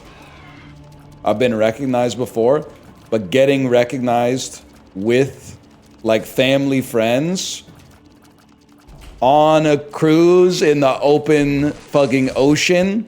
I'm having a conversation with the guy, and then someone goes, excuse me, I've been watching your stuff forever. I just wanted to say, like, thank you. Can we get a quick picture? Thank you for that. You've done me a great service. You know who you are. Did you show them the coin flip app? Happened to me too. Oh, it's an ambitious bit for sure. Did they ask for your famous Denzel impression?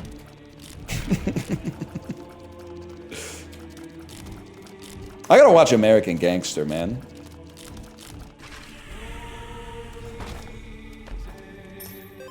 I mean, I've seen it before. I gotta see it again. Good movie. W movie. W Ridley Scott.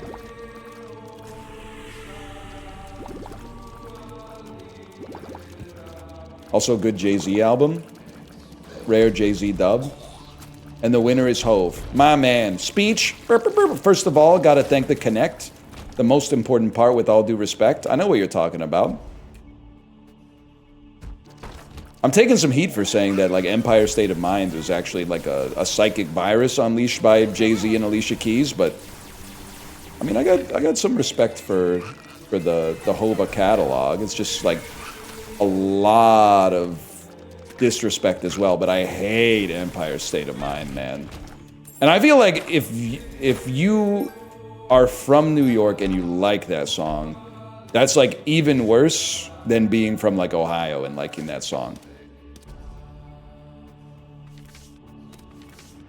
I think that's like, you need to move. I'm from NYC. I hate that song so much. You can stay. My ex-wife was from NYC and loved that song. You know, that might be an example of a... I'm trying to think of the right way to phrase it. I don't really know what a no-fault divorce is, but I think that one's her fault. I don't know anything else about what happened. You might have been a horrible guy. But as far from what you've told me, I'm inclined to say that that one's her fault. And I'm not just saying that because you're a subscriber.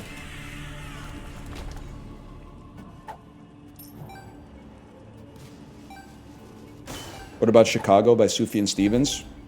It's probably like the 8th best song on the album. You could catch me talking about fucking, I don't know, the Man of Metropolis, Steal Our Hearts, Predatory Wasp of the Palisades type shit. Let Me Out.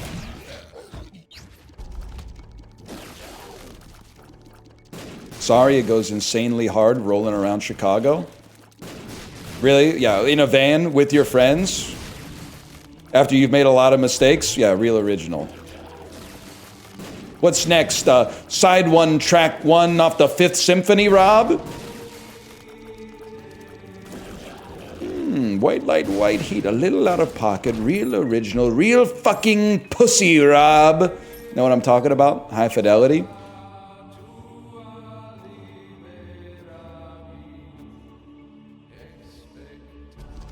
More or less. Okay. I saw that once. It's pretty good. It's pretty good.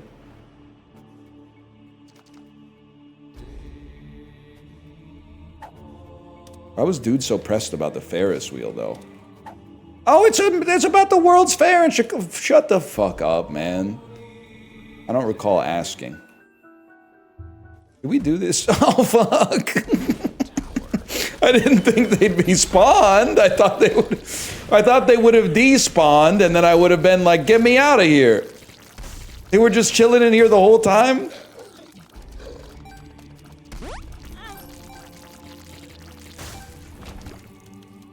Holy cow. The other thing about Empire State of Mind is there's so many great New York songs to be thankful for instead of that one. Well, maybe. I don't know. I don't have anything to say about that, to be honest with you. You think Steve Miller really went to Tucson, Arizona, all the way to Tacoma? Like, bro was a big artist. He could have played, like, probably Phoenix and Seattle. Like, Philadelphia, Atlanta, LA, that makes sense. But, like, I think he actually does say Phoenix, Arizona, now that I think about it. Shit. But Tacoma? Come on, Steve. Tacoma, Steve. Tacoma!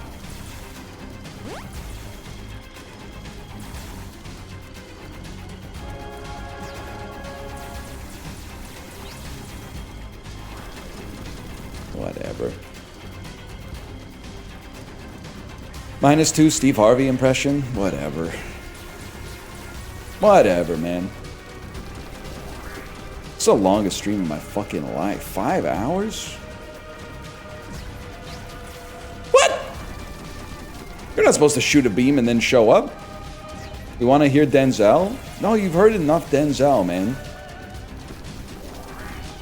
If you want to hear Denzel, you're going to have to pull up some Jamie Foxx clips. He doesn't say, I'm drunk, Chipley. Oh my god. First, you pretended to listen to Gaucho and didn't. Then, you're not even doing the right line from Flight, man.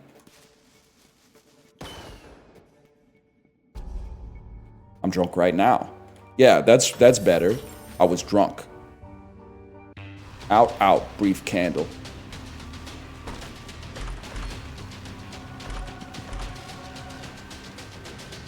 It's uncanny. It's horrible. It's gonna get better. It's gonna get better. He's actually getting better at it. Yes, VIP Daniel would not lie to me.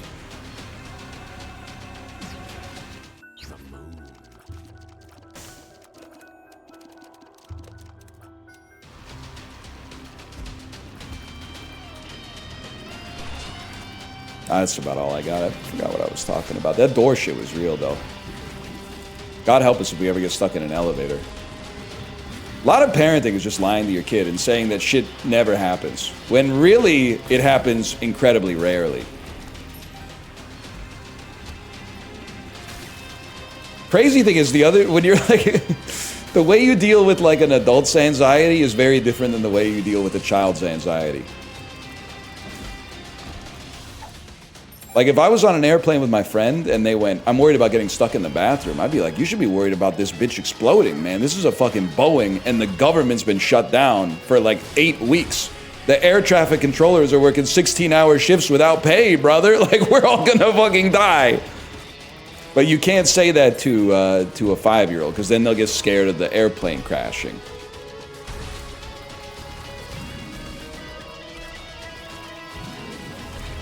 Which is semi-rational.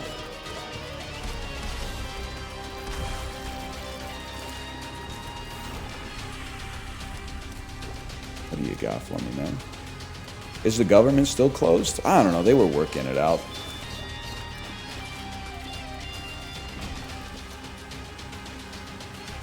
Nah, we're chilling now.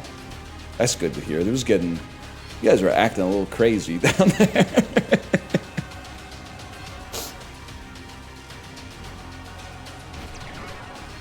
Still are? Nah. Cut that loud mess out or what. Or maybe like amp it up. I don't know. What do you think, guys? What do you think?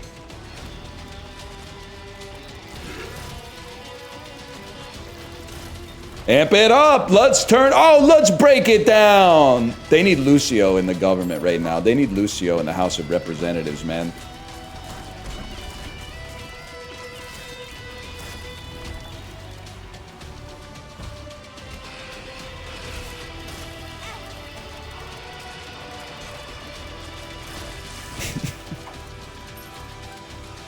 I can't say that, but that's pretty funny. Can't say that out loud. You know what's crazy? I was kind of ignorant of a lot of the news from the week. So I ain't got internet like James Harden. I did see, like, once I got back, I started seeing, like, some of the Epstein stuff.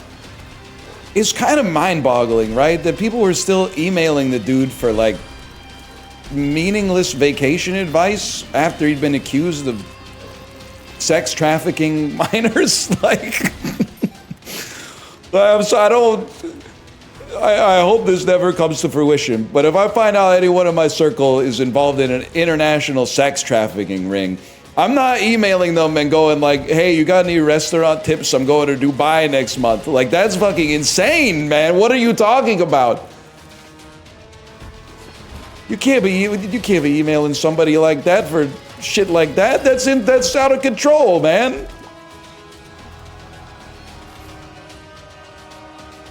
And also, I'm sorry, this is just the emails that I saw in the Globe and Mail and a little bit from Defector. Why is everyone talking about how smart Jeffrey Epstein was? Have you seen any of the replies in his fucking emails? Like, all the quotes about him from people that had met him were like, he possessed an intellect that we've never seen. in our entire... I was like, the head of the World Bank was like, he had a mind for economics I've never seen before. And then all his emails are like, maybe a fatter ass, space, question mark, sent from my iPad. Like, it's insane.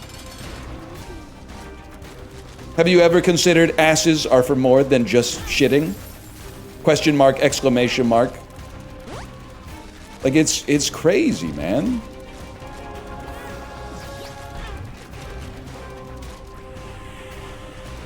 Sent from my iPad, LOL. I took that one from chat midstream. I appreciate the assist on that. The assist, that's the goal, actually. We think you are smart and you're a shitposting streamer. If you saw my emails, though, you would be like, damn, this he's got capitalization, punctuation, not too many M dashes, so they think that I use like ChatGPT to do it, just enough M dashes, so if they called me on it, I'd be like, I've been doing these M dashes since before ChatGPT was a glimmer in Sam Altman-Fried's eyes, okay? And I do not use Grammarly, because I choose what the words are. The dictionary doesn't choose what the words are. I choose what the words are. A lot of people earlier, I said immiserate. They said immiserate isn't a word. Then why do you know what the fuck it means, buddy? Then why do you know what the fuck it means?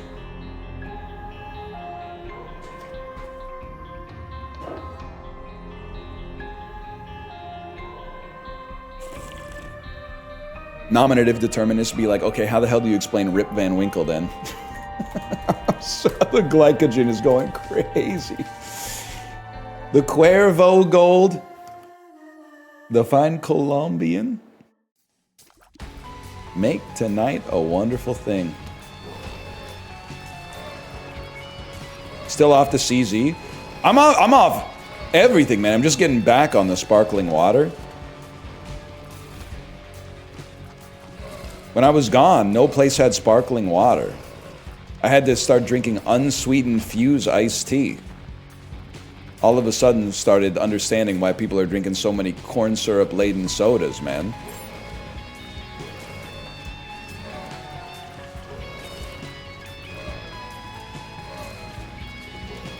Don't you know the CO2 in sparkling water is bad for your teeth?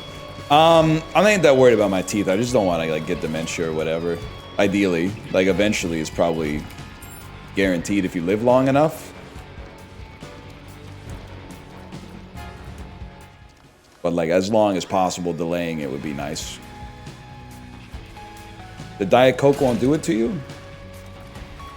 Damn, bro's talking about the diet of worms, doesn't realize Worm Zero came out ages ago. That's what you sound like right now. You're talking about the diet of worms.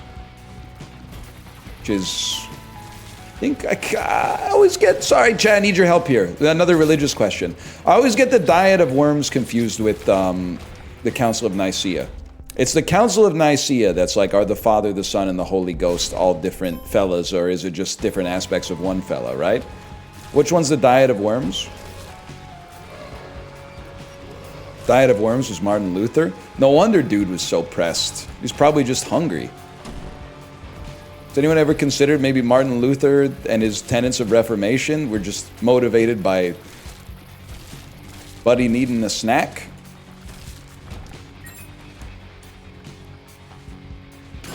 Huge.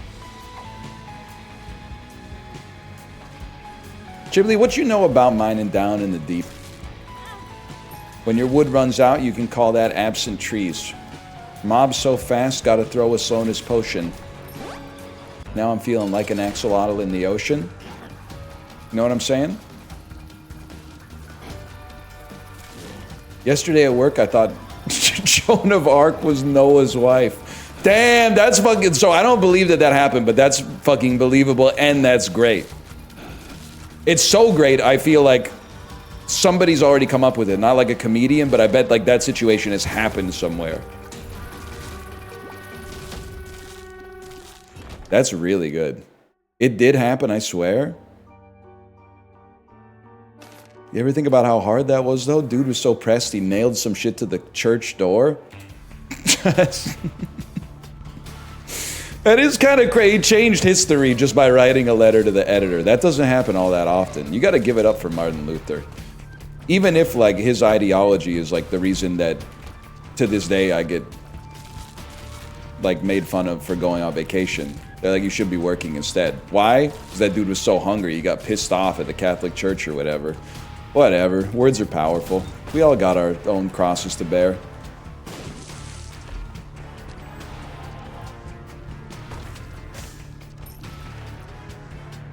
I don't know that much about what he did, to be honest. Mom's pearls. What's your cross to bear? This cross-eyed bear that you give to me? You ought to know. He nailed some shit to a door. He literally thought he was Pearlator.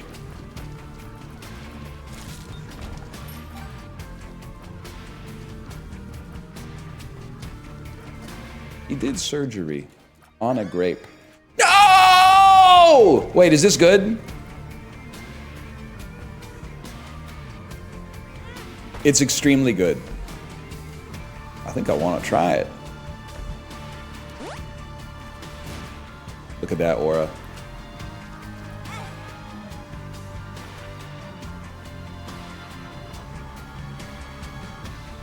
Martin Luther, if he was played by Jack Black in the movie.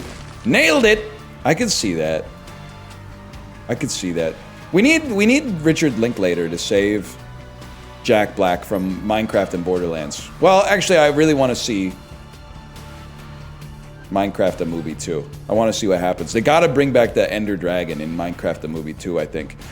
You ever wonder what happens when you mix hot lava and chicken?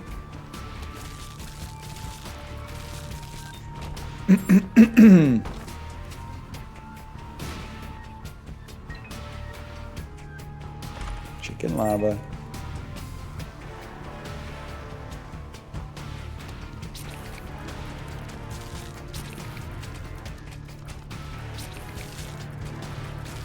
You ever pour hot lava on your balls? Once. Once, but never again.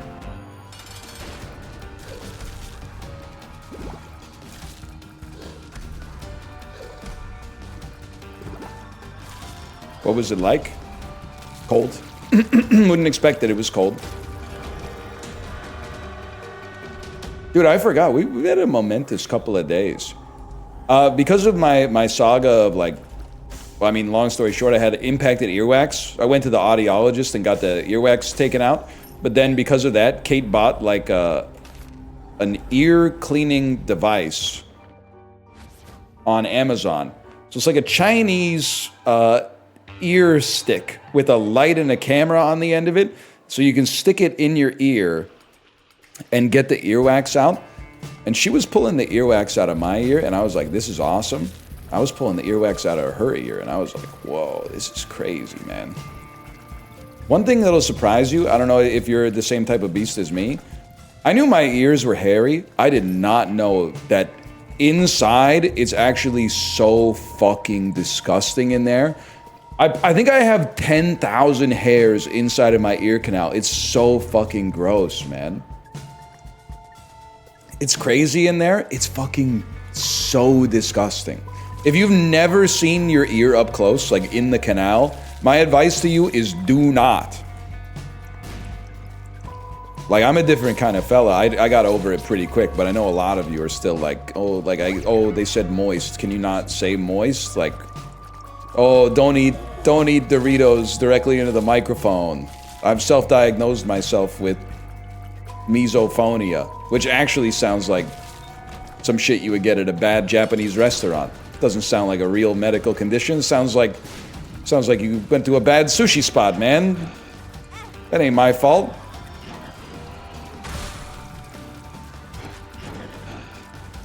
Look at that. The hairs protect your ears. I just put a little bit of Nair on the stick and then went to bed. No! Touch some velvet then? Nah, it feels gross. That's a step too far. The velvet feels really gross.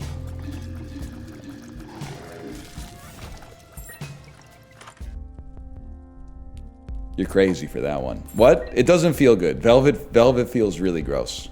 It just feels smooth. Maybe I'm thinking of suede. Either suede or velvet. I really do not like the the touch of. Which is normal. It's a very normal thing that normal people have.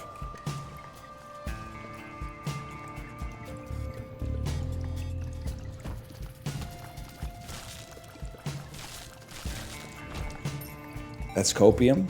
What about a peach? Don't mind a peach too much. But if it got any peachier, I might start to have an issue.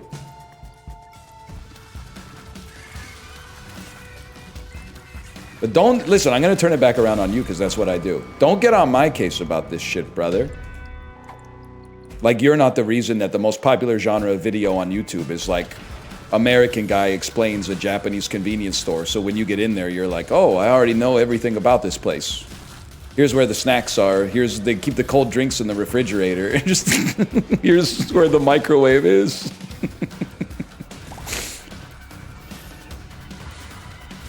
I get it.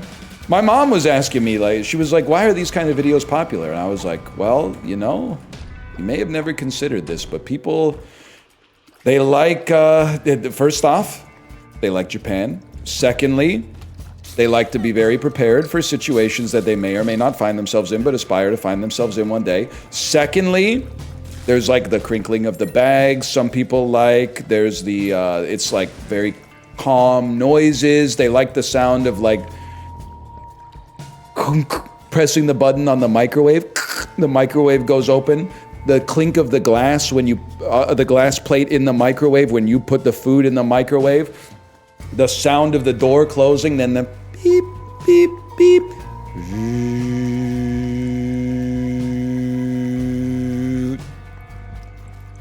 Beep. And they like someone in subtitles saying, careful when you get the food out of the microwave. It might be too hot. Some people are into that, man. Not me, because I'm normal, but should make a microwave ASMR video. I can't handle the Japanese konbini videos, man. I'm sorry. I'm gonna make enemies, it's not fair. But when they eat the food and they're like, it's so good, I'm like, no, it's not, man. No, it's not. I've eaten it. You're glazing. Why are you glazing this garbage? The onigiri is good, okay? The onigiri is good. When they buy like the prepackaged like corn chowders and shit like that, and then act like it's like a fancy restaurant or something like that, I'm like losing my mind. I'm like, I've had it, man. I've had it. It's bad. Draw the line just below you. That's my goal, man. That's my main goal.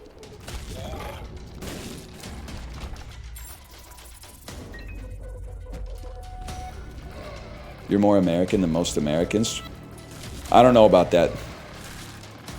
Guy at the Salt Lake City airport, when he found out I was Canadian, he asked me if I ever seen South Park where the heads don't attach to the necks. They attach like at the mouth instead. And I was like, yeah. Yeah, I've seen it. That's kind of a crazy thing to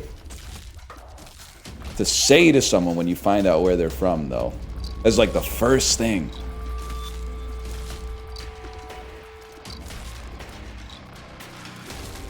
I'll be damned if they don't have a nice airport, though. I gotta hand it to them on that one.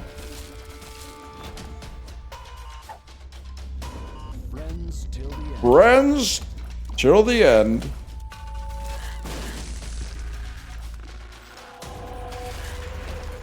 I do also have to say, and this is not an anti-American bit, but it's really funny, okay?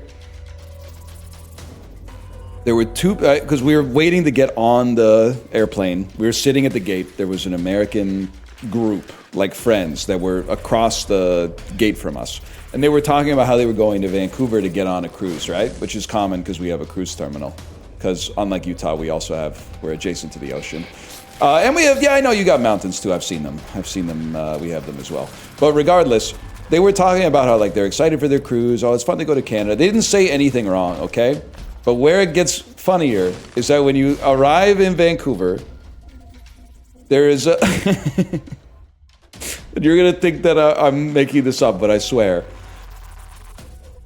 They were like in front of us when we left into the arrivals part of the airport.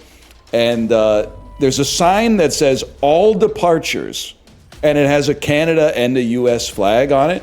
And they were arguing about whether they have to go there. And I could hear parts of the argument. And they're like, well, we're getting on a cruise. So I think like a cruise is a departure. So I think we have to go there. And then the other dude was really trying to make his case that was like, I think it's just if you're getting on an airplane that you have to go through that. And then they were like, it says all departures. Like, what does all mean to you? And then in a way, in a Don Norman style way, I was like, I actually see their point, but I was laughing. I was like, I've been here before. You don't have to go up there. I'm departing too. I'm leaving the airport to go to my house. Should I go up there? He was making a good case, man. Anyway, I think they were gonna make it.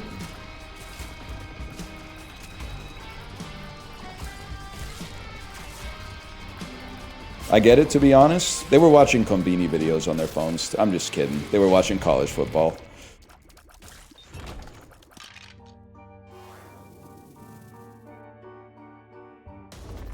Of course. Well, so was I.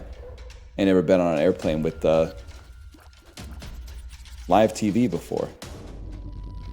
Type of shit that gets you complaining about doorknobs. I blame Don Norman for getting me complaining about every public bathroom that I go to.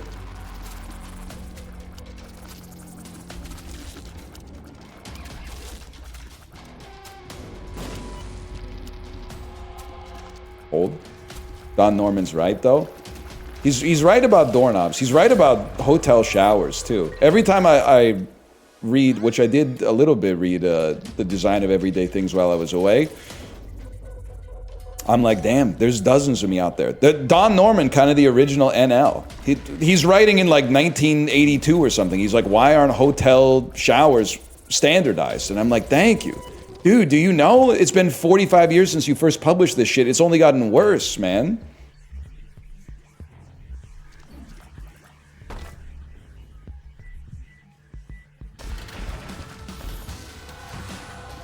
Hang on, this could be good. Serious question, why is a chat for a streamer that I guess is in his 40s full of people that talk like 6-year-olds? All the I can't, pog, etc. I'm 40 and enjoy watching you, but your chat is very old. Or very odd, you said. Very odd. Shut up and put the pogs in the bag, Unk. Millennials do love to talk like that, though. They do love to say so. I'm enjoying the content, but does anyone... Why is he wearing a collared shirt? Does this make sense to anybody? Takes one to know one, and buddy, trust me, I am one with a capital O. In his 40s is diabolical. I actually don't take offense to it. It's crazy. People in their 20s look better than people in their 30s.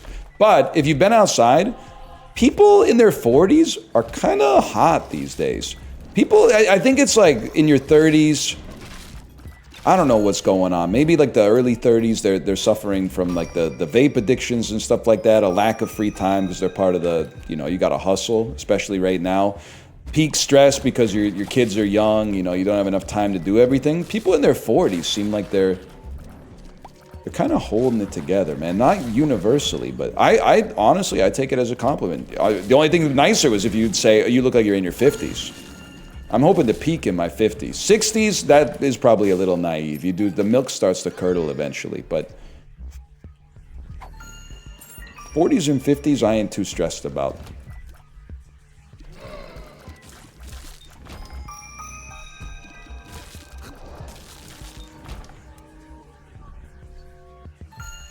I look better now at 40 than I did in my 20s.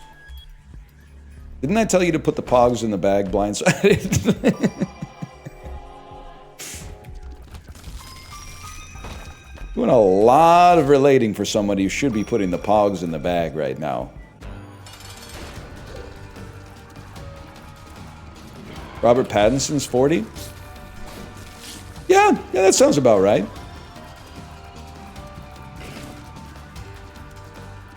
Oh, he does it FBTTV. So he thinks people are just typing. No, the typing is an encode.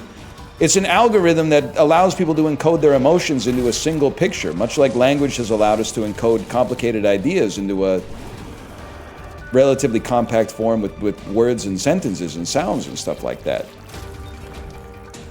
No wonder you're confused. You really are 40, man. In my 30s, that wouldn't happen to me. I would just get better at Twitch TV, I think. Although it did take me like 10 years to do it. But that's because I thought it was a Chrome extension that was going to like steal all my data.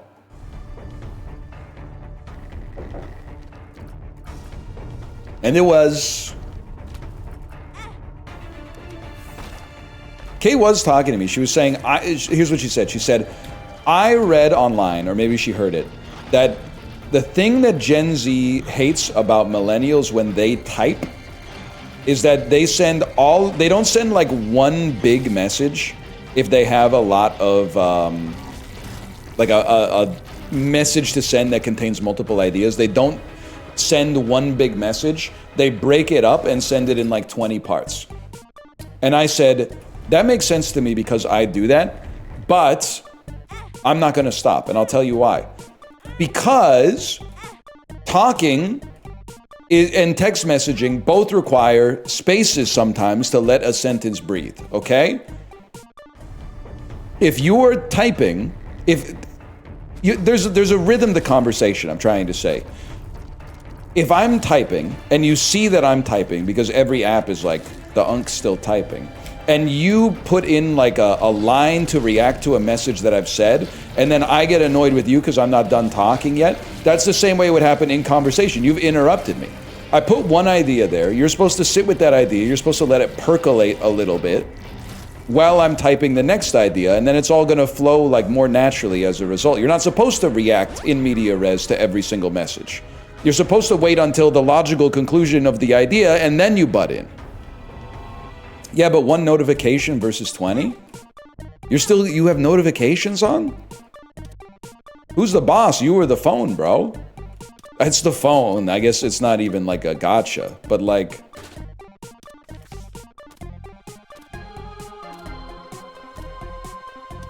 I mean, it's me too, but like... They all get bunched together anyways? That's what I'm trying to say, man. Plus, I don't really want to like send someone a text and then like they open their messaging app and there's a fucking like huge essay in there. Because I know how it is. They're going to read the first line, then they're going to read the last line, and then they're going to decide if they want to read it all. No, man. I'm going to give you one taste at a time, and then eventually you will have accidentally read the entire thing. Now, I understand if it annoys you. I'm just telling you why I'm not going to stop. Give me this. Because there's some shit that, like, you know, my parents' generation does in texting that annoys me. The ... dots when they just want to ask me, like, what we should have for dinner this weekend is crazy. But I don't think they're going to change. You know it's the ... If something that... Here's something that I think we can compromise on. Something that I find annoying in myself when I text... especially if it's someone that I'm not close to, is ending every sentence with a capital LOL.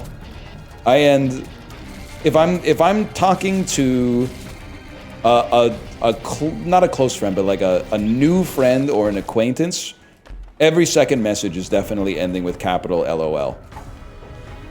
But I also look at the LOL as kind of like that's the old version of saying like over.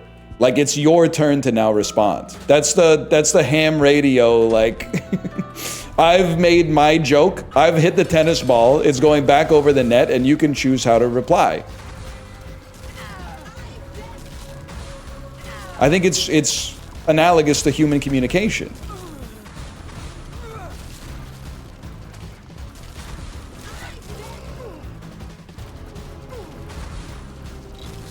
Parents do treat the text as a preamble to a phone call. You're not wrong about that. A text can just be a text. It doesn't have to lead to anything. A text is not a contract, but it's very nice.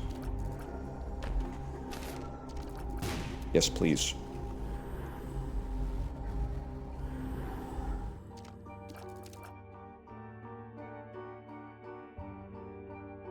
Huge. I'm out.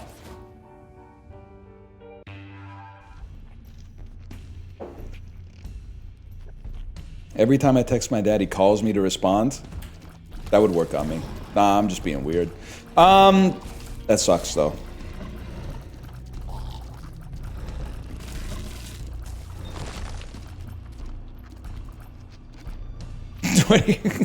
Don't go question mark it. I've been trying to work that would work on me into conversation. I don't, and you might say, what trends with Gen Z kind of annoy you? I don't know, man. I don't want to like be a virtue signaler, but I'm not really engaged in too many text message chains with Gen Zs. Like I know they're like 25 right now, but I got no business talking to them. I mean, I guess maybe like if I was selling my house or something, my realtor might be like 29 or something, maybe. I don't know. What about Chibli? Chibli, I love Chibli. He's my favorite Australian. Chibli is. Him and the other guy with the crocodiles. Not Captain Hook, the other one. Steve Harvey, that's him. That's him, Steve Harvey. We love him. I think the shine is off the rose of no capitals ever. You don't have to text with perfect grammar. I don't think that really matters. But the deliberate artifice of backspacing a capital letter at the start of a sentence to replace it with a lowercase, that might be the Gen Z like text vocal fry that I'm starting to find. What I'm going to say is, I'm not going to say that I hate it. What I'm going to say is, I'm going to say that I hate it because you've been criticizing me, so I'm going to criticize you. How does that feel? A lot of us have no autocorrect. Okay, just learn how to talk, I guess. Sorry.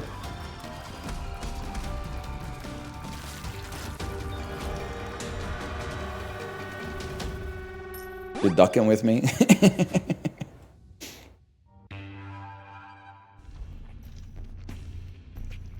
What is this?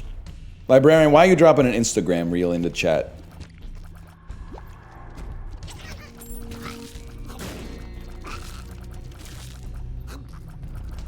If this isn't King Botch, but that backflip though, I'm gonna freak the fuck out. I'm gonna lose my fucking mind. Bro, break the rock. Tina, you fat lard, come eat some dinner and break the rock.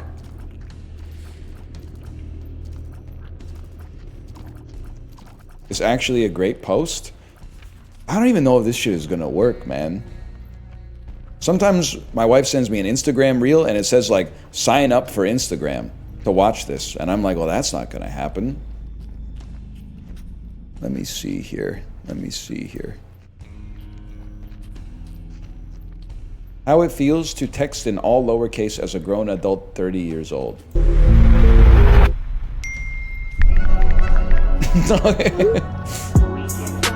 All right, that is kind of sick. This is the you've never seen such a hungry guy as well. That is really good. Will you be home for Thanksgiving? Love you. Might pull up. I'll let you know. Damn, that is good, man. That's some good stuff. I knew you'd love it. It's pretty good. The benefit of not being on social media is that I only get the you don't want unfiltered stuff, man. I want the filter. The raw algorithm is too much for a fellow like me. I much prefer the filtered algorithm as sent to me by Chibli and Librarian.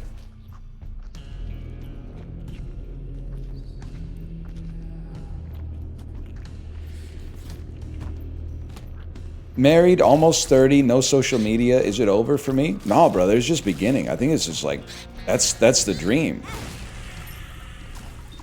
I think you're in a great spot. Plus, you're 30.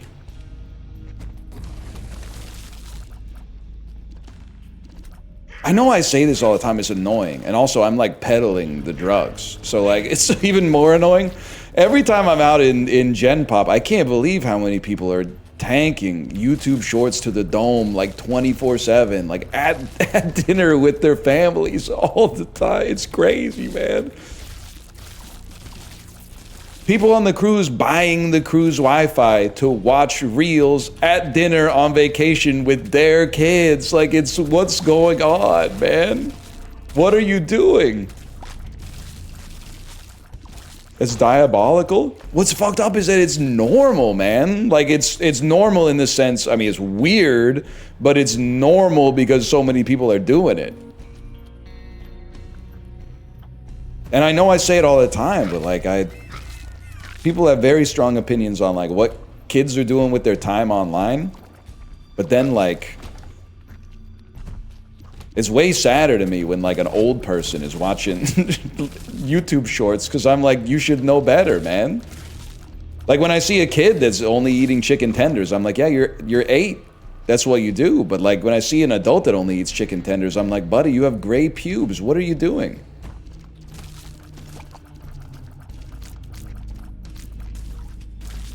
Yeah, you ate? I bet you did. Chicken tenders. Okay, that's pretty good.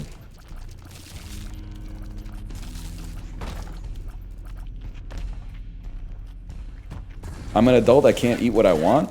Well, you should know what's bad for you, man. I think, like, you know, it's probably not 100% analogous that, like, eating birthday cake for every meal is, like, as bad for your body as watching YouTube shorts is for your brain. But, like, you gotta know that shit ain't good for you. Like, you're actively microdosing stupidity and like, getting angry about some shit that happened in, like, Philadelphia. And you live in Ohio, which I think it might be next door. So maybe that actually could be relevant to your day-to-day. I gotta imagine the map of the United States right now. What happened in Philadelphia? Turn on the TV! Any channel! No, I'm talking about Philly's Karen.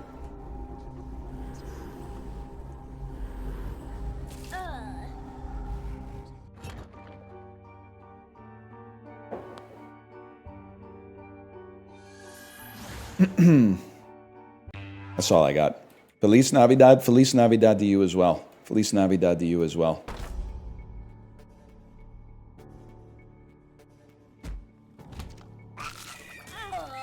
I'm not going that way. I'm just surprised, man. I don't know.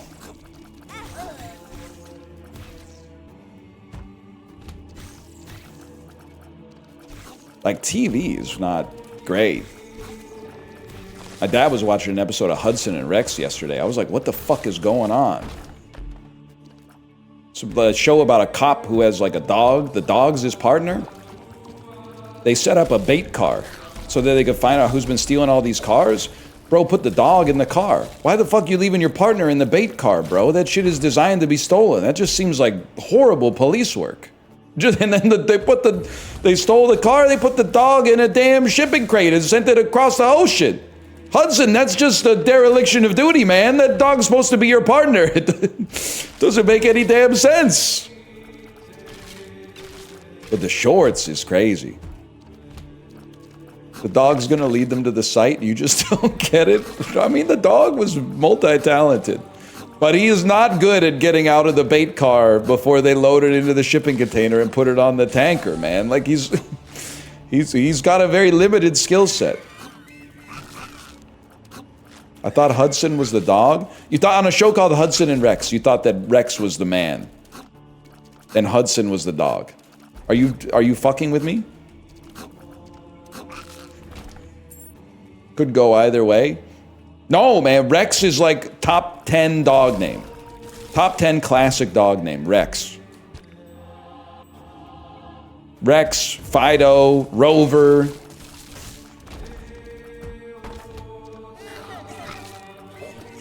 I know. Millennials, we would naming our dogs like quesadilla and shit like that. Bacon grilled cheese, whatever. I'm talking about old dogs. Hudson's number 2? No, it's not, bro. Kids are named Hudson these days. The number of Hudson Jackson Rileys I encountered on my voyage. Make your head spin, but...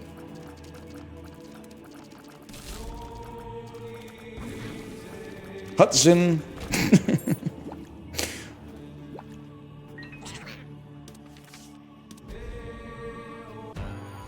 Don't call it a voyage. I sailed the 7 seas.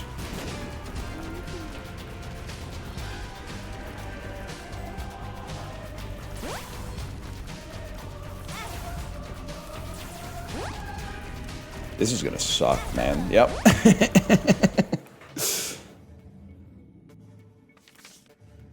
My dog is gonna be 18 in February. In time to vote in the midterms. That could be a huge asset. Wait, what kind of dog is it? What kind of dog do you have?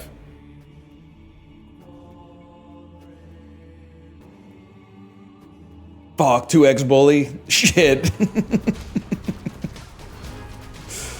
Shit.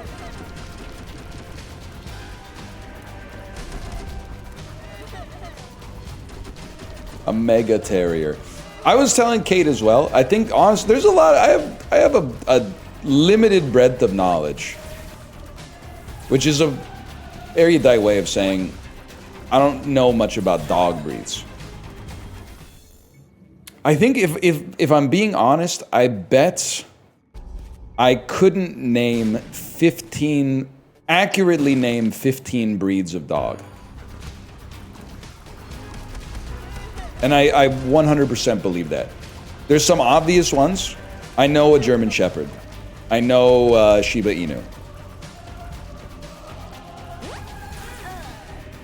I know a Golden Retriever. Pug. Pug is an easy one. Poodles are tricky. Sometimes the poodle surprises you.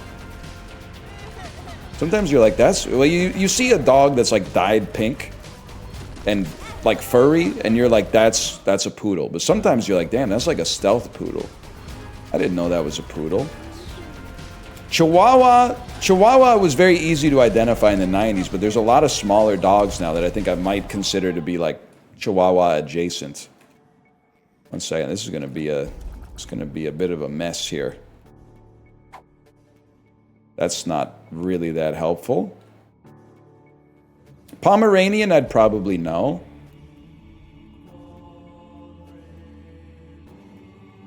I think I could probably get Pomeranian. I could get a Greyhound, I think, as well, but then after that, it's Corgi, yes, Corgi I could get. After that, it's getting pretty tough, though.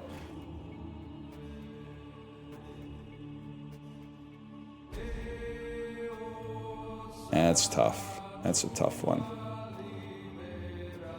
Doberman, I'm gonna be honest with you, I don't think I could get a Doberman.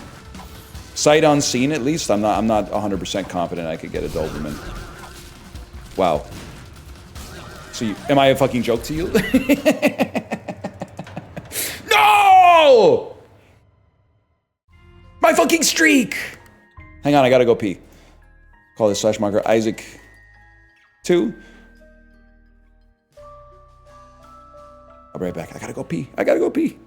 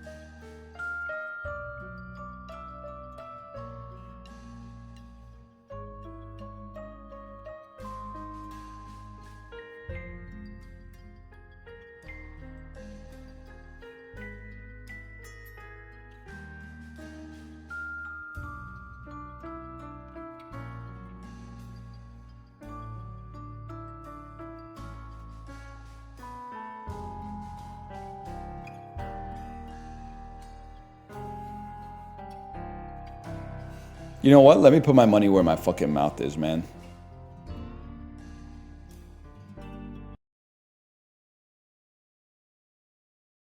This is where you think I'm pulling up Sporkle, but actually I'm pulling up Denzel Washington flight monologue.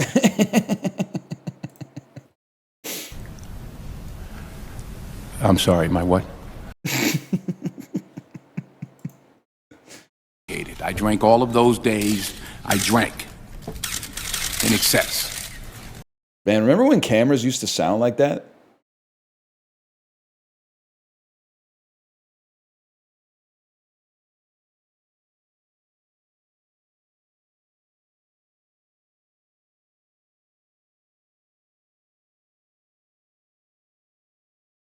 Fancy cameras do? Whatever, man. He could lie, he could evade, he could bob and weave to avoid the truth, but when the moment came that he had to dishonor the memory of his friend to save himself, he couldn't do it. Superb acting, superb writing, superb scene. I thought Flight was a true story for the longest time. Nah, man. That's true, man. That's Sully. Sully did that shit, man. Dude was half in the bag. That's why he landed that shit in the river instead of at the damn airport. Sully, you're supposed to land at the damn airport, Sully. The hell's wrong with you, Sully? You landed the damn airplane in the Hudson.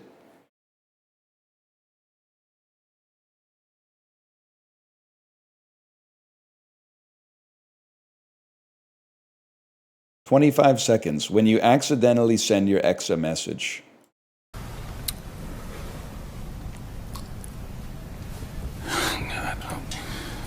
That's not usually YouTube comments with timestamps are undefeated, but I'm not sure about that one. Not sure about that one. They're all really upset he drank the last of the vodka. That comment is pretty good, though. Okay, 1 second. Sporkle dog breeds. Ah, shit. Nah, I gotta open this shit outside of incognito, man. There's like, Sporkle, what the hell? There's like 9 ads on the page, man.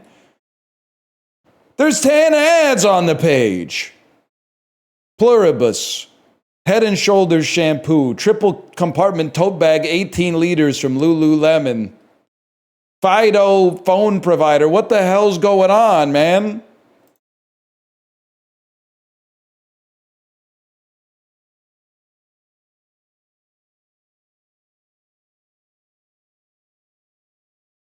I'm ready.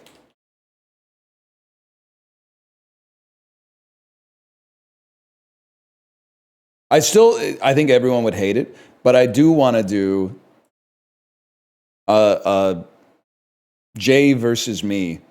Can you name the Disney ride from the queue? You know me, I love lines. I think they might call me the Line King. If they saw me at Disney, they might say, that's the Line King right there. I'm always paying attention. Maybe they got one like that. I'll see. I don't know. A lot of neurotypical people on Sporkle.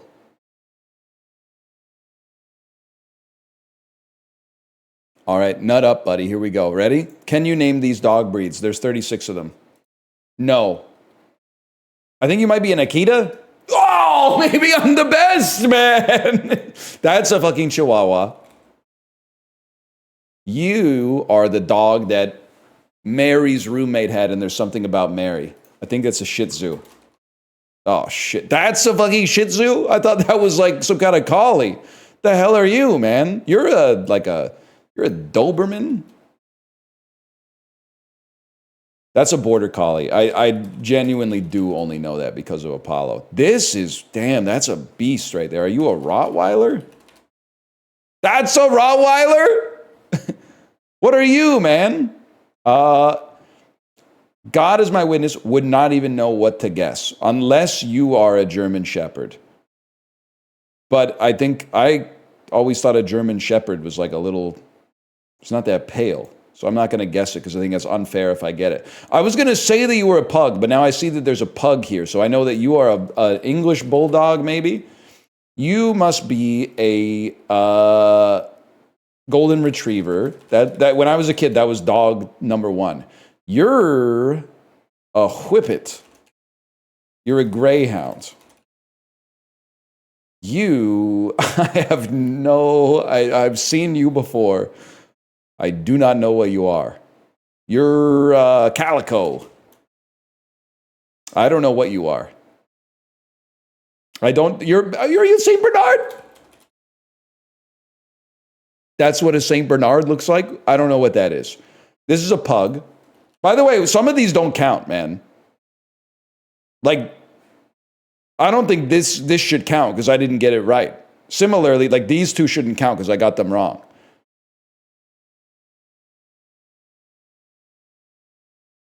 I don't know what you are. I was going to say Shih Tzu again, which I think is fair, honestly. You're you're a bloodhound? That's a German Shepherd, okay. The fuck are you, man? Are you a Great Dane? I might be the goat of dogs, man. That's Samoyed. What the fuck? That's the same dog. I'm sorry, they put two of the same dog in there. You're a chow chow? You're a beagle? Wait, I know way more dogs than I thought I did. You're a wiener dog. What are they called? Like a Pfaffen spots or something? Dachshund? I already did Dachshund, didn't I? I did Doberman Pinscher. So wiener dog. Wiener dog. I think that you are a Lapso.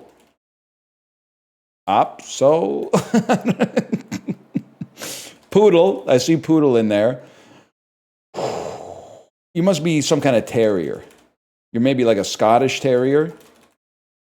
Never mind. That's just a dog. I don't know what to tell you on that. There's no disrespect. Could you be like a chocolate lab? People are always talking about chocolate labs.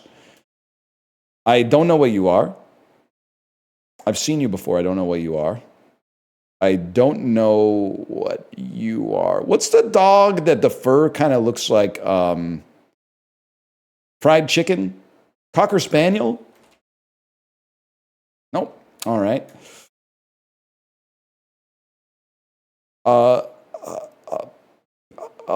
Pekingese? Pyrenees? Pekingese? Ah! Holy shit, that's a crazy pull. Dalmatian. We get those. No idea. Cousin It. You are a husky. You are a Pomeranian. IMO, cutest dog. They're yappy. I don't give a fuck. I don't own a dog. They're cute. This is a corgi. Time? 23 out of 36. What did I miss? Australian Terrier. We beat the average on dogs, bro? We fucking beat the average on dogs? Irish Setter, Old English Sheepdog, a Point Lhasa Apso.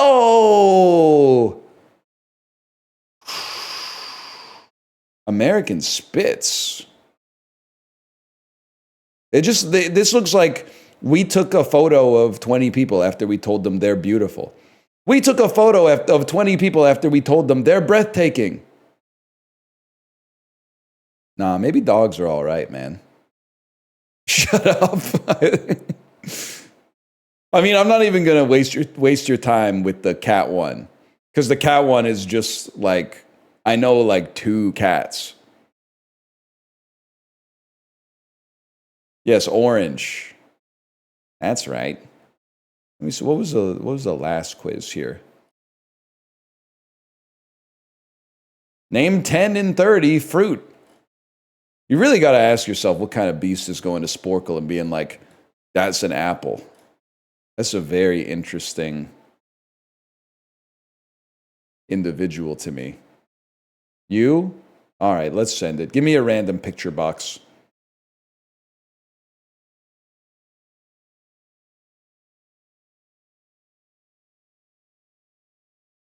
I don't know, man. I don't know what I'm doing. I remember this is every time we play Sporkle, I'm like, Sporkle's awesome. And then I go, I don't want to do this quiz. I don't want to do this quiz. I don't want to do this quiz. And then it just ends. Like, I don't think you guys really want to see me do Album of the Year winners from the 1970s. Can you identify the artists that won Album of the Year? Am I fucking freaking out? Did Ringo Starr win Album of the Year? Is that Ringo Starr? I mean, I see Simon and Garfunkel.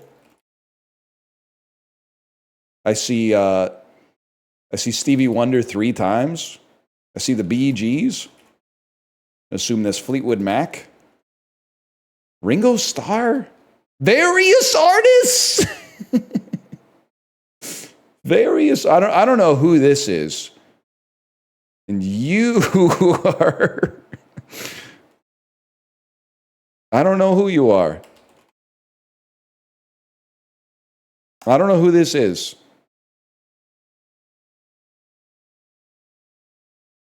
I thought it was Janis Joplin or Ozzy Osbourne. Carole King, it's too late, baby. It's too late. That is true that it does say various artists, and it's just one fella. And what the hell is this, man? Are you Chicago? The hell was bumping in 1970, man?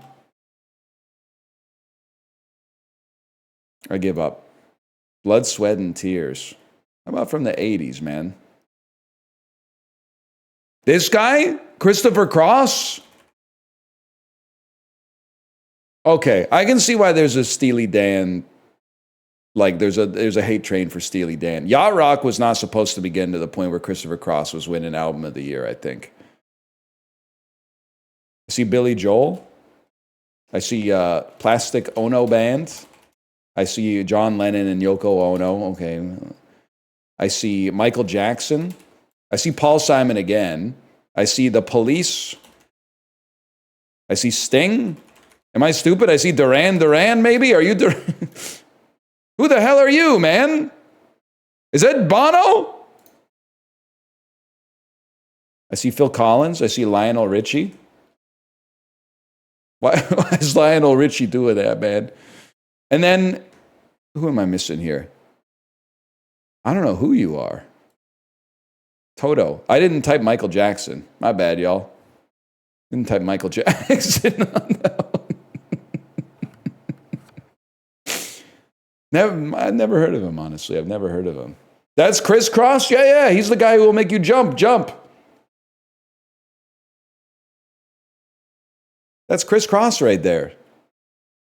Oh, I typed Michael Jackson and it went to George Michael. I see what happened there. All right, I'm going to send you over to my wife's stream. I'll be back tomorrow. Good stream. Maybe it's time to delve into some new domains and leave the Isaac behind a little bit. I was in Vancouver this past weekend through SLC, actually. First time in 6 years. Love your city. Thank you, Amfit2. You're breathtaking. Did you take the fuck-ass Embraer 170? Where you look at your boarding pass and you're like, damn, I'm in seat 5A. Love being close to the front of the plane. Then you realize you're in the back row.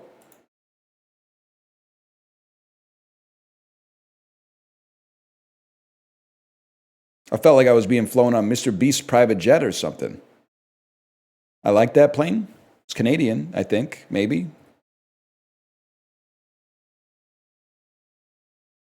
Embraer. Aerospace Corporation from multinational Brazil. Well, I'm sorry to say it's actually multinational. And the CEO is named Francisco Gomez Neto, which could be anywhere. He could be from anywhere.